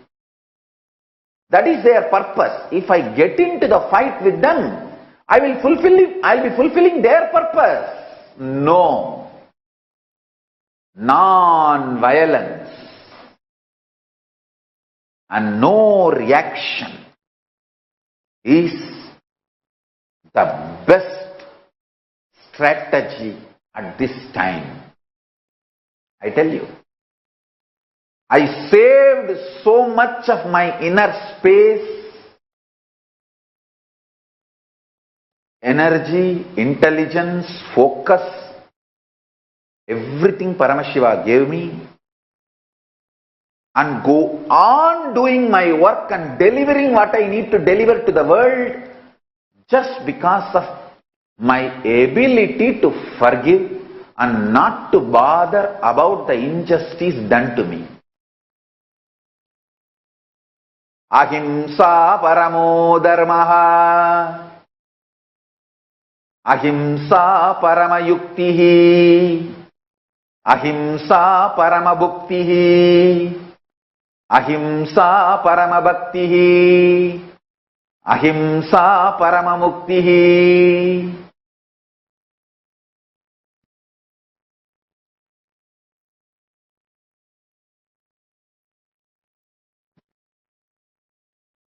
When an individual is depressed, after familial or socio-demographical or individual factors, he becomes violent and starts doing violent crimes. I tell you, multiple longitudinal studies all over the world proves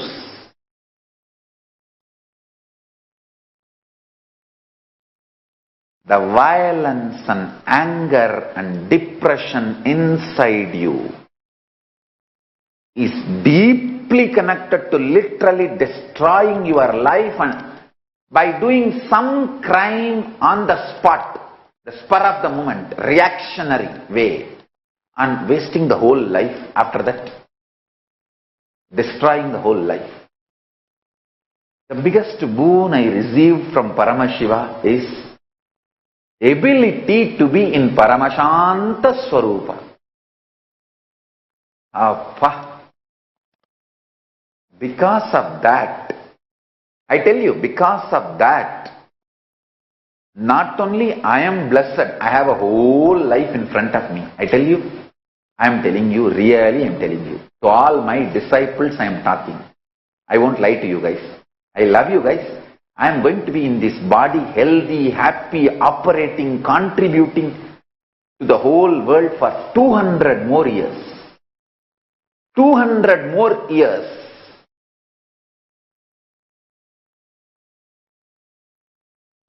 To my mother, whom I love most, and to my daughters, whom I love most as my mother, to all my disciples, I give you guys this word.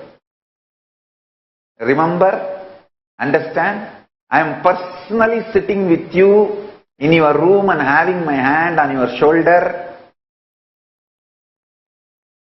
and talking to you intimately, personally, having a cup of coffee, sipping cup of coffee with you and telling you about my personal life strategies, my secret plans to you. I am going to live for 200 more years, happily, healthily, contributing to all of you and making you all enlightened, intensely, sincerely. Do not worry. The biggest good thing Paramashiva showered on me, blessing I received from Paramashiva is Ahimsa Paramo Dharmaha. Non-violence is the ultimate law of life.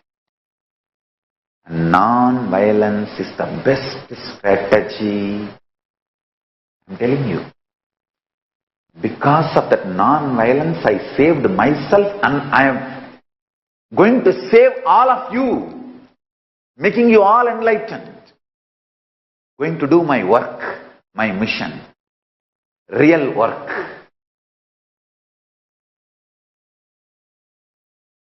See, each one of you have put your love, your time, your energy, your treasure, your talent, everything on me. I am responsible for delivering to the world what I am committing.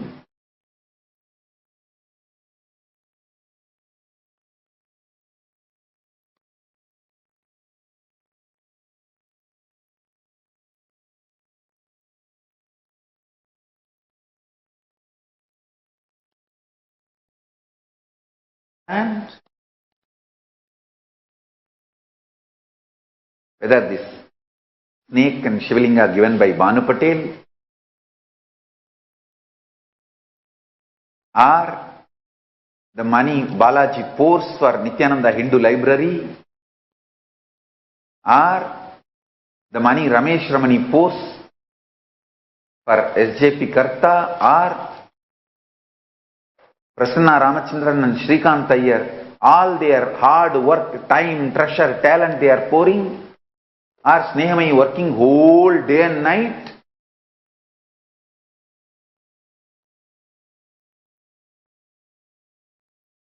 All your ambitions, your love, your time, treasure, talent, which you guys are pouring on me, I am responsible for that. And I am responsible to deliver to the world what I am supposed to deliver.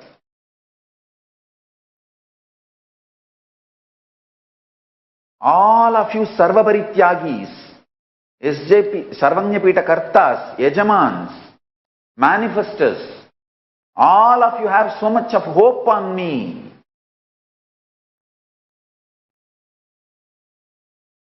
Based on my track record, last 20 years, what I delivered to the world.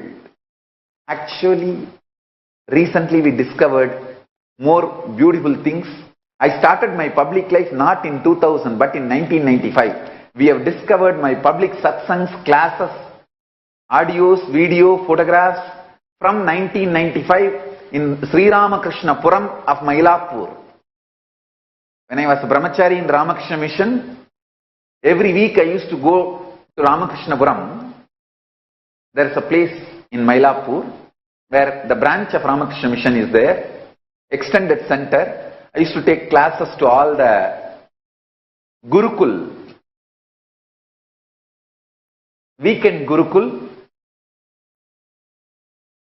Some devotee recorded, audio recorded, not video, audio recorded and photographed those satsangs and classes we got. So I started my public life from 1995. We have evidences now. The more and more new discoveries are coming. From 1995, my public life, my hard work till 2020, last 25 years of track record, seeing that all of you have put your time, treasure, talent on me. Till now we have around maybe 20,000 hours of video recorded, speeches, darshans, initiations. Now with these recent new discoveries of my audio recording, satsangs and photographs and other classes and evidences, if they come, that will get added. And the track record of my public life with evidence is pushed back now 5 more years. As a brahmachari of the Ramakrishna order, I used to regularly go and take classes in multiple organizations, ashrams and gurukuls and schools. I never spoke about it because we don't have evidence, we don't have audio, video, photographs of that. And now fortunately we have started getting from some old devotees in those days who took it and kept it. Now they are digging out from their old albums and collections and sending it to us. I tell you.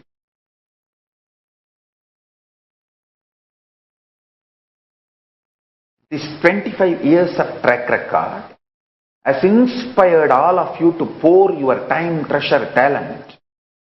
When you are pouring all of it, I am responsible for it.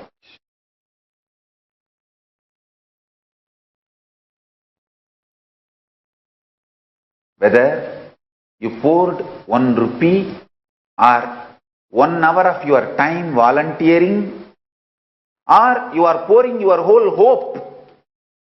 My Gurukul kids, when I see the eyes of Paramashiva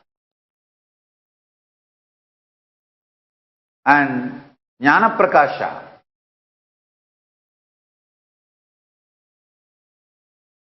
my sons, my daughters, all of you have put your whole future on me. I am all your future. So I have to be successful to make all your lives successful, to make you all enlightened.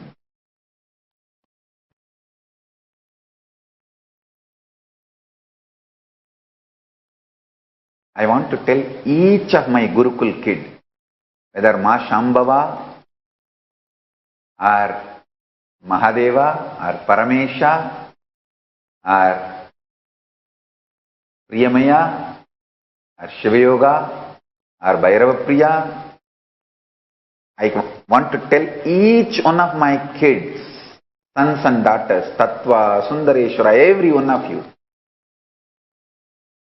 understand, listen and internalize.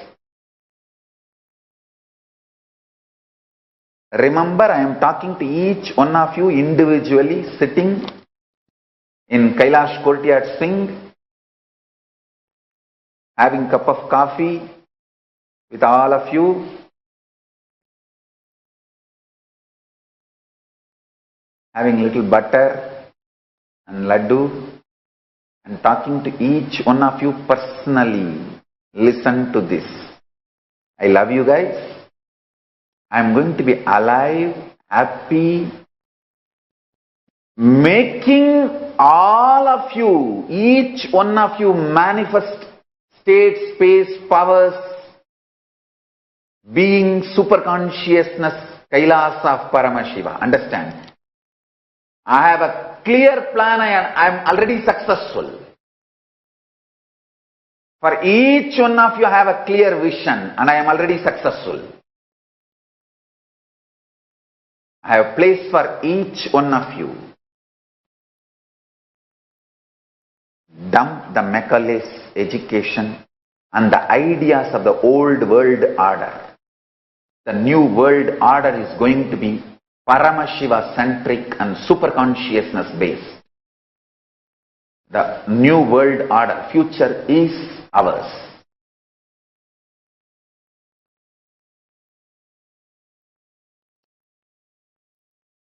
The most important strategy why I am successful is Ahimsa Paramo Dharmaha. Absolutely established in non-violence. That is why even my inner space does not get agitated by all these anti-Hindu terrorists and anti-Guru Hindu terrorists. Both gang does not even agitate me inside. I go on sitting and weaving. See, just like how when people don't have any other work, when they have free time, they do that knitting muffler and the sweater and all that. Like that I sit and knit that super conscious software. Okay, next power, super conscious software, done. Then next power, done. Then next power, done. Maybe it takes around 21 days for me to complete one set of powers. Usually one set of powers will be somewhere, something like between 21 to 42. That will be one set. Connected to any one chakra, one mandala, one intra-organ. So I will go on, be knitting that whole software in Samadhi and done. Next. I am able to do this super conscious power manifesting software knitting because of non-violence. The worst torture for the culinaries is me not bothered about them and continuously doing my super conscious software knitting.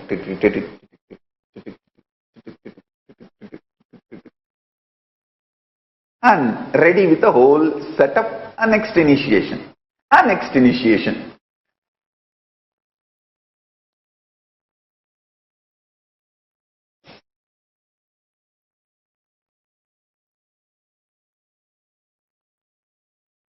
Even if I got into fight with these anti-Hindu terrorists or the anti-Guru Hindu terrorists, they would have been successful. See, they don't have any purpose for their life. They are suicidal already. Already they are interested in suicide. They don't have any future or purpose. They don't have any excitement about anything great. Getting excited about the great things for the humanity, positive great contribution for humanity. That is the vision for life. They don't have any of it. They are already frustrated.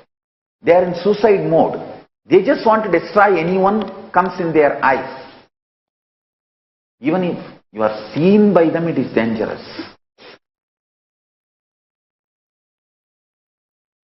Even if I got into fight with them, I would have lost my life.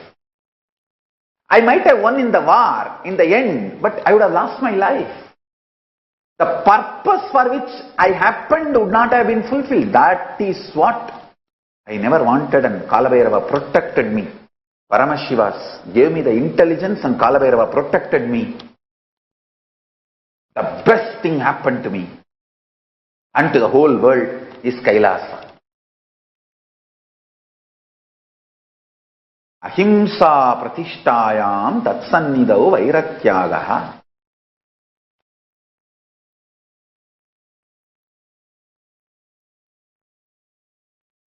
Understand? Ahimsa paramo dharmaha. Because I am established in this ahimsa,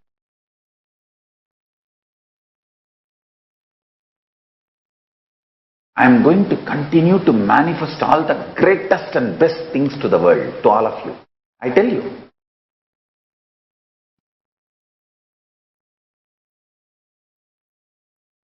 Now again, I am back to talking to my kids.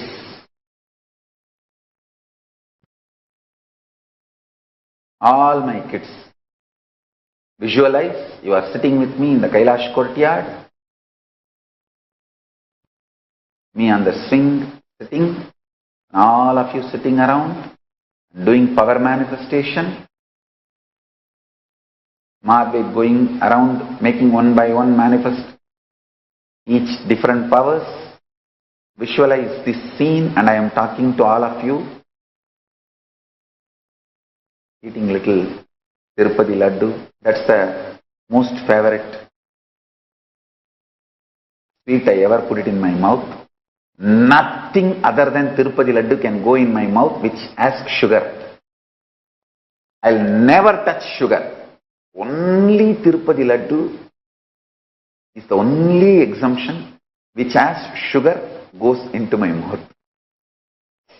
Other than Tirupati laddu, never, because that is Venkateshwara's very bioenergy, prasada. Other than Tirupati laddu, which is the prasadam, nothing else which has sugar can go into my mouth.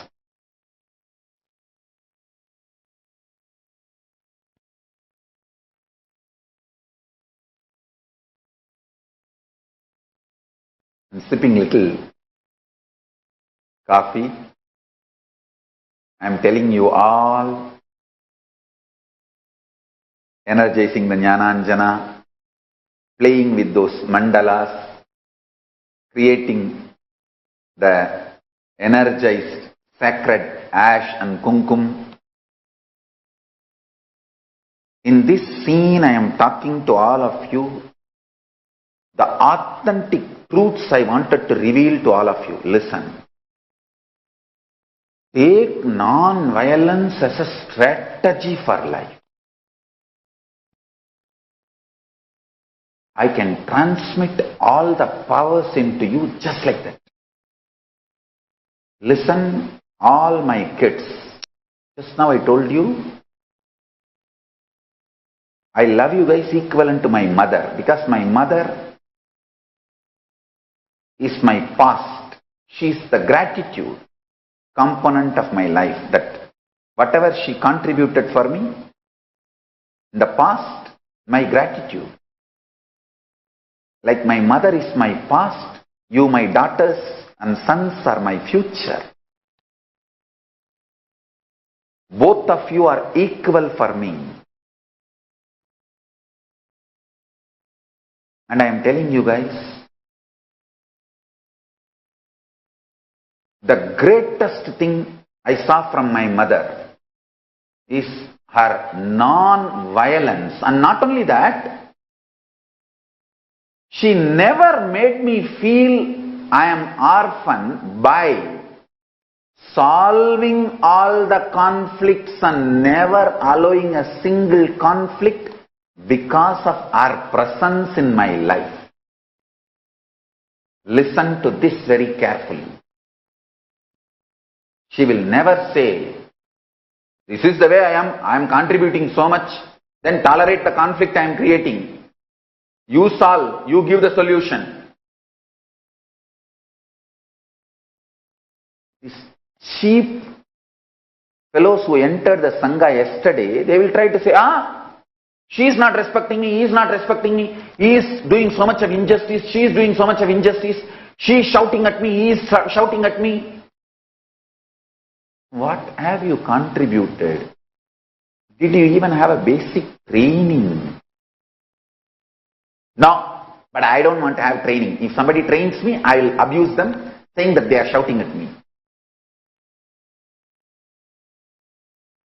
You creating conflict is making me feel as orphan, that you are no more part of my life. My mother never ever made me feel as orphan, because there will not be a single conflict due to her existence. That is the extreme sacrifice I have seen with her. Whoever makes sure that there will not be any conflict because of your existence in my life is only going to be part of my life. Understand? Throwing tantrum, okay, I am leaving, then that anybody can do. Leave, who wants, who cares, what else can be done? That's all. That's what you want, you do. Staying and making sure there is no conflict because of our existence is non-violence.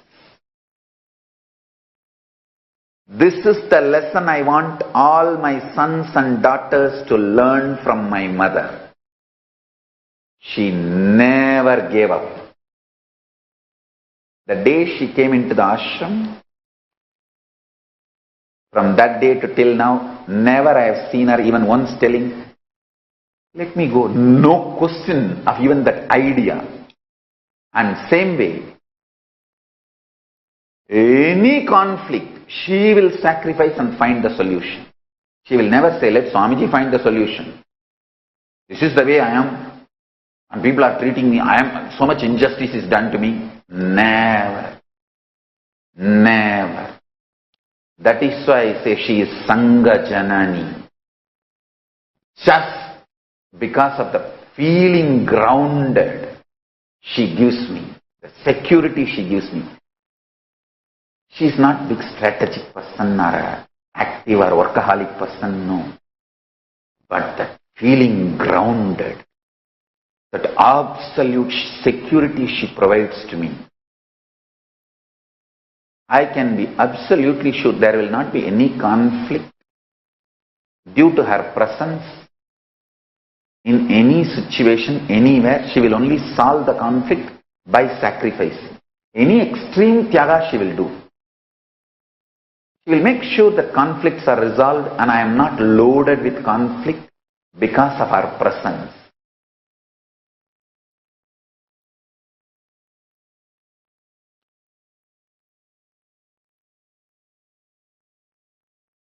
That extreme tyaga, that makes me to feel that she is part of me, not just because she biologically gave birth to my body. I am telling you, her extreme tyaga, that makes me to feel that she is part of me. She is Sangha Janani. Never ever her presence created any conflict.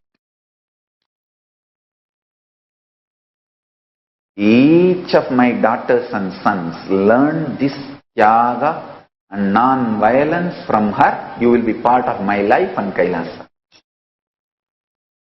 I tell you, this is exactly the strategy I have with life.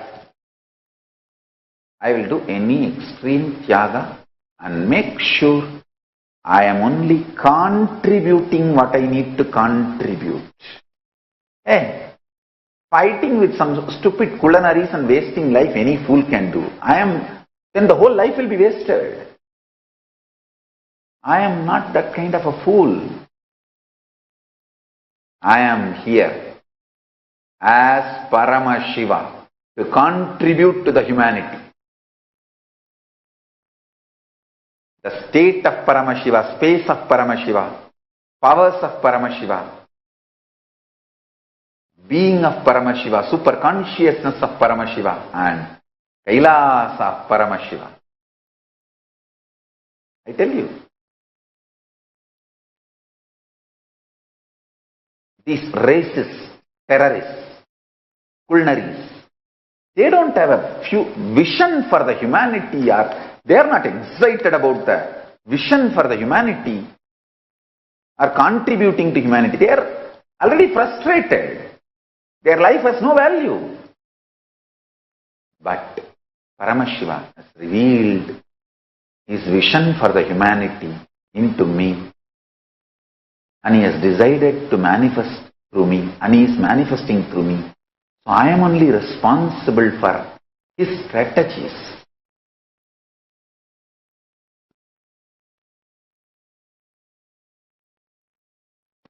With that responsibility, I am telling all of you, these are the basic Bala Patam, basic lessons I am revealing to all of you.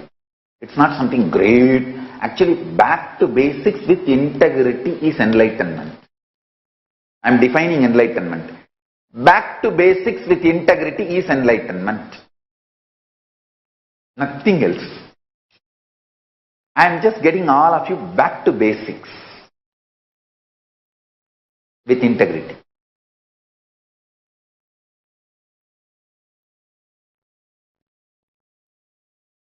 Priyamaya was telling that she vomited because of the castor oil. I said it's perfectly alright, nothing wrong. You must be having too much of unnecessary antibiotics in your system. The toxins due to antibiotics, castor oil will make you vomit and clean it up. Best detox. You see, when you take castor oil, whether western gate opens or eastern gate opens, don't worry. Keezhavasal திறந்தாலும் சரி, மேலவாசல் திறந்தாலும் சரி, கவலையே படாதீங்க. ரெண்டுமே cleaning தான்.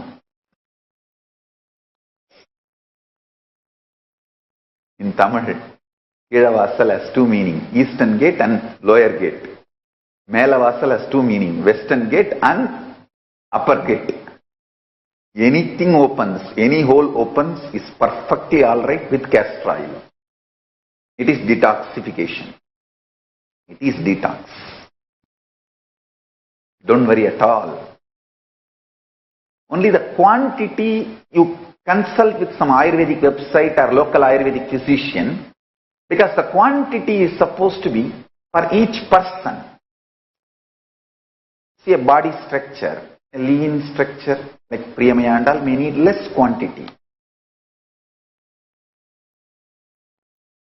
But bigger, larger frames like Niramaya or Madhira may need little more quantity. So, the quantity is dependent on the person and body structure. That is why I am not able to precisely prescribe the quantity. You can consult with a local Ayurvedic physician or any Ayurvedic websites, known Ayurvedic websites. In 1 or 2 days, you will get the right quantity and the balanced idea.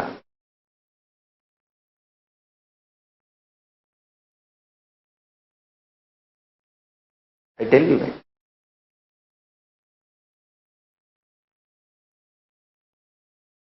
I am talking to my Gurukul kids, my future,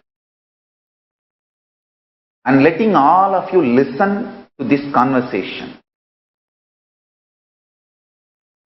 Who is my hope, my ambition, my future, and I am their future, their ambitions, their whole life. Between this intimate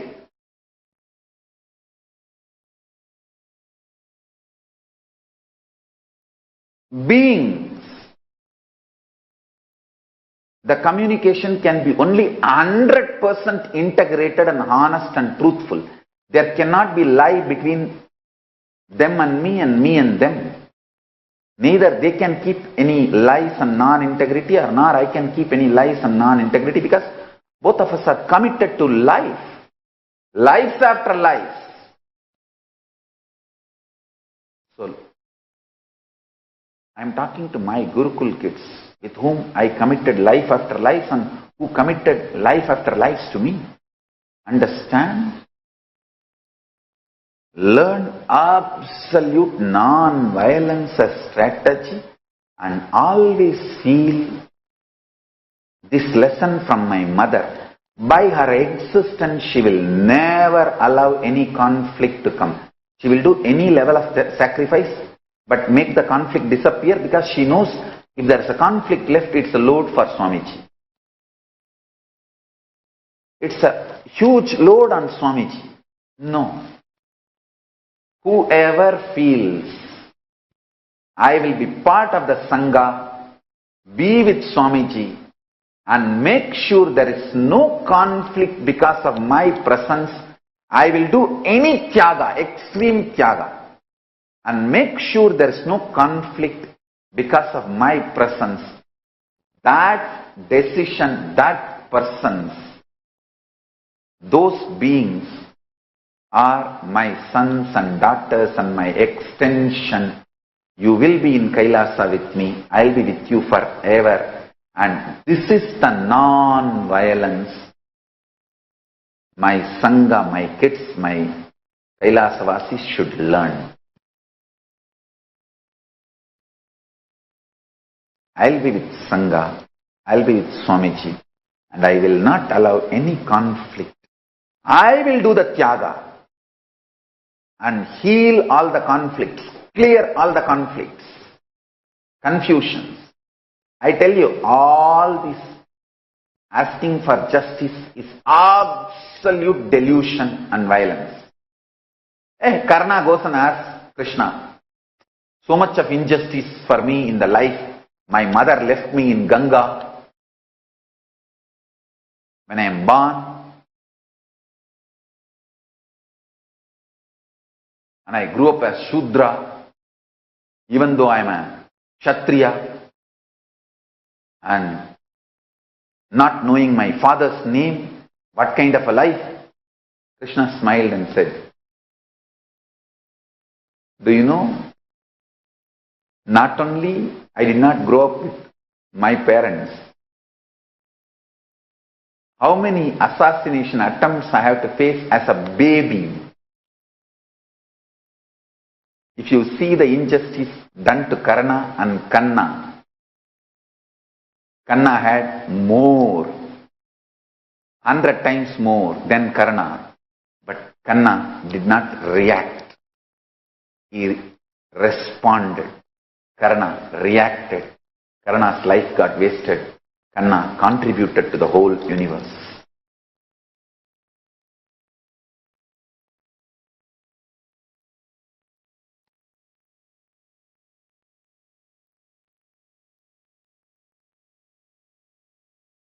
I tell you,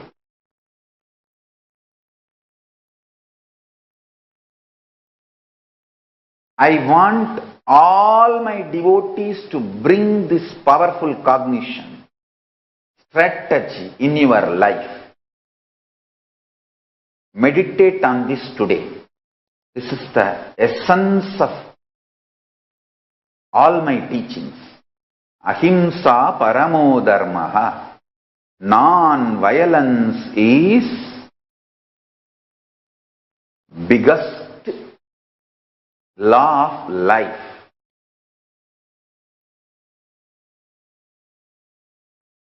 Listen.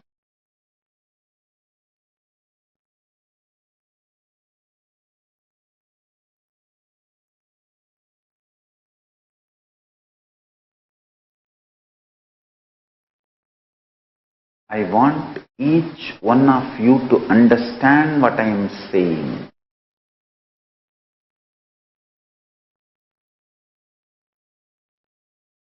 Start in your personal life, in your family.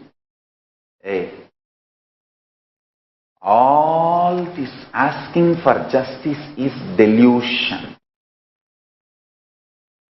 Asking for justice is the cunning way you will be trapped into the war, and finally your whole life will be destroyed. Whoever did not listen to this teaching of Krishna is responsible for Mahabharata war. Krishna tried his best. Nobody was ready to listen. Now I am telling you, whoever is ready to listen to me, I will get them and make Kailasa. I am not going to get into Mahabharata. No. I am not going to waste my life. Fortunately, Krishna was able to do both. He contributed what he needed to contribute and he waged the Mahabharata war also, because that was very less time. But now I am not going to waste my time in anything else. I am going to focus only on contributing what I have to contribute. And apply this principle in your life. Listen. Apply this principle in your life. Krishna tried non-violence and Ahimsa as a strategy. He literally begged, he himself went as a peace ambassador to Duryodhana's court, where he was disrespected without even being given a seat. Why should he face all that abuse he did? He faced. But the collective negativity was so much, it was unavoidable. That is why finally he decided, at least let me manage the scene personally and let the destruction be lowest. Let weapons be destroyed so that no other future destruction is possible. It is like a controlled conditions, diffusing all the nuclear weapons. That's exactly Krishna did. He diffused all the nuclear weapons, Brahmastras, in controlled condition, so that the future, humanity has a safe future. No fool can go cranky and destroy the humanity just because of his whims and fancies. So Krishna has tried his best and did his best. Listen. Now I am telling you.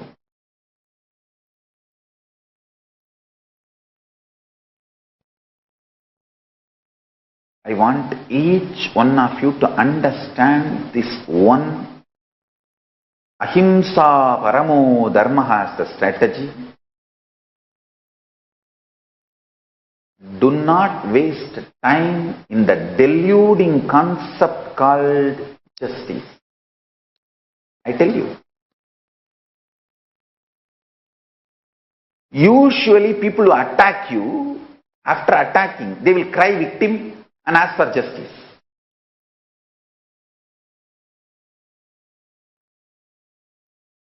And I tell you, anyone asks for justice falls into the delusion and gets into war directly or indirectly and wastes the whole life, even if he wins in the end.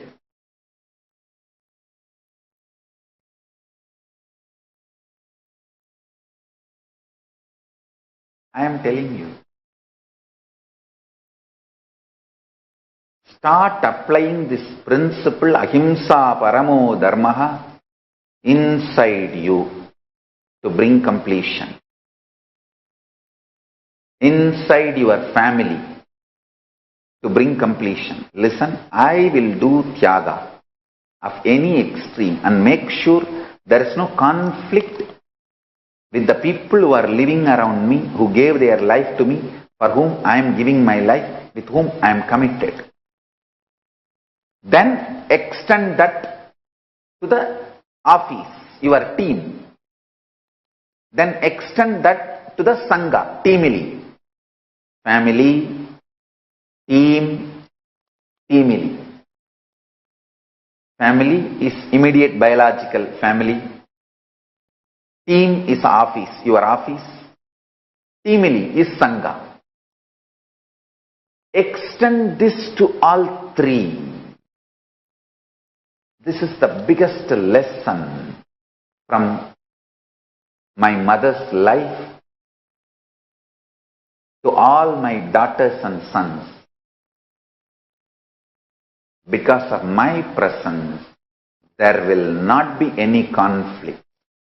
I will be verily part of Swamiji's life and Sangha. I will be absolutely active and contributing everything best I can do and make sure I will do such extreme Tyaga that there will not be conflict between me and the Sangha or any conflict due to my presence. I tell you, there are so many people trying to tell me, oh, I am okay and great with Swamiji, but this admin gang need to be taught a lesson. They don't respect me, they don't care for me, they don't know the great contribution I am doing, I have done to the Sangha. Hey. All these are absolute delusion and arrogance.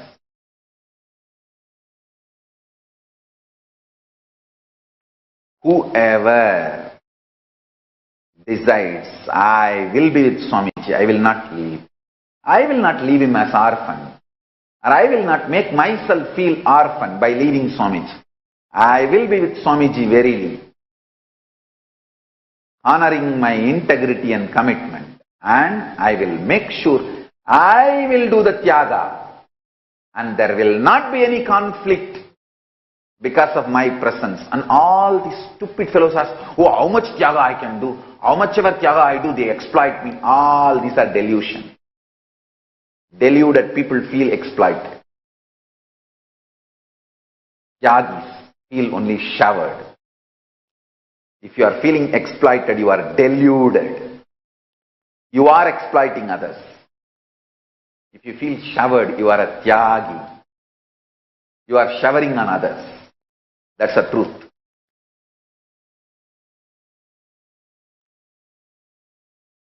I am telling you.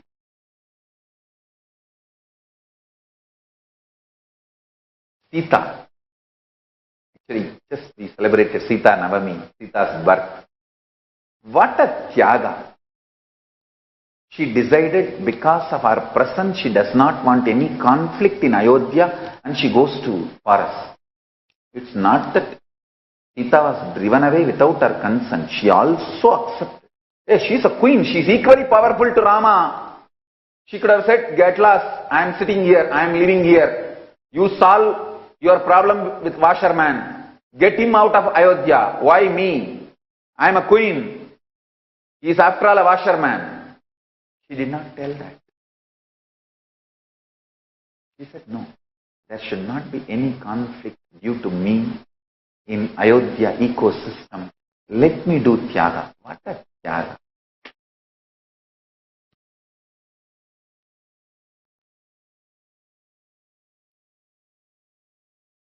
But I am not even asking you to leave. No. Leaving is not solution now.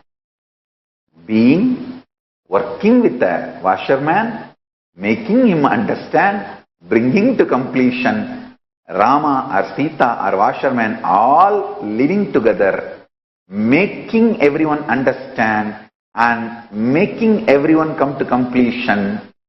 Doing that Tyaga is only what I want now for Kailasa.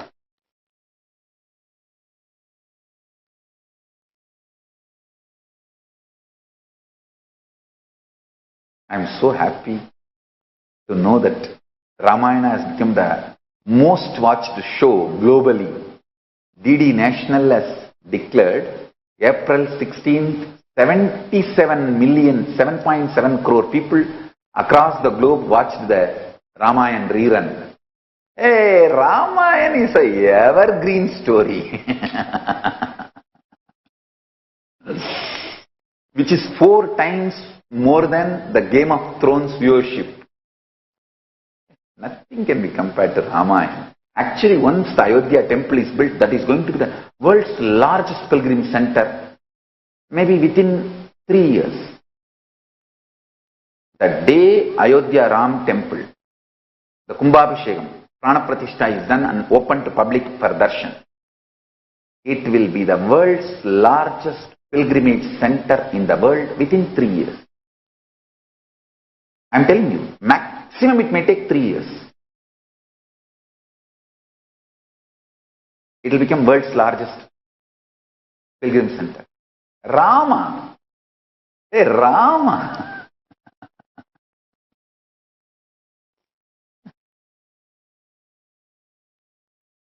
When they say Shiva is a devotee of Rama, I have no conflict or feeling disrespected, or the Shiva is disrespected, nothing.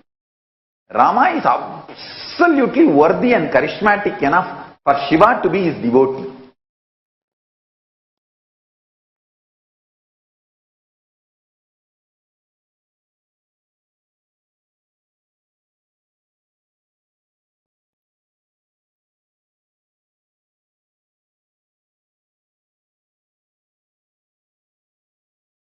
Ramayana is eternal.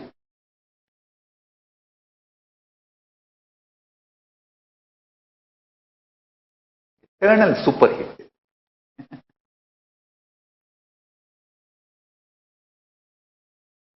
Listen. Listen. Essence of what I wanted to convey to all of you. Especially to my kids, who are my future, for whom I am the future. All my Balasans, for whom I am the future, and for me you are my future.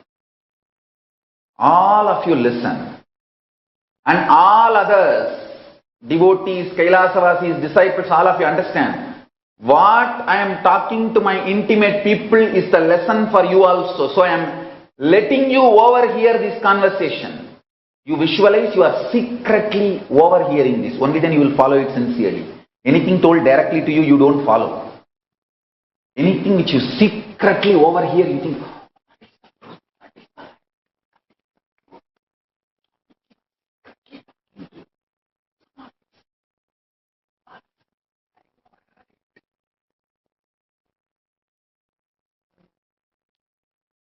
so I am letting you over here.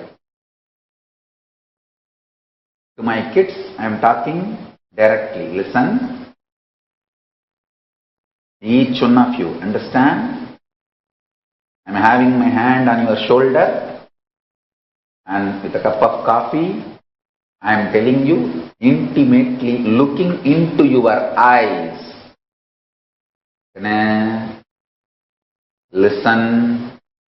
Non-violence is the ultimate strategy for life. That is the strategy with which I got all the best things from Paramashiva and contributed best things to the world. What's my greatness? I got best things from Paramashiva and I gave those best things to the world. Both was possible for me by adopting non-violence as the ultimate strategy in every level. I never questioned Paramashiva. When so much of injustice done to me, not even once I turned to him and asked, why is this happening to me? Why are you doing this to me? Why don't you stop this being done to me? Never. I will be absolute chaste disciple. Mahadeva, I know. You are letting me learn something. You are teaching me something. Please tell me in the language I understand. That's all. Just let me understand your language and let you tell me the language I understand. Mahadeva, that's all is my prayer. That one absolute non-violence, no anger, no reaction, no reactionary assumption between me and my Guru, Paramashiva. That made me receive all the best things from him. All the best things from him. Same way. That strategy of non-violence, forget about all this injustice done, persecution attacks. Let us contribute. Let us contribute. Let us contribute. Finally, the day has come. It is decided that if I am continuing to live in Biddi ashram, I will be assassinated because the racist terrorists, the anti-Hindu terrorists, and anti-Guru Hindu mafia, both have penetrated the whole Sangha so tightly. They are ready to strangulate me at any time. I realize that. So the whole first circle, which wants to protect me, also has realized. The day then the decision was made, I have to leave. I have to leave if I have to be alive and contributing.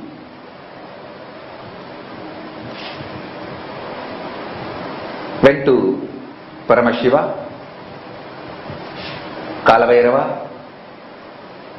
did namaskar and prayers, and I do not know when next time again will I be ever able to see those deities with these eyes or anything. That nothing is sure. And I am not just a Vedanti who says, oh, God is everywhere and Paramashiva is in that deity, is in me and all that. I understand, I realize, and I know all that experience is different. I am an agamic person who enjoys looking at the deities, who decorates, who makes, and who loves the Nijavatara. See, I love Archavatara as I love the Nijavatara, both. I am that kind of person. So I do not even know when I am going to see them again, or will I ever be able to see them again. So after finishing my prayers, I stepped out of the campus. The first word I uttered, it is time to create Hindu nation, Kailasa. That's the first word. It is time to contribute. No frustration, no anger, no depression. Neither on Paramashiva for taking away the whole thing I built for last 20 years, nor on this anti-Hindu, racist terrorists or the anti-Guru Hindu gang mafia. Nothing, no questions. It is time to do the next level contribution. That's what Paramashiva is instructing. Let's do it. I tell you, non-violence, ahimsa, to the core of no questioning my Guru. No question of questioning my Guru, Mahadeva, Paramashiva.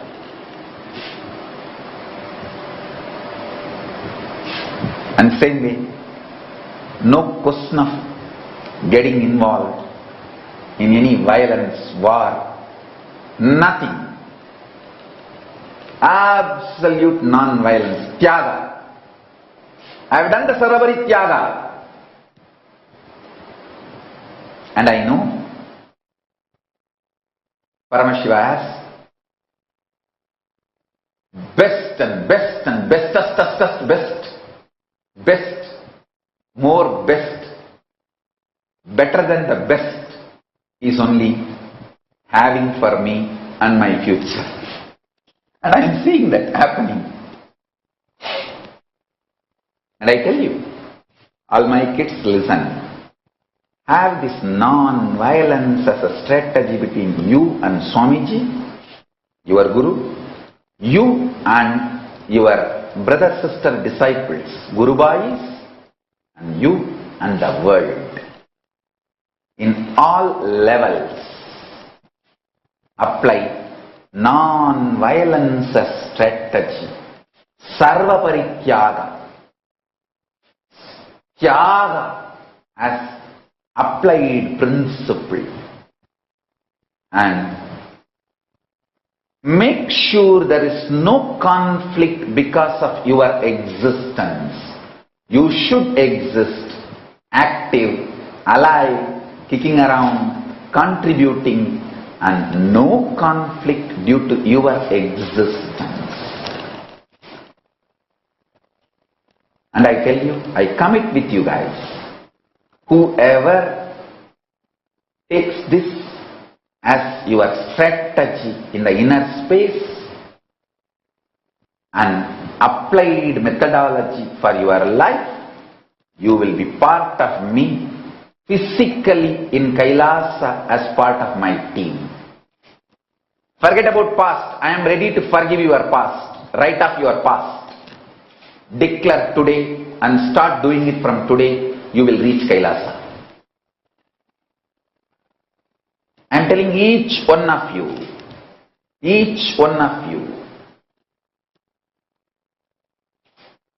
I can name each one of you.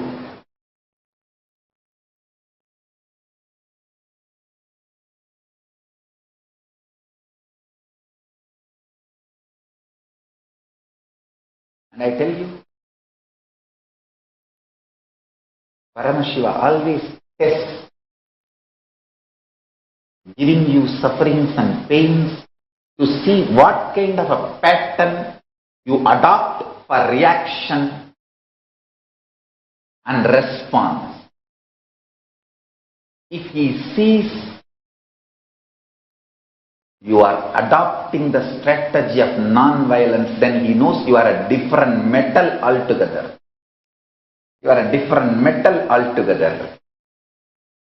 Then he just picks you up and keeps you on the jeta.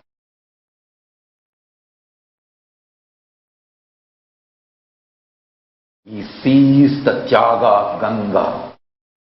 How much ever she is abused, never asks for justice. Goes on sacrificing. That is why he keeps her on the jeta. Lets her enjoy his body continuously flowing through him.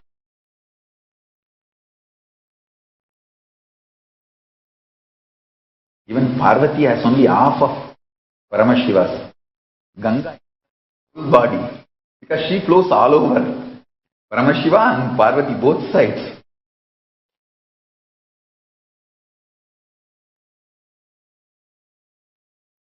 I can name each one of you. Tattva, Tattvajnana, Supriya, Vedarupa. Each one of you I can name. The kids. Each one of you I can name and tell you. Adopt this as a strategy for your relationship with Guru and for your relationship with yourself and for your relationship with your brothers and sister disciples, Guru Bhais, and your relationship with the world. And your relationship with the teamily, with everyone. Non-violence as absolute strategy.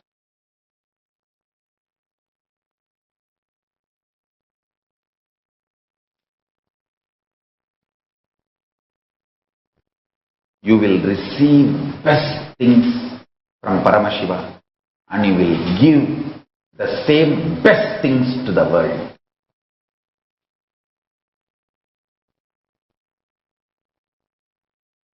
And you will be physically part of my team in Kailasa with me.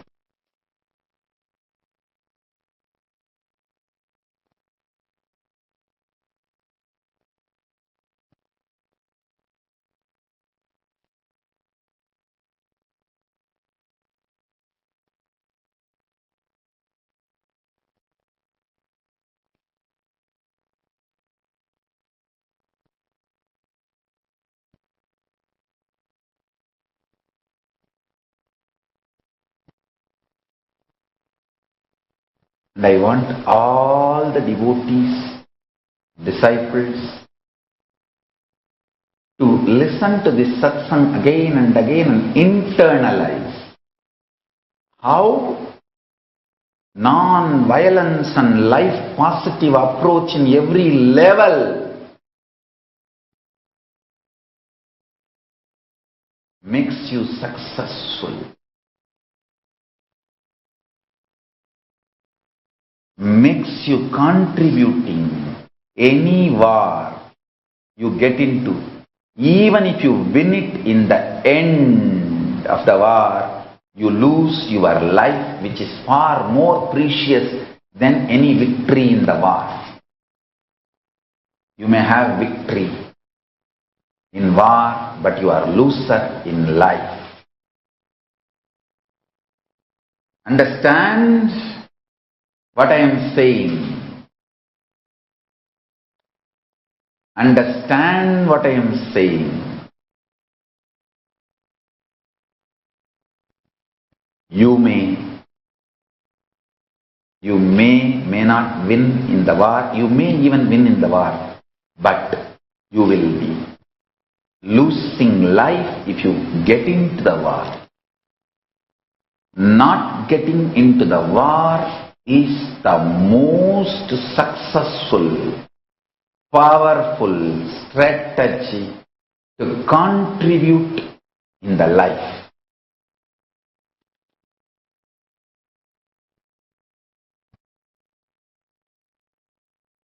That's the best.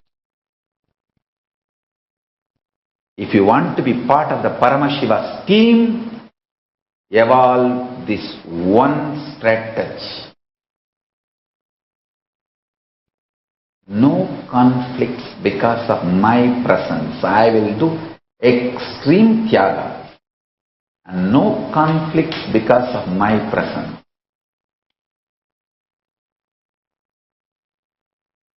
Anyone adopts this strategy will be handpicked and called by Paramashiva personally to be part of his team in Kailasa physically. It's a commitment from Paramashiva.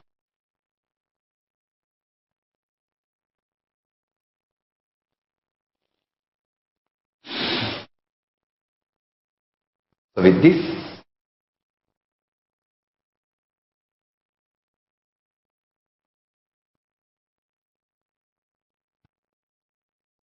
I request all of you to watch this satsang again and again, at least 2-3 times. Because everything I describe, I detail, need to be internalized. You need to map it to your life. How? The non-violence can be applied within me, with me. Means how? In your own relationship with yourself, you are so violent and abusive. When you are alone in your bathroom, in your restroom, how violent you are with yourself. How abusive words you are using within you, about you, with you. See that. All the frustration you are carrying, anger you are carrying, depression you are carrying about you is all violence. Iron out all of it, complete all of it, drop all of it, digest all of it, detox yourself from all of it. Then drop the violence you have with your first circle, your family, with whom you are living, spending more time. Then drop the violence with the team, office, with whom you are working. Drop the violence. Adopt non-violence and sacrifice as a strategy. Tyaga as a strategy. With yourself, with your family, with your team, with your teamily, Sangha, and ultimately whole world, Kailasa. And naturally, when you do it with yourself, you will do it with your Guru. That's it.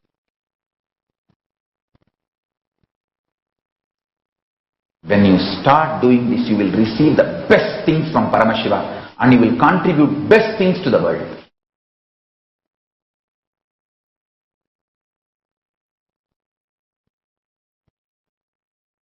That's it. That's it. I tell you guys, because of my right strategies, I'll be successful and fulfill all your ambitions with which you put so much of time, treasure, talent on me and Kailasa. And I'll make it successful for all of you and make you all manifest the state, space, powers, being super consciousness and Kailasa Paramashiva. So with this, I bless you all. Let's all radiate with integrity, authenticity, responsibility, enriching, causing, living Shuddhatvaita Saivam. Living and radiating the state, space, powers, being, superconsciousness and Kailasa Paramashiva. Paramashivoham. Om Nithyananda Paramashivoham. Eternal bliss, Nithyananda. Thank you. Be blissful.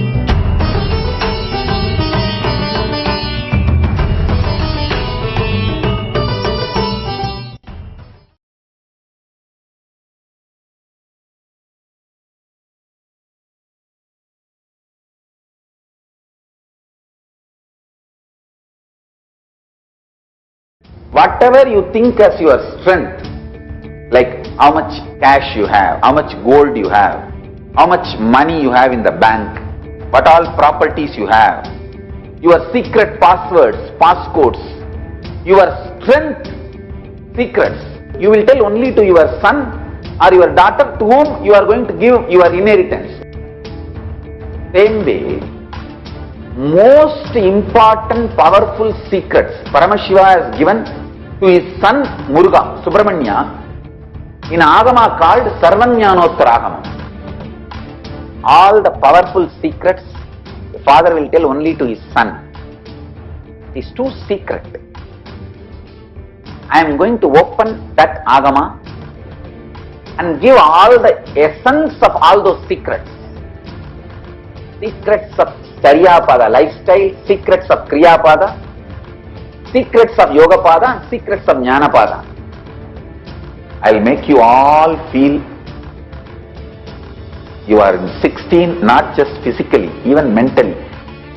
You will all be romancing with the whole universe. No frustration, nothing, no corona, no depression, no bothering about economy, no sudu, no soranai, nothing. Next 16 days, no fantasy, only visualization, no delusion, only consciousness.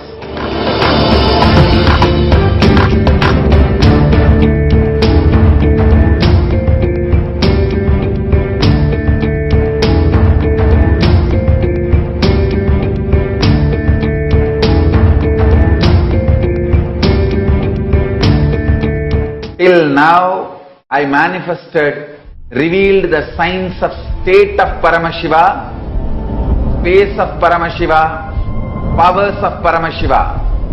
Now, direct process, directly from Paramashiva to manifest the being of Paramashiva, because the world is ready. Akasha Bhairava is the God who makes all our beings ready for Paramashiva to manifest. It will be centered on Akasha Bhairava and making Paramashiva manifest in all of us. The program will be Guru Dakshina based. It will be dependent on you. You can't put any monetary value for it. If 10,000 of us can sit together and manifest the being of Paramashiva, not only we will heal the coronavirus in the whole world, we will give a super conscious breakthrough to the world. Whatever I was talking after the great fast, I am going to make that all into reality. This will be the most life positive happening on planet Earth. All of you, make the decision to attend Paramashivam from simple integrity. My purpose is to make you attend sincerely, that's all.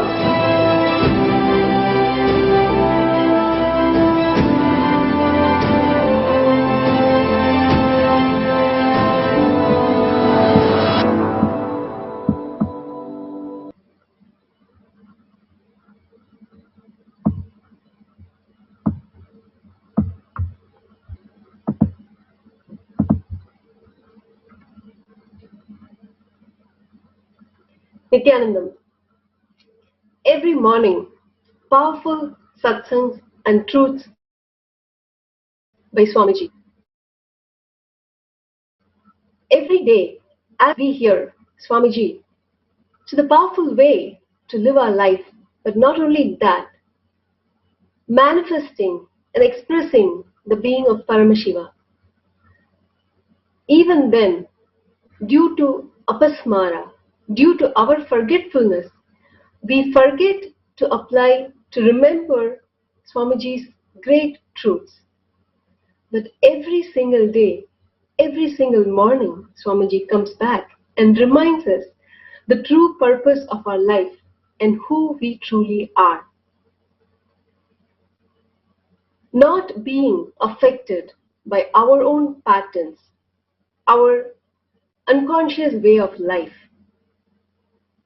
We, by nature, by default, get affected, pulled by our own patterns. When we hear Swamiji's powerful truths, we are reminded again and again who we truly are, the Paramashiva in us.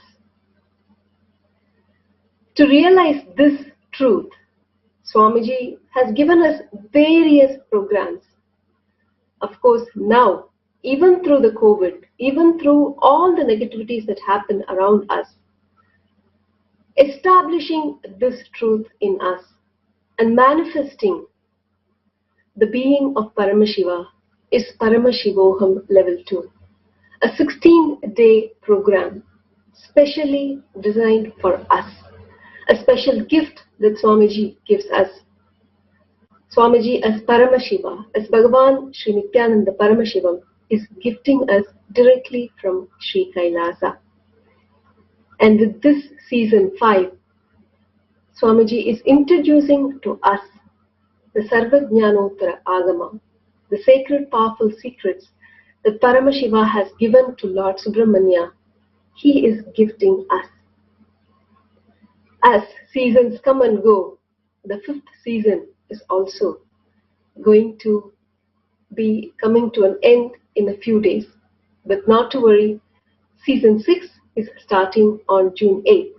If you have missed, or even if you have attended any of the Paramashivoham Level 2 seasons, you're welcome to participate and register in season 6 of Paramashivoham Level 2. Starting on June 8th, you can register for yourself at paramashivoham.org. Or if you'd like to get a taste, a glimpse of what Swamiji is talking about, to get a taste of Nirvikalpa Samadhi, the Akhanda Nirvikalpa Samadhi, Jnana Yajna, continues to happen every single day for the betterment of the world, for global peace and to heal the world of COVID-19. You can register for this at kailasa.tv/minute4 peace. And today we have a very, very special webinar by our own Nithyananda Swami at 6:30 p.m. Yours honestly. You can register for this special webinar at www.nithyanandamayiswami.com. A beautiful special webinar by our own Nithyananda Swami, not to be missed today at 6:30 p.m. So let us enjoy and benefit from all the gifts of Sri Kailasa that Swamiji Bhagavan Sri Nithyananda Paramashivam is gifting us every day. Thank you, Nithyananda.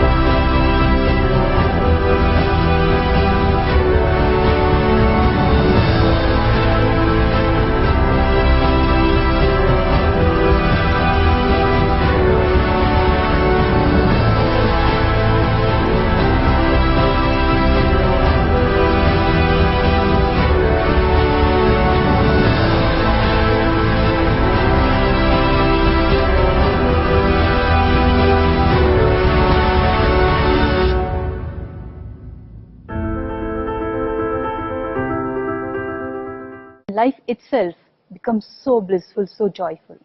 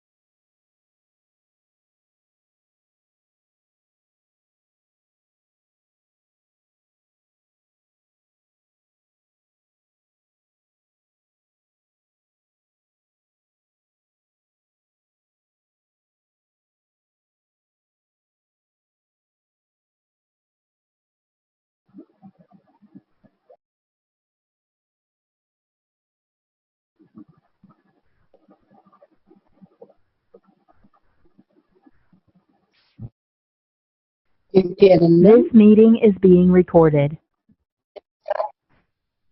The power manifestation session. Let's sit straight, visualize Bhagavan in third eye, and start with the Sadguru Vandanam. Nithyanandam Paramasukadam Kevalam Jnanamurtim Vandvatitam Gagana Sadusham Tattvamasya Lakshim Ekam Nityam Davalam Sarvadi Sakshibhutam Bhavatitam Trigunarahitam Sadgurum Tam Namami. Nithyanandam, such a beautiful space that Bhagavan has literally spoken to all our listening to be in the space of Ahimsa, in the Paramashanta Swarupa. How beautifully he said, when Rama, instead of him asking the Dhobi to go, he would have said, the Dhobi, be in completion with Sita and living together. Bhagavan literally is living with all the people. Literally, if Bhagavan was there in Mahabharata, he would have said, let's complete Saguni, let's complete Duryodhana, and let's complete everybody and live in the Ahimsa space. He would live with everybody, and beyond Mahabharata would have created the ultimate space of oneness. Such a beautiful space of non-violence. With that space, let's start the power manifestation today. First, let's understand what is power manifestation. Power manifestation is a science. It's nothing but a cognitive shift and can infuse powerfulness into any action or state that we are in. It raises the frequency of our body and mind to the ultimate powerfulness, Turyatita state. Bhagavan beautifully said that he would not question Paramashiva, Arunagiri Yogeshwara, but he would ask to him to guide him into the powerful space, how to understand, what to learn, and how to expand from that situation. Instead of questioning our frustration and all the depression, going into more and more frustration, if we question what is that we need to expand, what is that we need to do the tyaga, to give up, to expand into the space of oneness with Paramashiva. Paramashiva has come down in physical form. He is living being. He is Ajomaha, beyond the form and formless. He is Satyojata face, Vamadeva, Agora, Tatpurusha, Ishana, constantly doing the Panchakritya of manifestation, sustenance, regeneration, delusion, and liberation. Constantly, the Big Bang and black hole is the existential reality which is happening in all of us. understanding the Paramashiva space in all of us when we are in the Paramashanta Swarupa. Paramashiva himself has come down as our Guru. Bhagavan, His Divine Holiness Nithyananda Paramashivam, is the reviver of Kailasa, the ancient enlightened civilization, the great cosmic borderless Hindu nation. His Divine Holiness Nithyananda Paramashivam is an avatar and a supreme Pontiff of Hinduism. His Divine Holiness Nithyananda Paramashivam has made the science of power manifestation, yoga, temple-based university, user-friendly for the modern world. His Divine Holiness Nithyananda Paramashivam survived the worst persecution in multi-level by anti-Hindu elements. Kailasa, led by His Divine Holiness Nithyananda Paramashivam and his diaspora, Hindu diasporas, are working for the global peace 24/7, 365 days. His Divine Holiness Nithyananda Paramashivam is a founder of Nithyananda Hindu University, which has extended campus in 150 countries. He is 293rd Guru Mahasannidhanam of Shamalapita, Sarvanyapita and Swargapura Adinam, and a present Maharaj of Suryavamsa Surangi Samrajyam. Bhagavan has come down for us to understand the science of power manifestation. Science of power manifestation is authentic, time-tested, scientific and foolproof. The Veda Agamas are the Shastra Pramanas. Shastra Pramanas are the eternal, unchangeable truths revealed in the Hindu source scriptures, the Agamas, the Vedas, the Upanishads.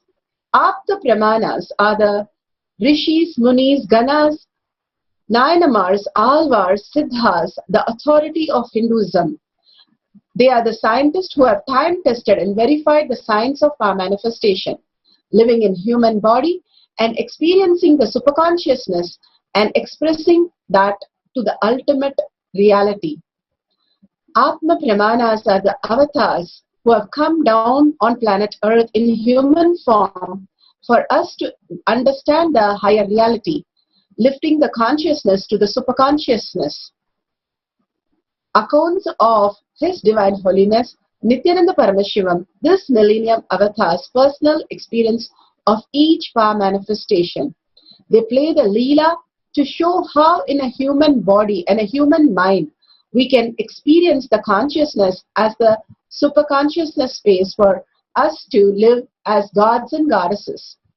Bhagavan himself have initiated millions of disciples, devotees, followers, initiated in the science of power manifestation. Today's Shastra Pramana, Bhagavan has given us from the Vijnana Bhaira Tantra.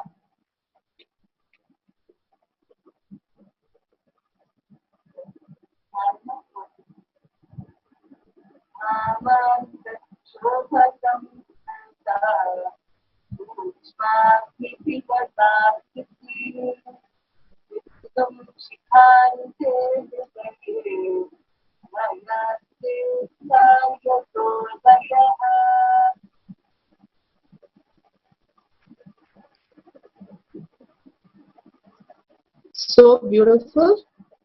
Vijnana Bhairava Tantra, Sutra 37, Dharana 14. By placing subtle pressure or awareness on light energy in the eye, a spark of the flame resembles from the Trinet Tilak mark, the sacred mark between the eyebrows, the Agnya Chakra, comes before the eye within. Placing the restful awareness on this bindu, the one-pointed flame in the third eye at the crown center, it opens the heart cave.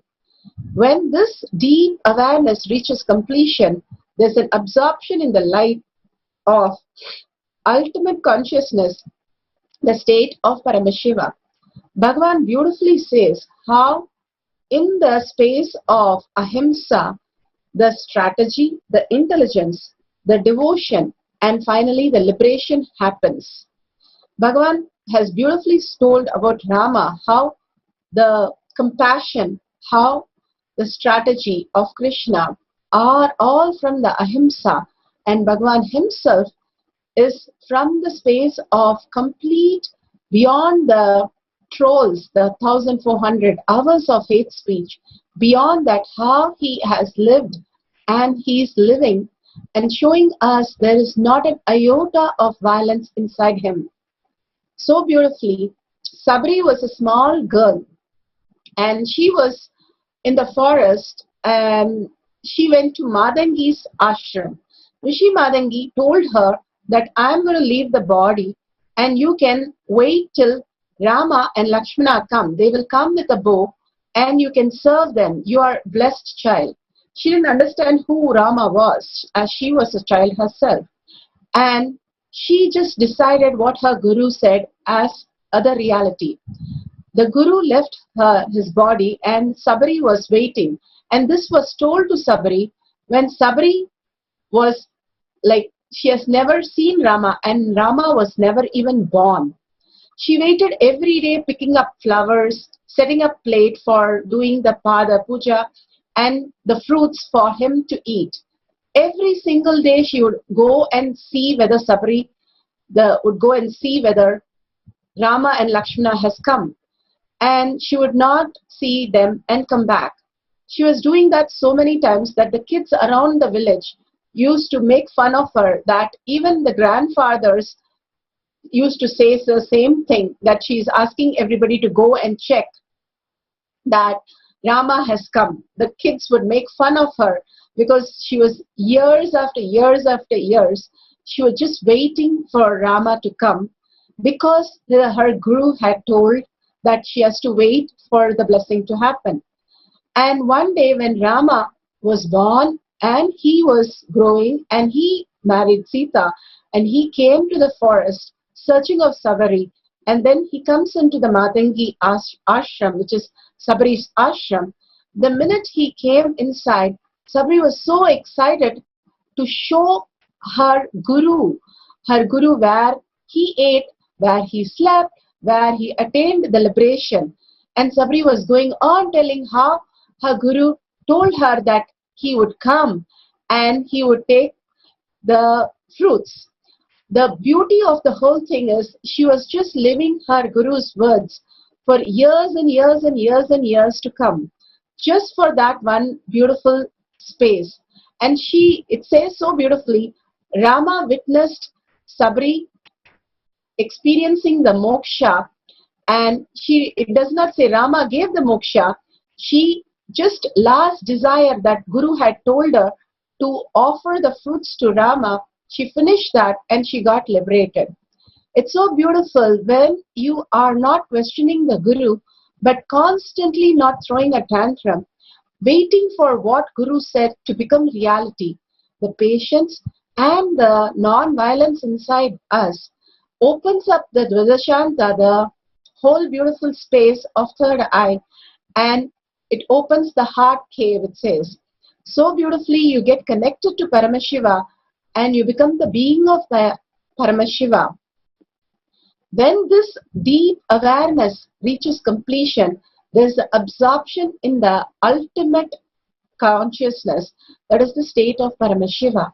You start experiencing the state of Paramashiva when you are in the deepest completion with your Guru, understanding whatever he is doing from the complete Paramashanta space, and he is expecting all of us to raise to that level of consciousness by doing the Tyaga of the violence, depression, anger within ourselves, about ourselves, within our family, about our family, within our teams and our team leads, not questioning anybody but questioning ourselves to expand again and again into the oneness space as the ultimate reality. Bhagavan has given the Apta Pramana, Sri Krishna, who is the greatest strategizer. He asks Duryodhana and Arjuna to choose whether they want his army or Krishna. Krishna so beautifully plays the role, saying, I'm not going to help you in any way. If you want me, I'll be just your driver. That's it.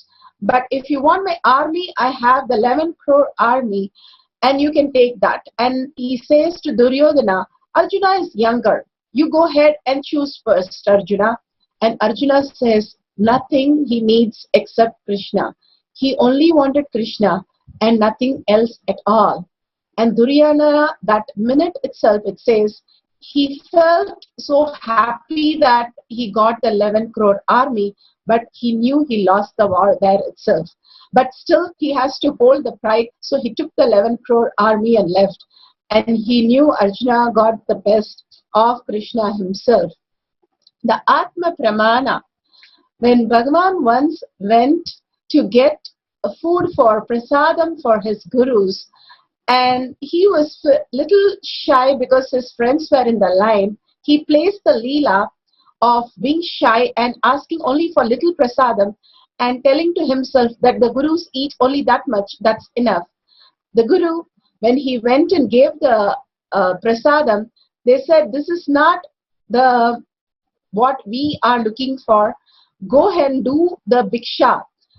Because he had the iota of, he played the leela of having the iota of shyness, little bit not fulfilling for himself. So his gurus made him do the bhiksha, that he has to go and beg for food in the same street where his grandfather had the greatest industry of rice mill. And he has to go and beg and get the food, and he did that leela. As Bhikshadana, Bhagavan himself goes and gets the Bhiksha from all of them and brings it back to the Guru. He plays this Leela to show us that how we always get shy and we get withdrawn from when we have to face the life, telling some reason of that it is not possible to give up our attachment to our identity those minutes.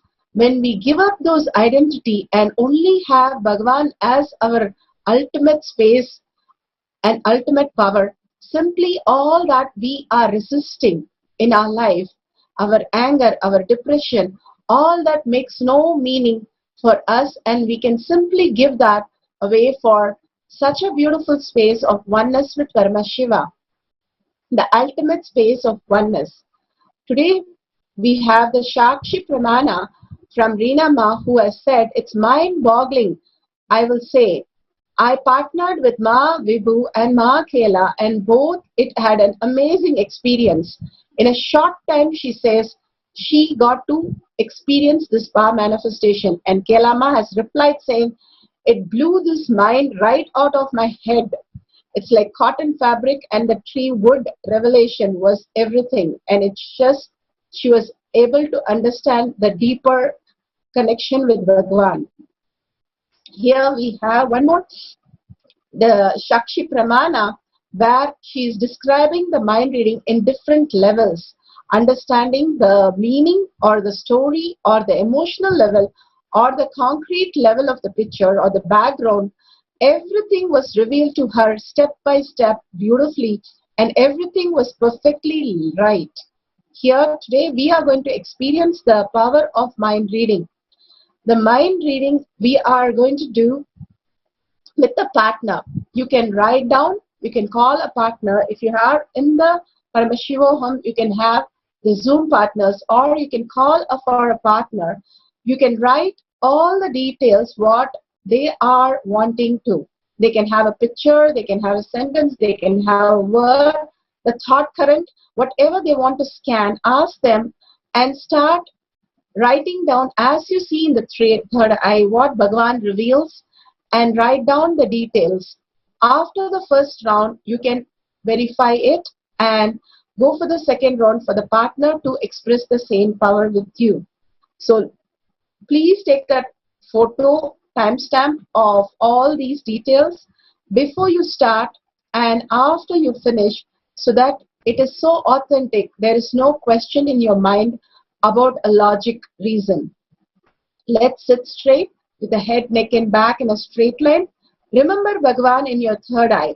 Again and again, remembering Bhagavan in our third eye literally liberate us. Bhagavan says remembrance is liberation. Constantly, we understand that absolute unclutching from this world Doing the Tyaga, Paramashiva is your only strength, now declaring integrity with Bhagavan and experiencing the oneness space with Bhagavan. Completely declaring the only space is Bhagavan, and all other violence, irritation, frustration, depression, anger, everything do the Tyaga. It is not a one bit which is of any use. The illusion that we create with the anger, with the incompletion, is the delusion that we have to experience and get into more problems. Instead, do the Tyaga of the illusion and only have the Paramashanta space, the restful awareness space of only having Bhagavan and deep devotion and love, that Bhagavan is the ultimate consciousness, and continuously holding that the oneness space, the darshan that Bhagavan has given, and chanting the Mahavakya. Mahavakya raises your integrity. When you chant loudly and vibrate with it, your whole being starts vibrating, and you have such a oneness space happen with Bhagavan. So let's start. Have a pen, pencil, have the partner call and tell them you're going to read their mind, and they don't have to tell anything to you. Whatever they are thinking, you're going to write down the pictures, the visions, the thought currents, whatever they are viewing, you're going to write down in a piece of paper. Take a time stamp, a picture or with the time stamp, and after the cycle is over, you can call them and verify again what they were thinking is what exactly you have been revealed. The Bhagavan space that you are occupying simply reveals the highest truth, highest reality. So let's sit straight, absolute unclutching, remembering Bhagavan in your third eye. Let's start chanting. We have a 10 minutes, 11 minutes, oneness capsule now. Let's start the cycle. Om Nithyananda Paramashivam. Continuously chant.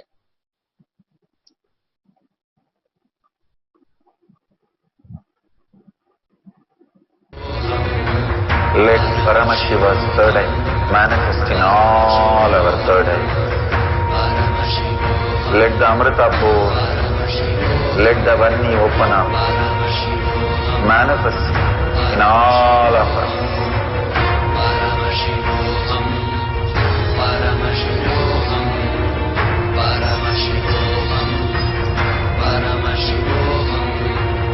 Let Paramashiva overflow, manifest the power in all our third eyes. Om Nithyananda Paramashivam. Om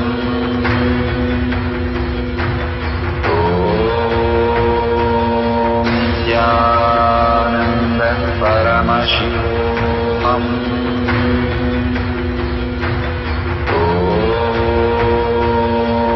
Nithyananda Paramashivam. Om Nithyananda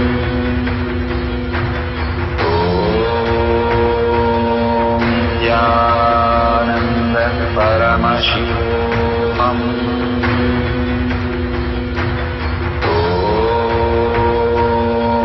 Nithyananda Paramashivam. Om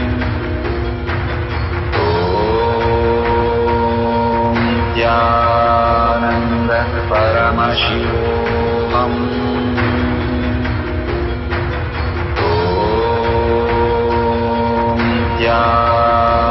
Nithyananda Paramashivam.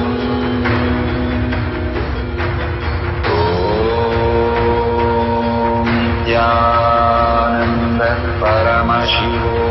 Om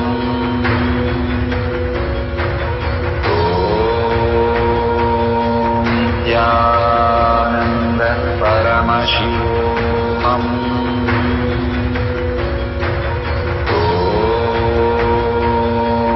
Nithyananda Paramashivam.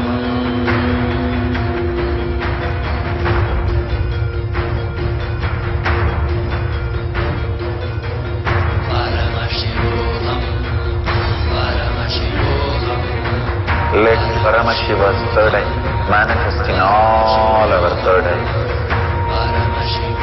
Let the Amrita pour, let the Vanni open up, manifest in all of us.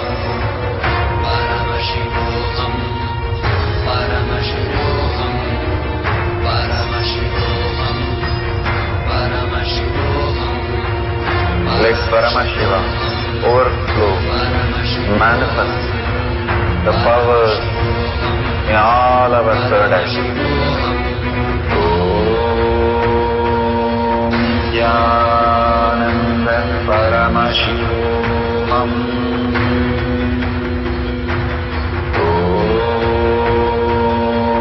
Nithyananda Paramashivam.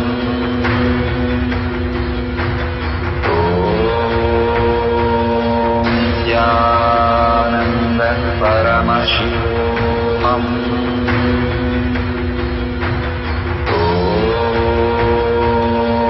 Nithyananda Paramashivam.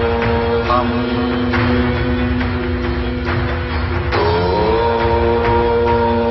Nithyananda Paramashivam. Nithyananda Paramashivam. Om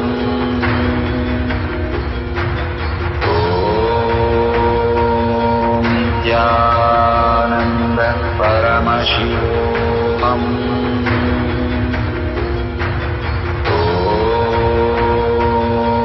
Nithyananda Paramashivam.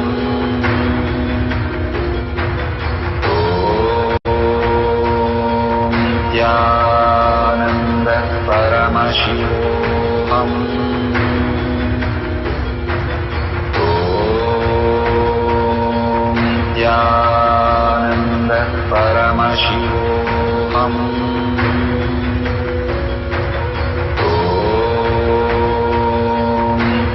Nithyananda Paramashivam. Om Nithyananda Paramashivam.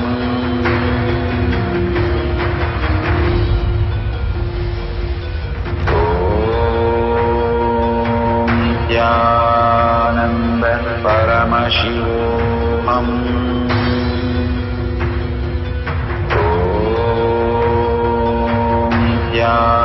Nithyananda Paramashivam. Om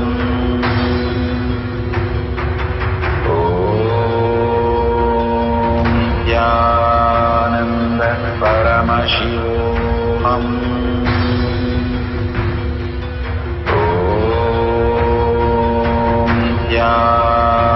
Nithyananda Paramashivam. Om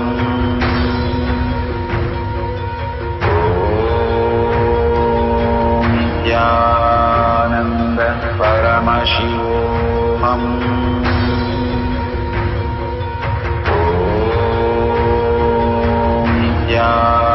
Nithyananda Paramashivam. Nithyananda Paramashivam. Om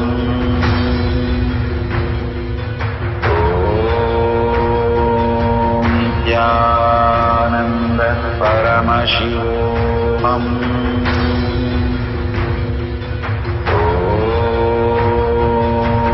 Nithyananda Paramashivam.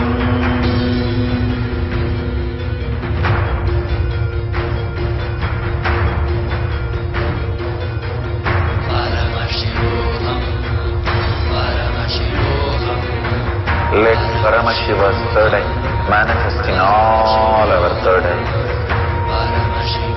Let the Amrita pour, let the Vanni open up, manifest in all of us.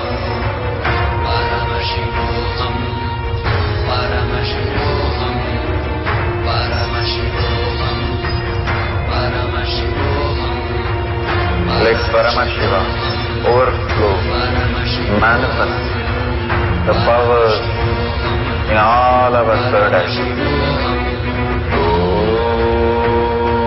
Om Nithyananda Paramashivam.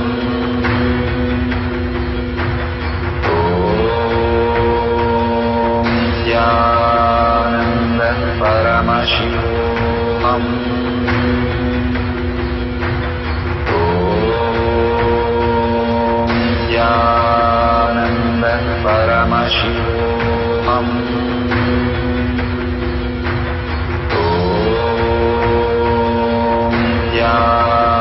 Nithyananda Paramashivam.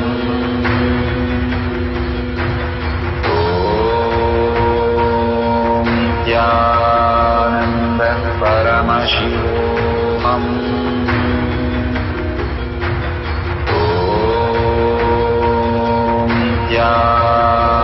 Nithyananda Paramashivam.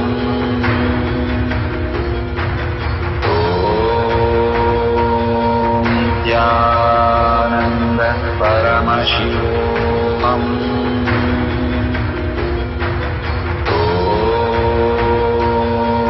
Nithyananda Paramashivam.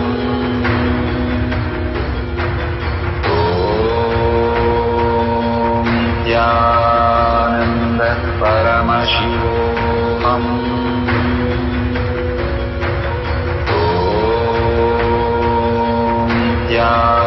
Nithyananda Paramashivam.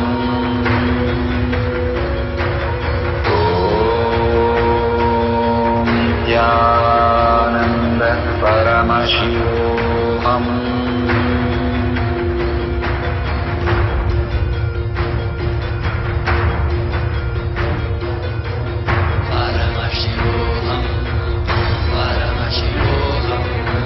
Let Paramashiva's third eye manifest in all our third eyes.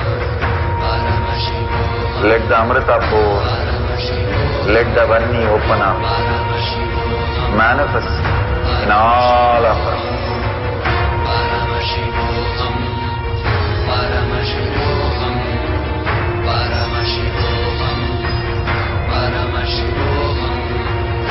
Let Paramashiva overflow, manifest the powers in all our third eye.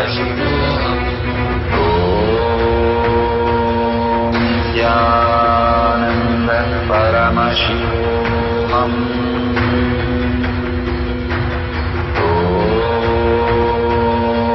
Nithyananda Paramashivam.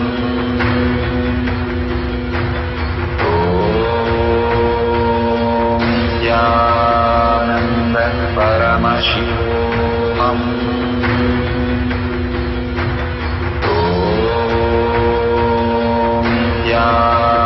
Nithyananda Paramashivam.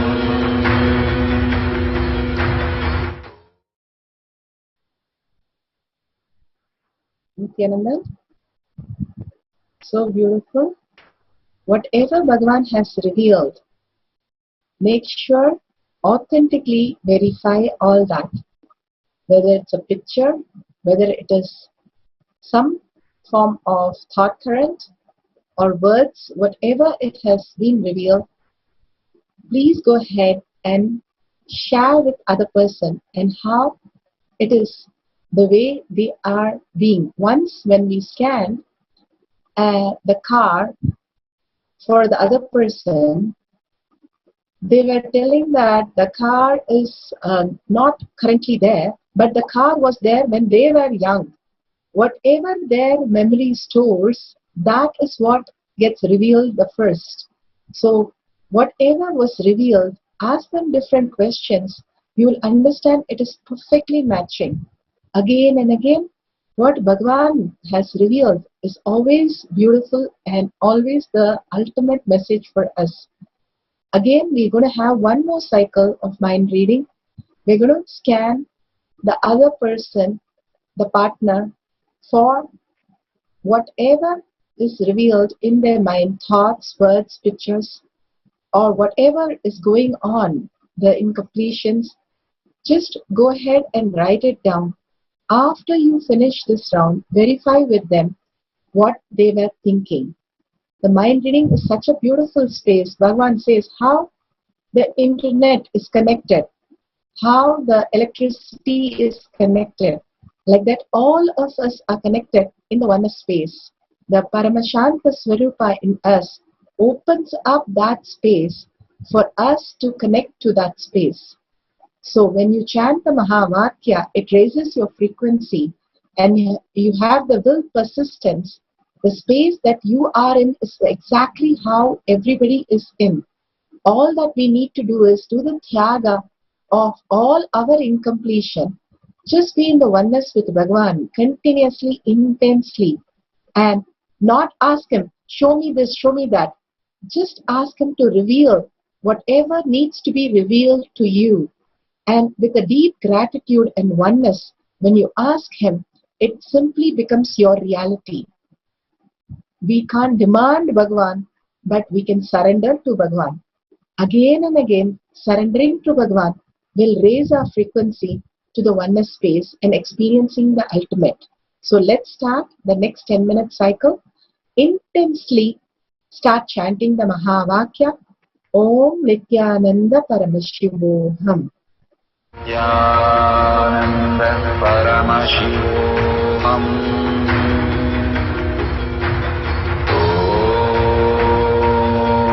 Nithyananda Paramashivam. Om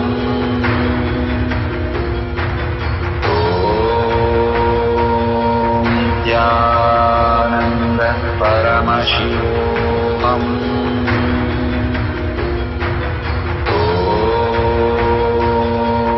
Nithyananda Paramashivam. Om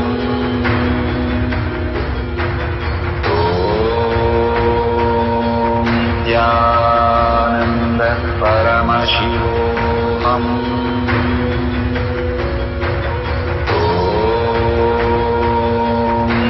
Nithyananda Paramashivam.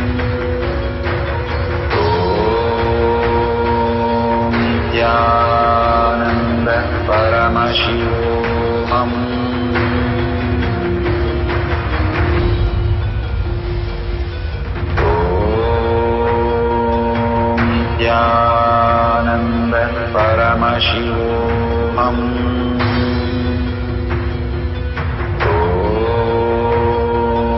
Nithyananda Paramashivam. Om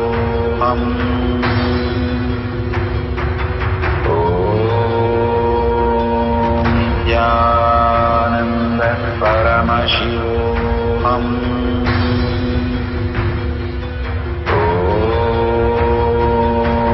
Nithyananda Paramashivam. Om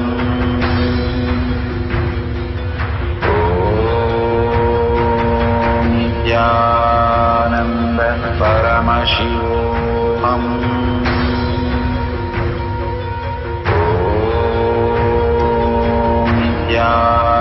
Nithyananda Paramashivam.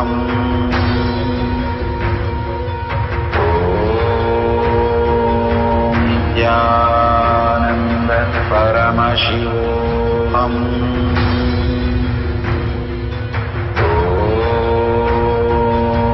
Nithyananda Paramashivam. Om Nithyananda Paramashivam.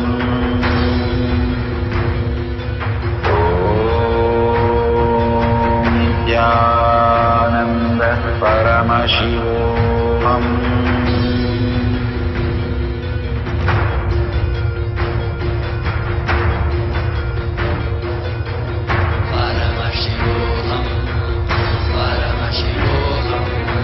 Let Paramashiva's third eye manifest in all our third eyes. Let the Amrita pour, let the Vani open up, manifest in all of us.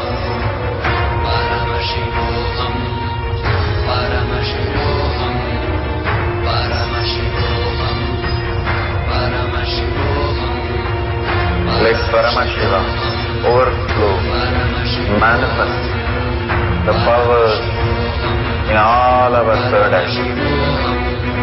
Om Nithyananda Paramashivam. Om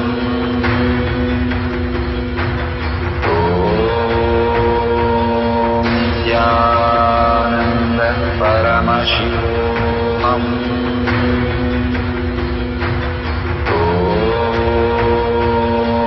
Nithyananda Paramashivam.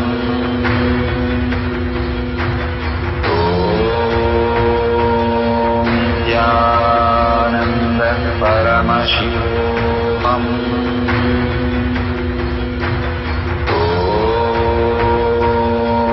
Nithyananda Paramashivam. Om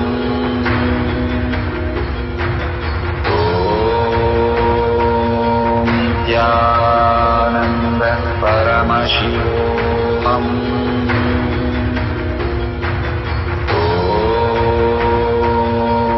Nithyananda Paramashivam. Om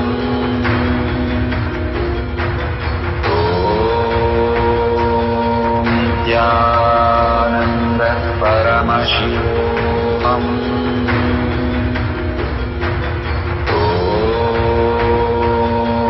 Nithyananda Paramashivam.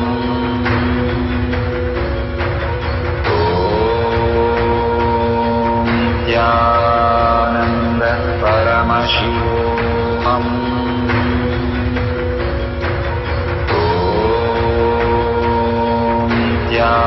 Nithyananda Paramashivam.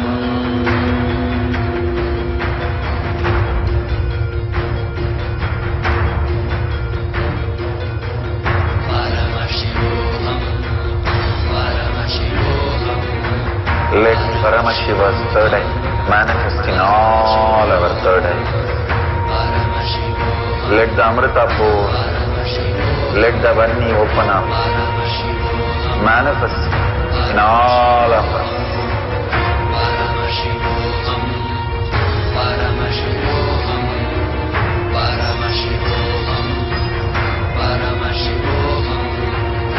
Let Paramashiva overflow, manifest the powers in all our third eyes. Om Nithyananda Paramashivam. Om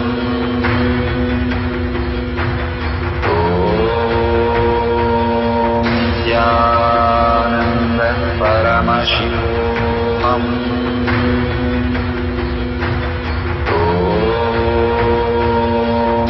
Nithyananda Paramashivam. Om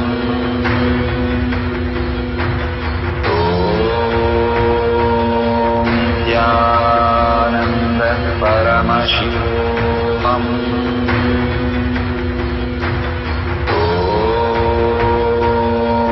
Nithyananda Paramashivam.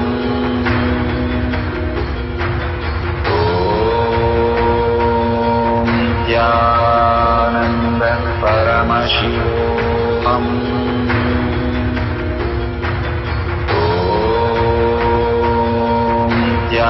Nithyananda Paramashivam. Om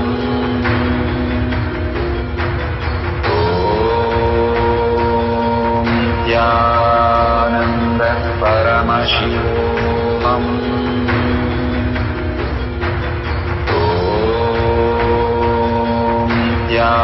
Nithyananda Paramashivam. Om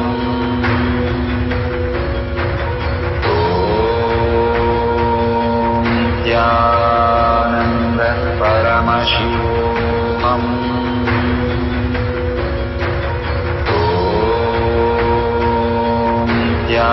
Nithyananda Paramashivam.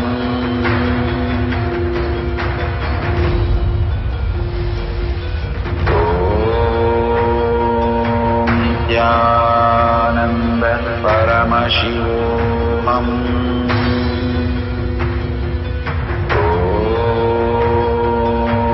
Nithyananda Paramashivam.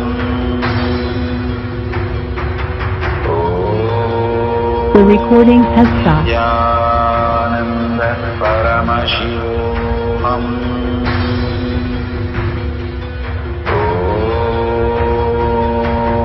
Nithyananda Paramashivam. Om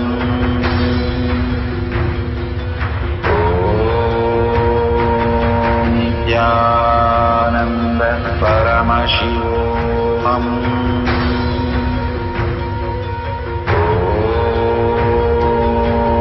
Nithyananda Paramashivam.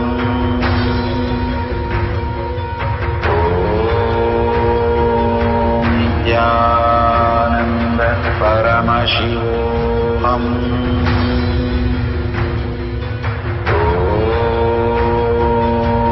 Nithyananda Paramashivam.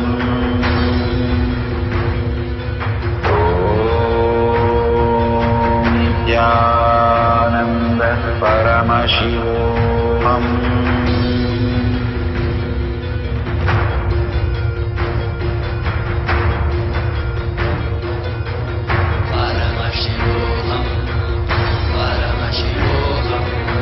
Let Paramashiva's third eye manifest in all our third eye. Let the Amrita pour, let the Vani open up. Manifest in all of us.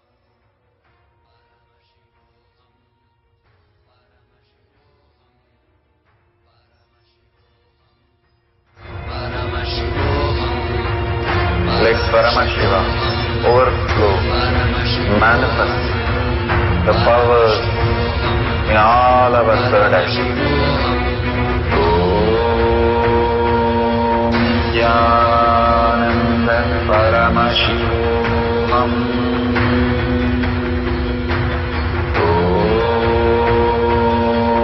Nithyananda Paramashivam.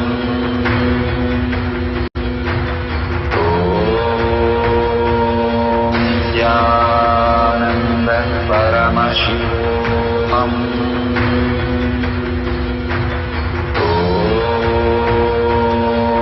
Nithyananda Paramashivam.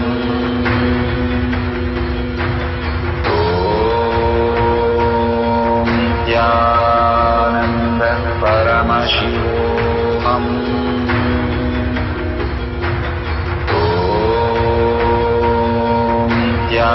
Nithyananda Paramashivam.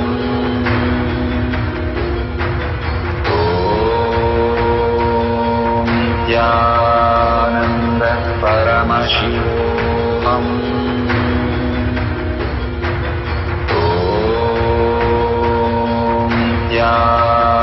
Nithyananda Paramashivam.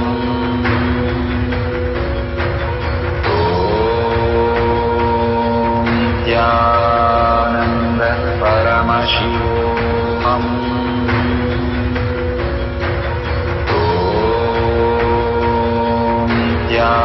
Nithyananda Paramashivam.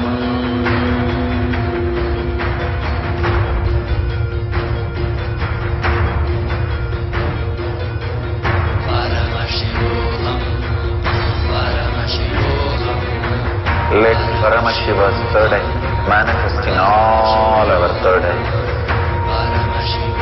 Let the Amrita pour, let the Vani open up. Manifest in all of us.